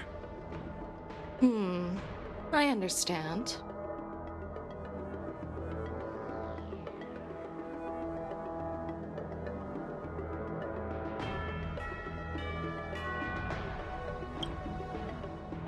While words can be deceiving, your gaze, your breathing, and your scent, they reveal more than your words do. I trust my intuition more than any words.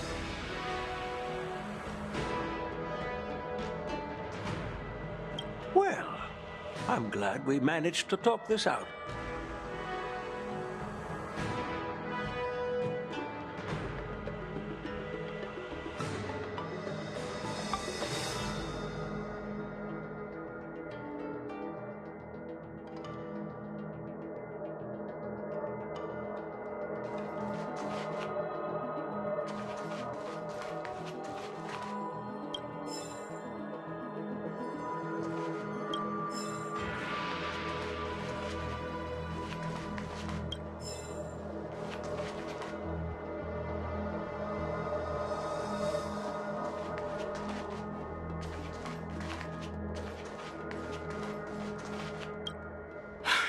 I'm really sorry about all this. But the testimony in the shackling prison won't take up much of your time. I'll call for a messenger to take you to the interrogation division. You just need to give your testimony, and then you can head back. So no need to worry. As you wish, General.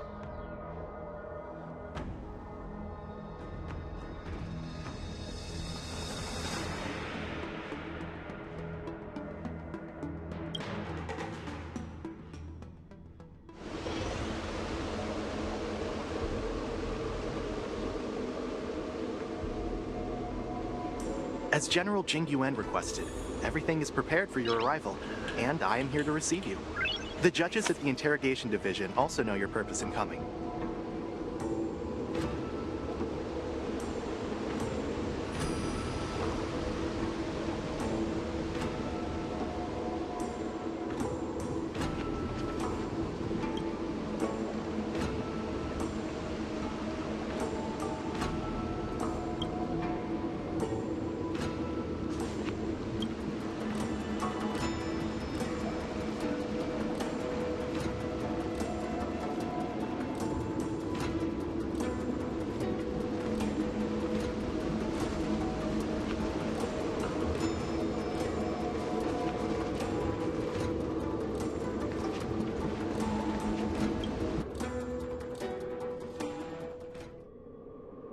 The shackling prison. I didn't expect to be back here after all these years. Danhong. Don't worry about me. If you're ready, I'll open the gate for you.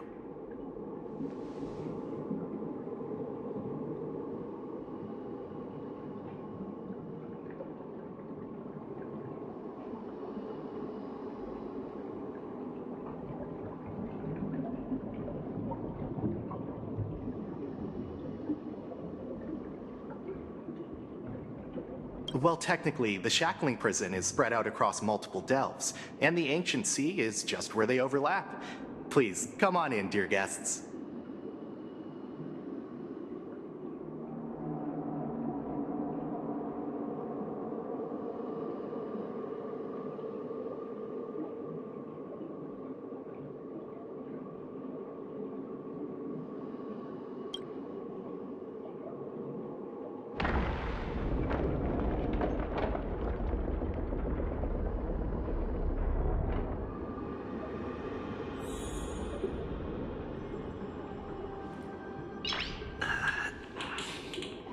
Nice.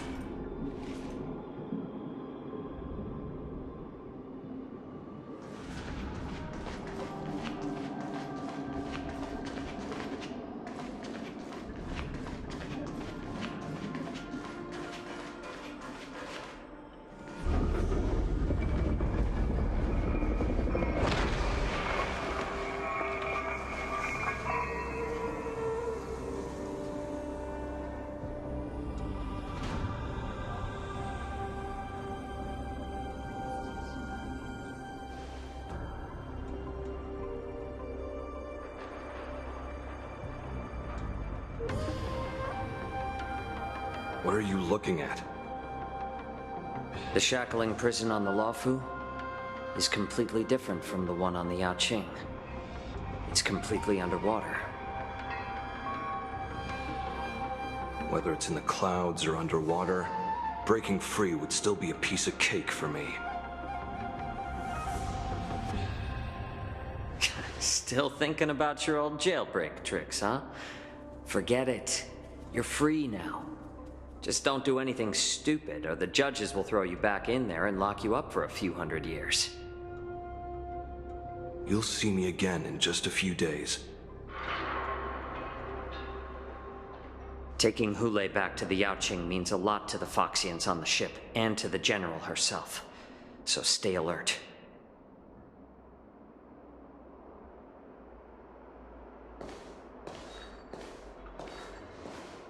Guests, my name is Shui Yi, and I'm here on orders from the Incarceration Division of the Ten Lords Commission. We're Jiao Cho and Moza. General Fei Xiao sent us to extradite the Borisin criminal Hule to the Yaoqing.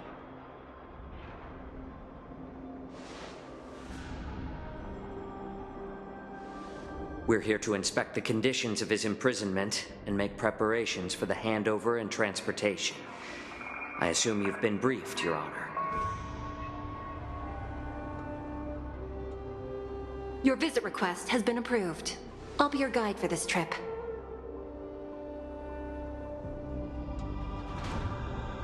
Prisoner Hule, the warhead and brood lord of the Borisin abominations of abundance and the arch-nemesis of the Foxians, is responsible for 2,123 wars of aggression and countless associated crimes.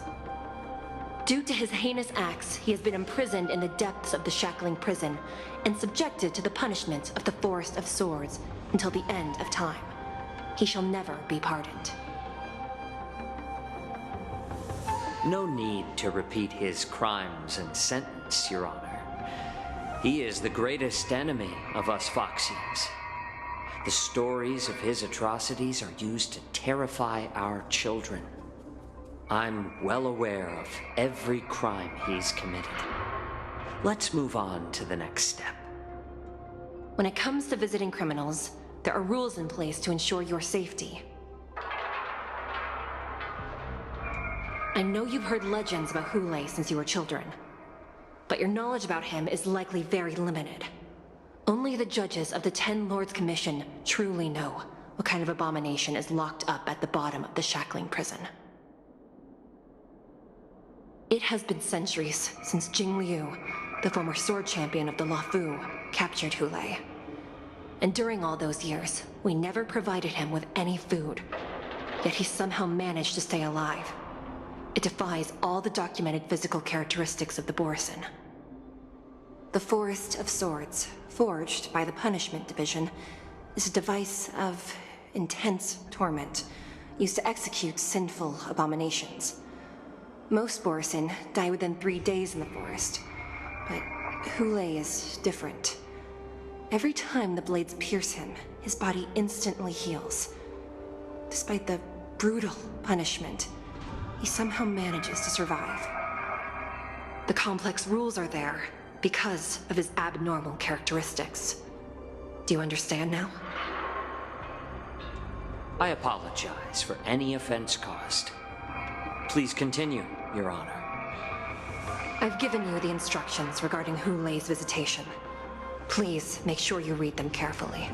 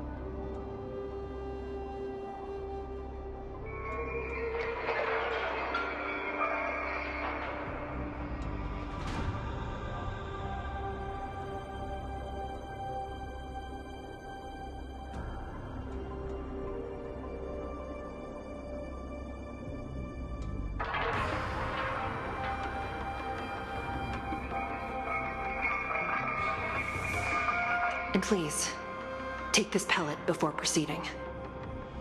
No, I'm not taking random medicine. Then you won't be allowed to visit Hule. Just swallow it already. Hule is like all Borisin. He can release a pheromone called lupatoxin that induces fear. Thousands of years ago, we Foxians were enslaved by the Borisin. Not because we were naturally weaker, but because of their lupatoxin. This pill is for our own mental well-being. I understand. I knew you were a reasonable person. Now that we've taken the medicine, let's proceed.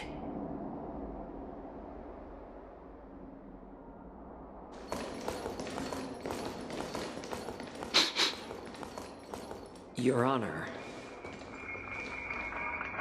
What is it? No, never mind. Maybe I'm just imagining things. Let's keep moving.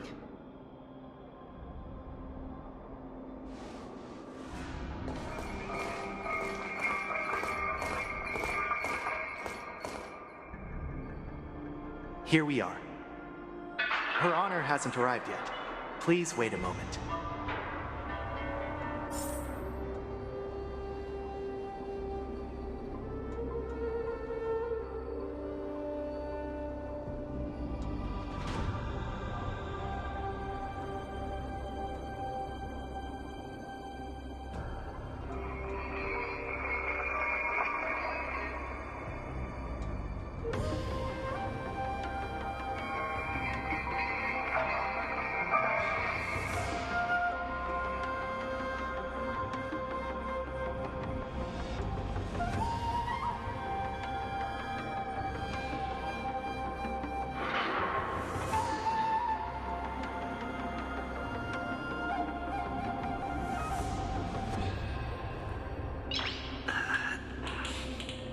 Nice.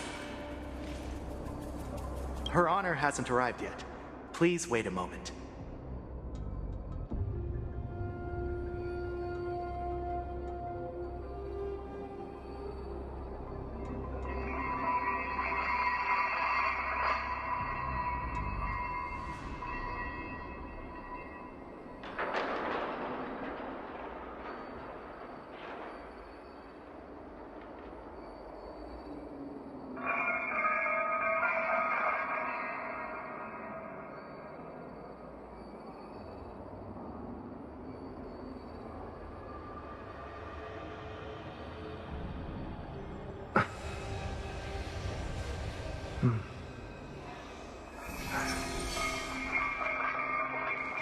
This place... it's still as cold as it used to be.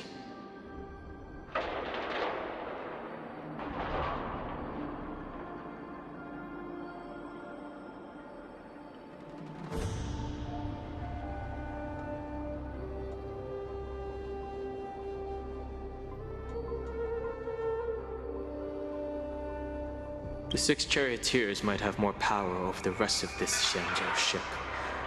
But here, in the shackling prison, is the judges of the 10 Lords Commission who call the shots. The judges will use a complicated interrogation device called the Karmic Mirror. It accurately tracks every physiological change during questioning and records it. Therefore, the judgment made here will be sufficient to convince the other administrators of this Xianzhou. At least they won't attempt to challenge the conclusions. Perhaps that's why Fei Xiao insisted that we come here.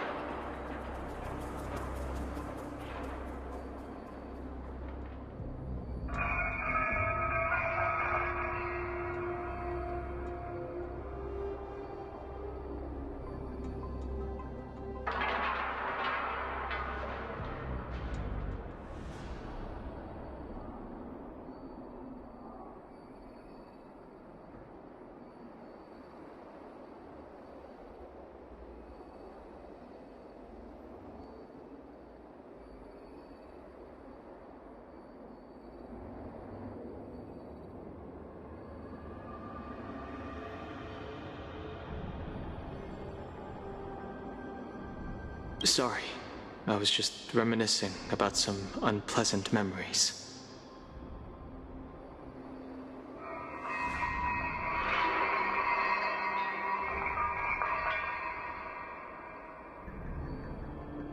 Thank you.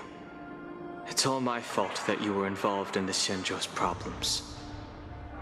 You shouldn't have to see the inside of the shackling prison. I'm so sorry. I wish I could show you the real sights of the Luofu.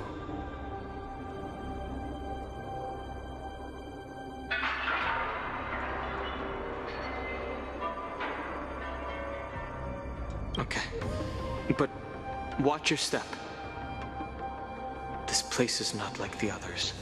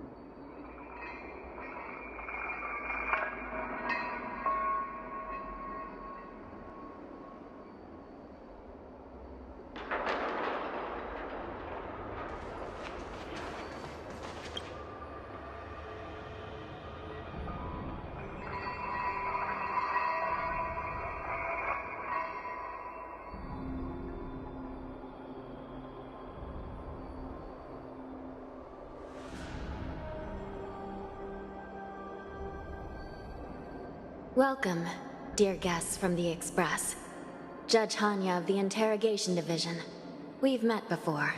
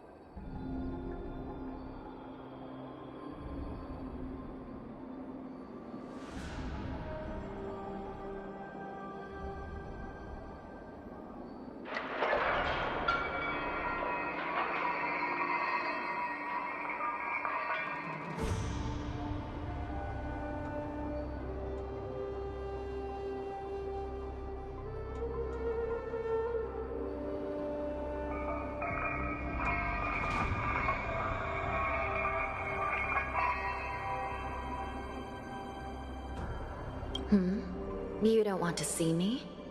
Well, in that case, I can call in the judge who's an expert in acupuncture, or the one who's handy with axes and saws, or the one who knows all about whips and ropes.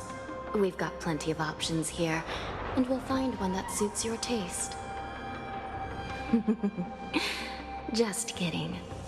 We judges work in shifts, and it just happens to be my shift. Maybe we're destined to cross paths.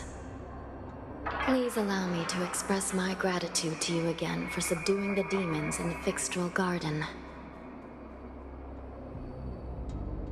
Looks like while March 7th and I were clueless, you already made many friends on the Shenzhou Luofu.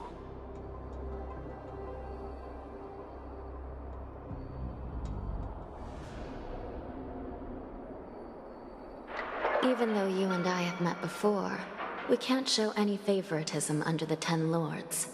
So, please do as I command as we head to Scrivener Hall and beyond. Don't do anything without my permission. This is not a place for ordinary mortals. You and Mr. Danheng, please come with me. Please lead the way, Your Honor. Please let me activate the mechanism before we all move forward. And please, watch your steps.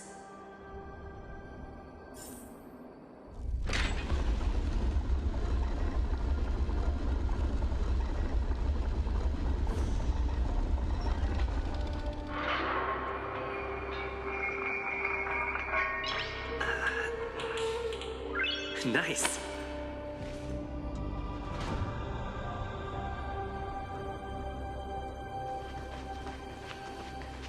Be very careful and watch your step as you make your way through. The terrain inside the shackling prison is treacherous. One wrong move, and you could end up plunging into the depths.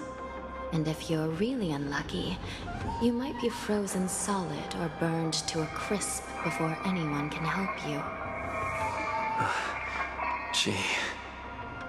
But with your skills, I don't think you need to worry about that.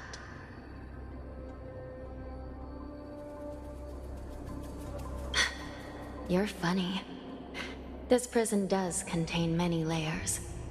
We even brought in Videodora Icor line craftsmen to introduce the ingenuity of Delve enchantment. What you're seeing now is just one part of the shackling prison. Perhaps. Judging from the appearance, much of the architecture in this prison has a Vidyadoran style. So, perhaps they did have a hand in building this place back then. As for how many floors there are, well, not even us judges know for sure. But there's a legend among us judges that a short-life prisoner once tried to escape, but ended up falling into the depths.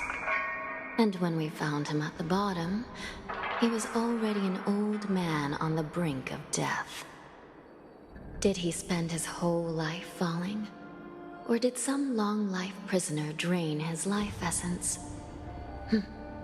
We'll never know. Anyway, please don't try anything like that. Please, come this way.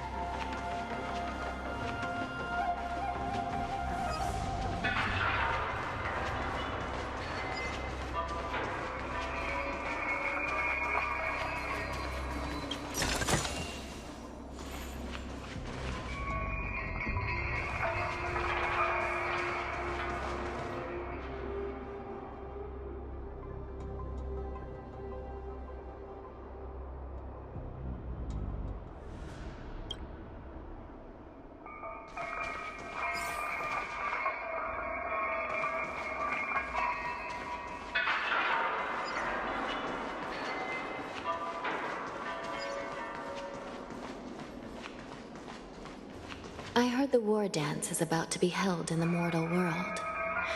I remember watching a sword duel at the war dance with my sister when we were young. The Cloud Knight, who was the Luofu's ringmaster, was an amazing swordsman, and their sword flashed like lightning. The Outworld Challenger had fiery red hair and a hand made of steel, which roared like thunder. They battled for a long time before a winner could be declared. Time sure flies. Now, both my sister and I are residents of the Netherworld, and we will never again feel the thrill of a competition. Are there a lot of people in Starskiff Haven due to the war dance?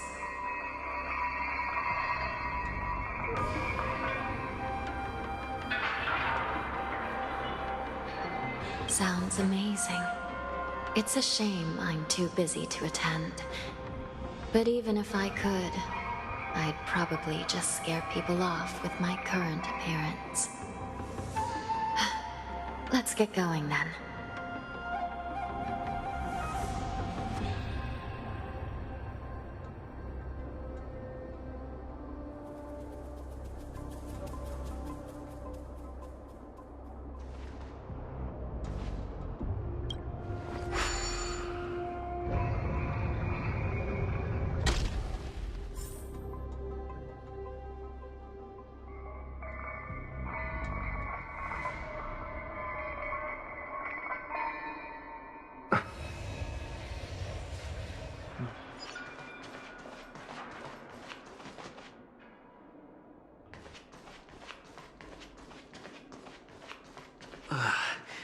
It's freezing.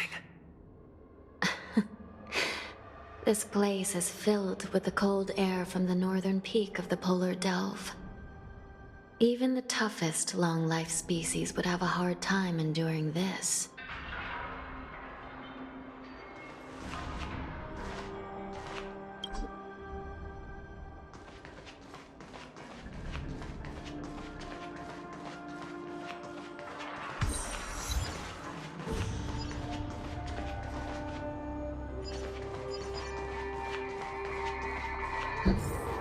Did you hear something just now?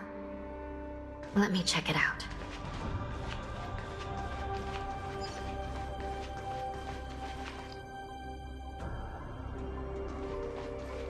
Ugh, what an eyesore. This place is packed with boxes and crates.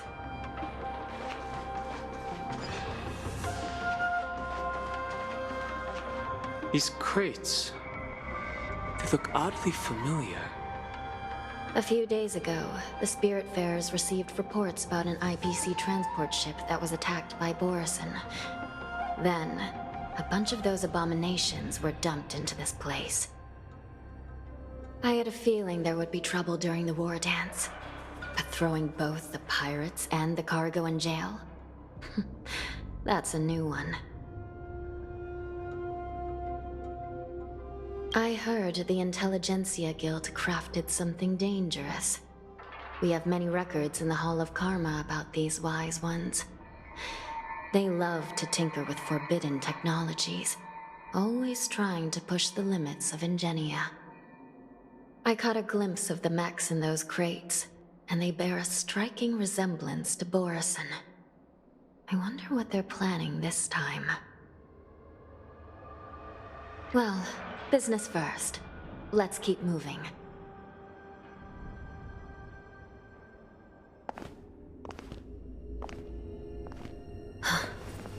Strange. I don't remember checking the containment facilities a second time.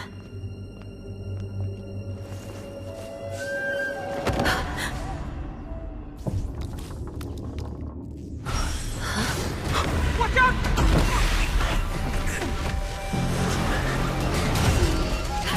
Emergency! All wardens prepare for action! Emergency! All wardens prepare for action!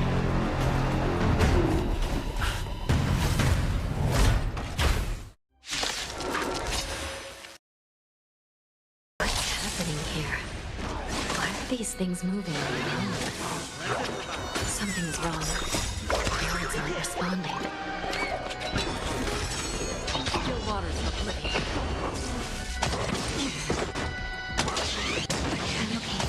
Still the same wall. This thing is going wild, just like the vortices. We're on our own for this one.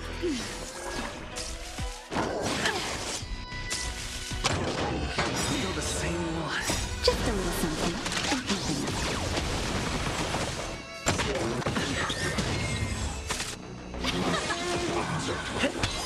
Destined for oblivion.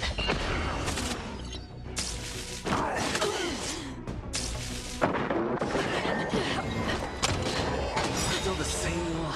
Let the show begin!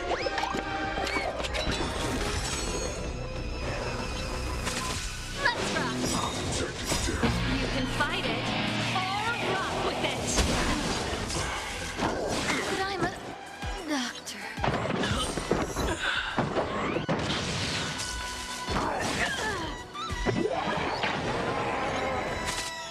Keep up!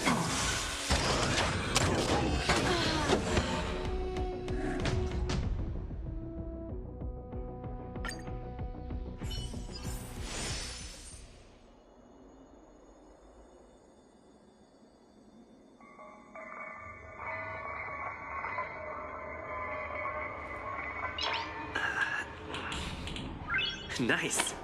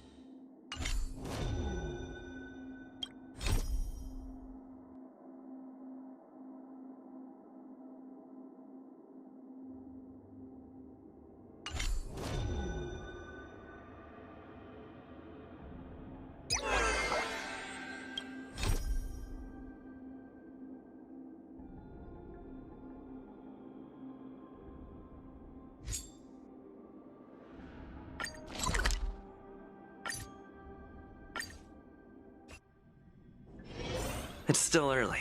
Where to now?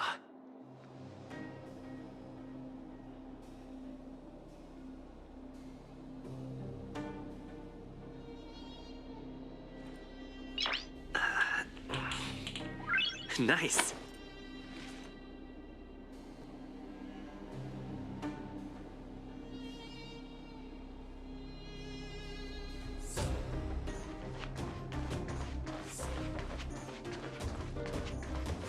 Caught your breath yet? It's time to show these IPC fools who they're dealing with.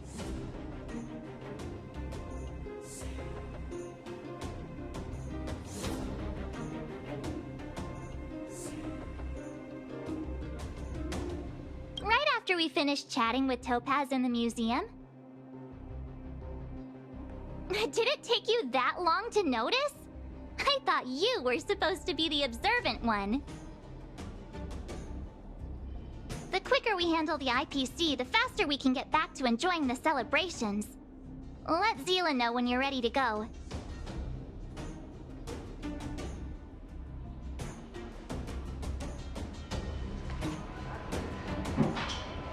Ready for action? It's time to kick the IPC out of the underworld. Let's get moving.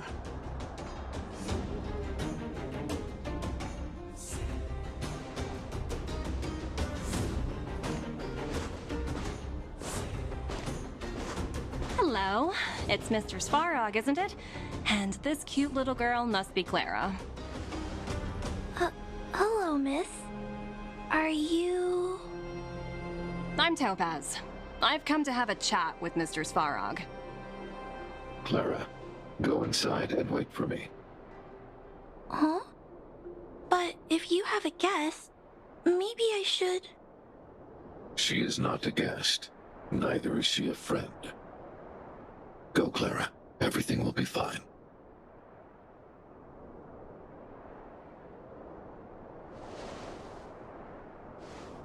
So, it seems my source was right. Who would have thought that such a strong bond could exist between a giant robot and a little girl? So heartwarming.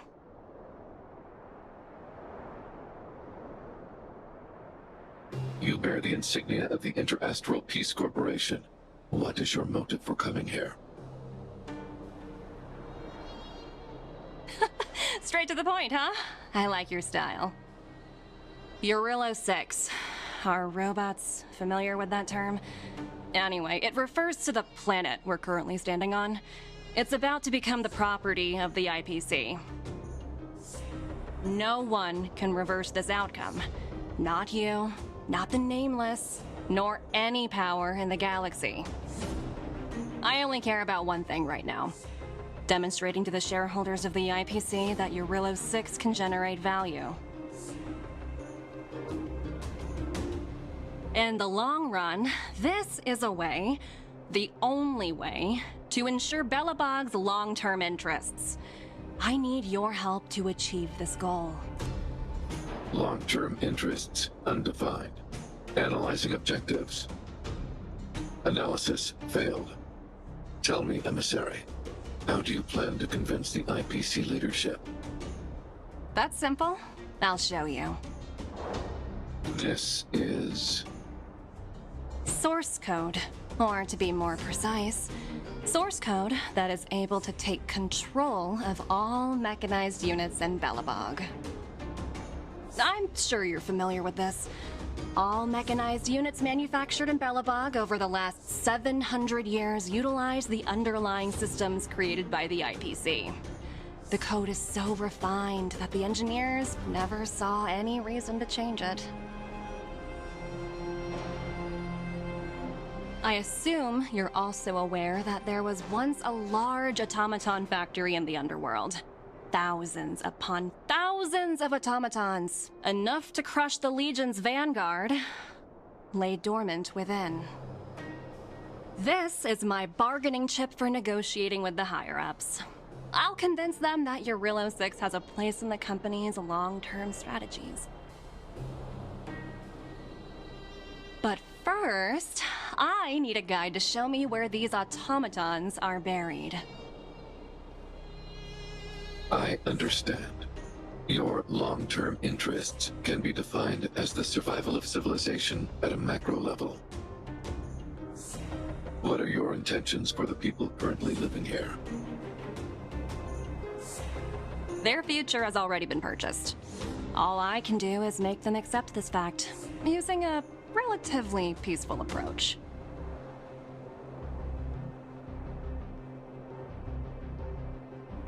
I understand. I will assist you with your plan. Oh, so you're not as stubborn as the rumors suggest. The future you speak of is beyond my computational range, but my emotional analysis indicates that you are indeed trying to find ways to ensure the survival of this world. Additionally, calculations indicate a 96.4% probability of compliance through force if I refuse to cooperate. Your calculations are slightly on the conservative side. Here's to our future cooperation. If you wouldn't mind leading the way, Mr. Svarog.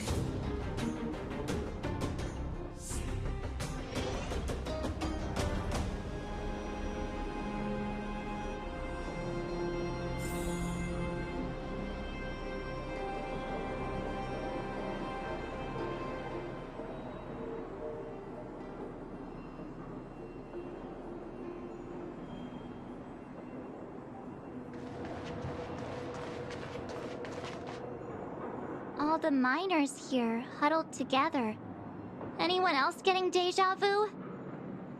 Well, the situation here is pretty similar to when you first arrived. It's just that instead of a few thugs and broken robots, now we're dealing with much more formidable adversaries. Hey, check it out! Isn't that Topaz's little trotter over there? Oh, what was it again? Numby, right? What? Isn't that thing a fragmentum monster? She's keeping one as a pet? The IPC are all about their sci-fi sorcery, so it's not that surprising. Wanna go take a look?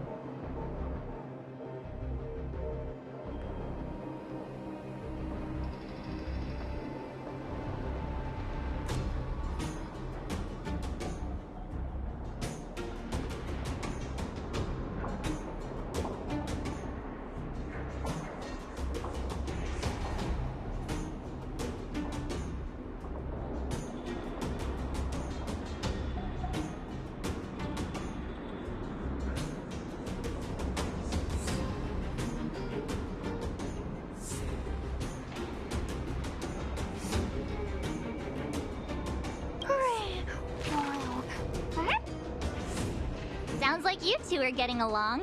What's Numby saying? Seriously? You actually speak Trotter? Look, you guys. Looks like it wants to leave. Looks like they want to find their master. Let's follow them.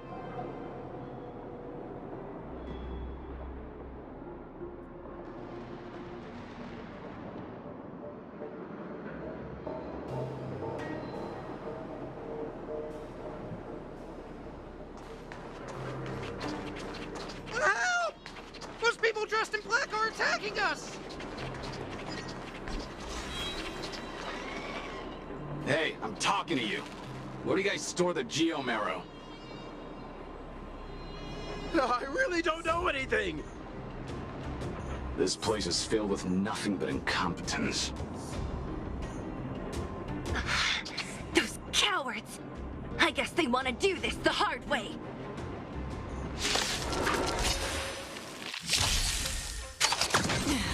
Keep up! Dreams do come true. On the still waters of oblivion. That's it? How familiar. That's better.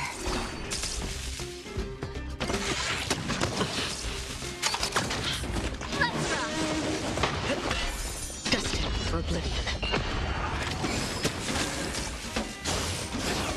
Catch up. You can fight it, or rock with it. On the still waters of oblivion. Let the show begin! Just a little something. Again. Let's rock! Let's improvise. Destined for oblivion. Not bad. That's better. On the still waters of oblivion. Let's rock! You can fight it, or rock with it. Destined for oblivion. I weep for the departed. It too shall fall.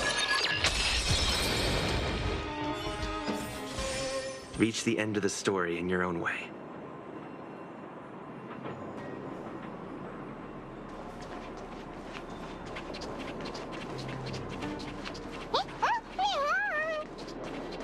Uh-huh.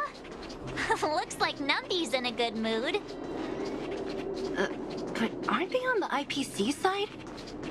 Strange.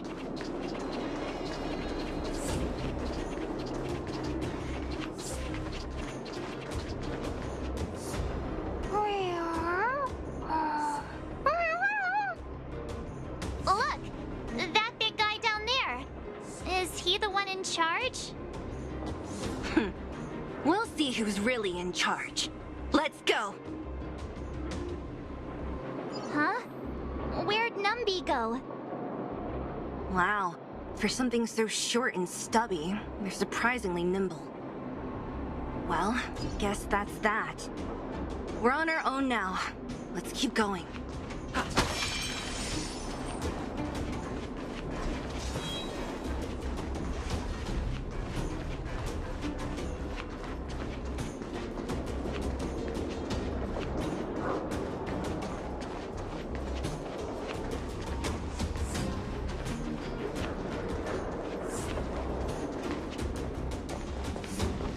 Hey, you! Are you in charge around here? All local. The IPC is currently conducting asset evaluation work here. Local residents are advised to follow those responsible for evacuation to the... Don't lie to us! You seized the mine by force for yourself. You drove the locals out of their homes. I'm warning you. Get lost or suffer the consequences. Don't you dare show your face around here again! And who might you be? You have quite the attitude. This is our jurisdiction now. We are all powerful here.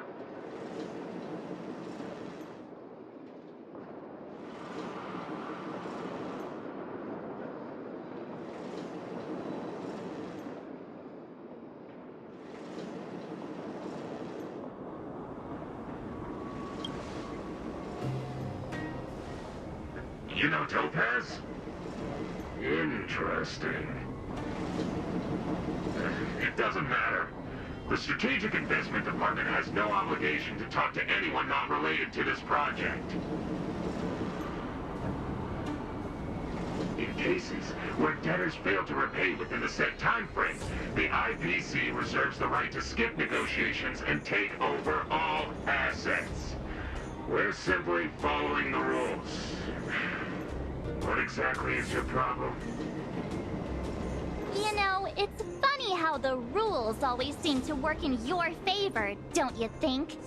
This world's been hanging by a thread, and now you're here to pull the plug on it. Don't blame me. I'm simply following orders. Do you think I get to make those kinds of decisions? Save your breath, March. I never held out any hope of resolving this problem peacefully. Didn't you claim the IPC was all-powerful? Well, now's the perfect chance to show us what you can do.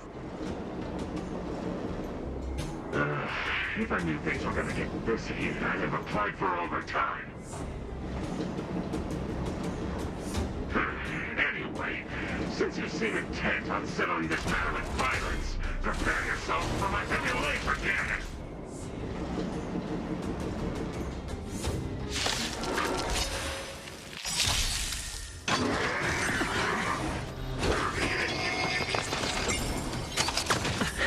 Turn it up! Dreams do come true. Let the show begin! Destined for oblivion. That's better.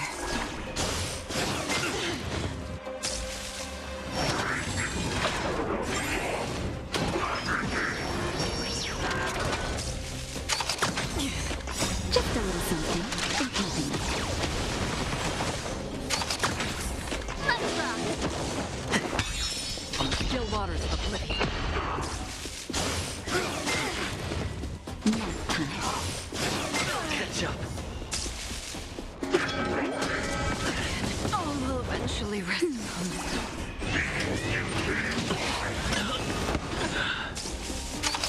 That's it? That hurt. That's better.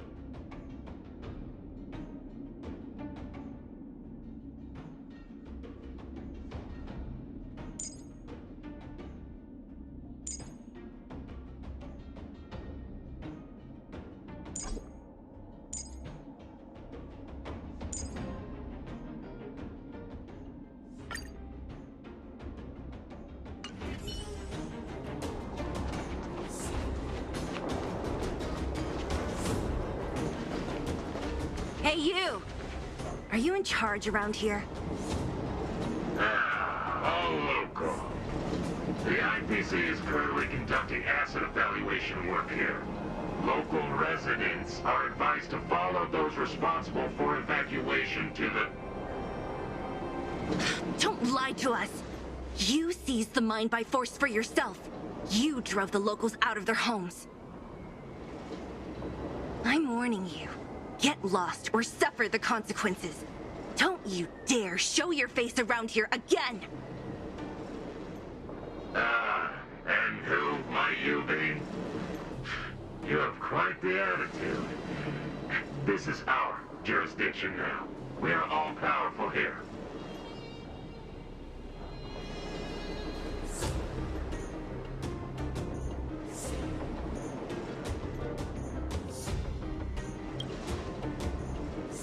Yeah, we demand to speak with Topaz. You know Topaz? Interesting. It doesn't matter. The Strategic Investment Department has no obligation to talk to anyone not related to this project. In cases where debtors fail to repay within the set time frame, the IPC reserves the right to skip negotiations and take over all assets. We're simply following the rules. What exactly is your problem? You know, it's funny how the rules always seem to work in your favor, don't you think? This world's been hanging by a thread, and now you're here to pull the plug on it. Don't blame me. I'm simply following orders. Do you think I get to make those kinds of decisions? Save your breath, March. I never held out any hope of resolving this problem peacefully. Didn't you claim the IPC was all-powerful? Well, now's the perfect chance to show us what you can do. If I knew things were gonna get this heated, I'd have applied for overtime. Anyway, since you seem intent on settling this matter with violence, prepare yourself for my heavy laser cannon!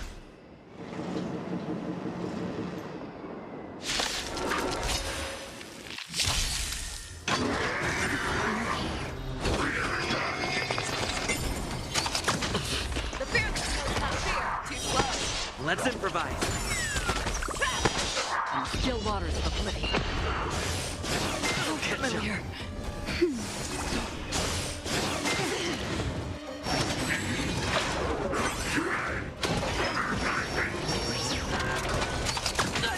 Leave it.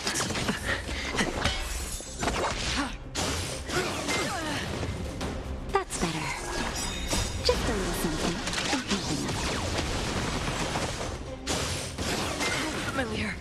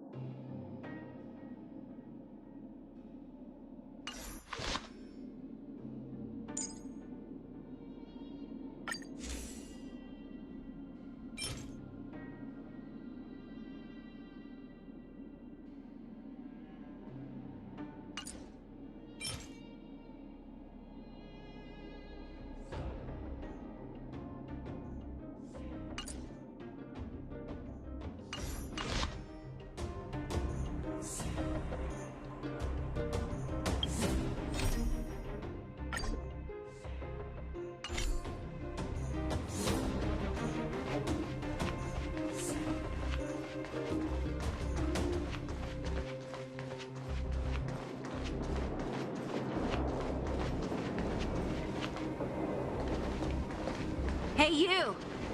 Are you in charge around here?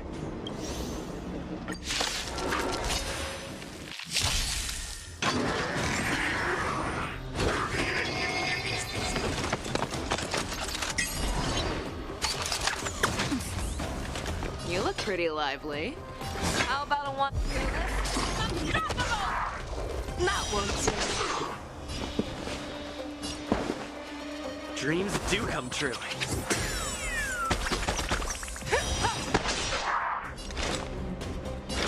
In the still waters of oblivion, I guide the wandering souls.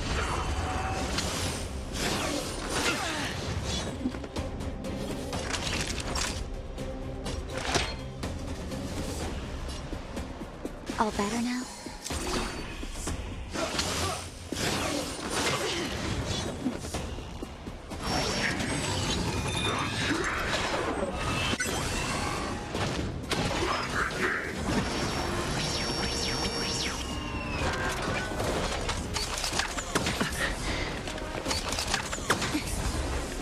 No. Have your fangs and claws dulled? This one, then. Stay in step.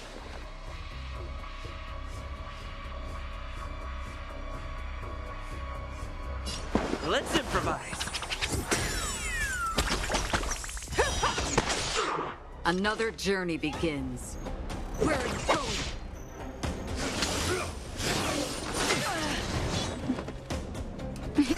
Time for a shot.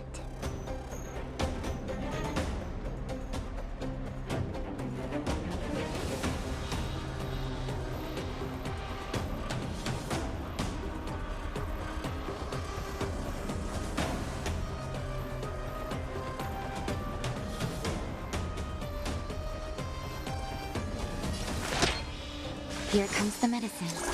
Great teamwork. That hurt. Just in time. Just a little something. Think nothing of it. Thank you. Stay safe.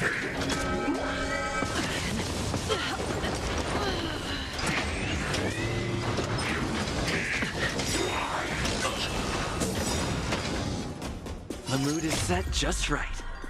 Let the show begin!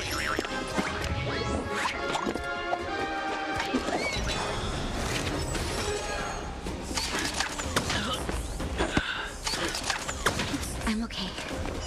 All better now?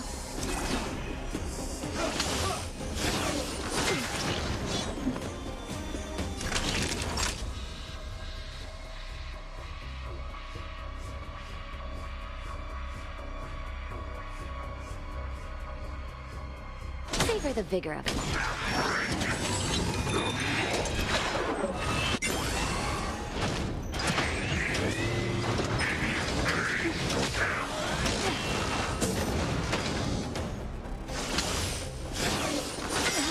That hurt. Just in time. Just a little something. Think nothing of it.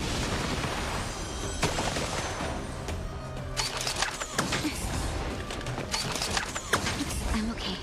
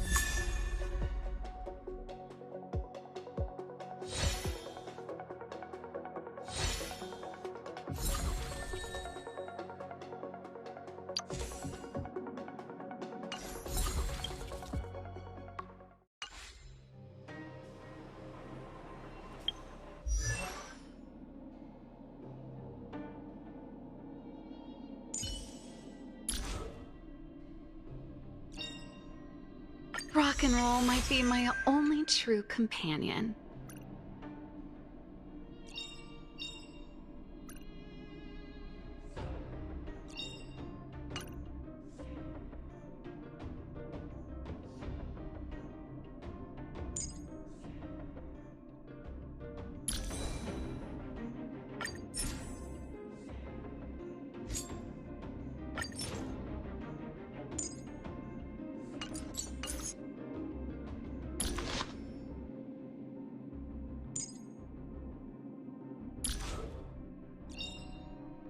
Everyone needs some time alone.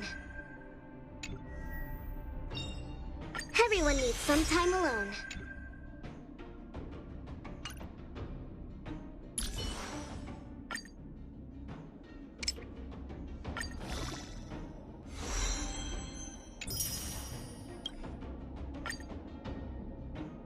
Nice to have new survival skills under my belt.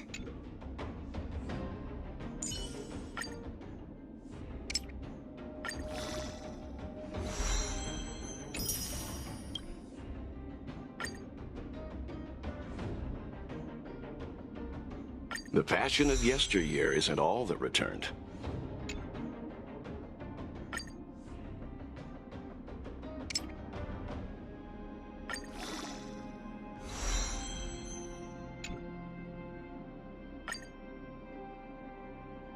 The passion of yesteryear isn't all that returned.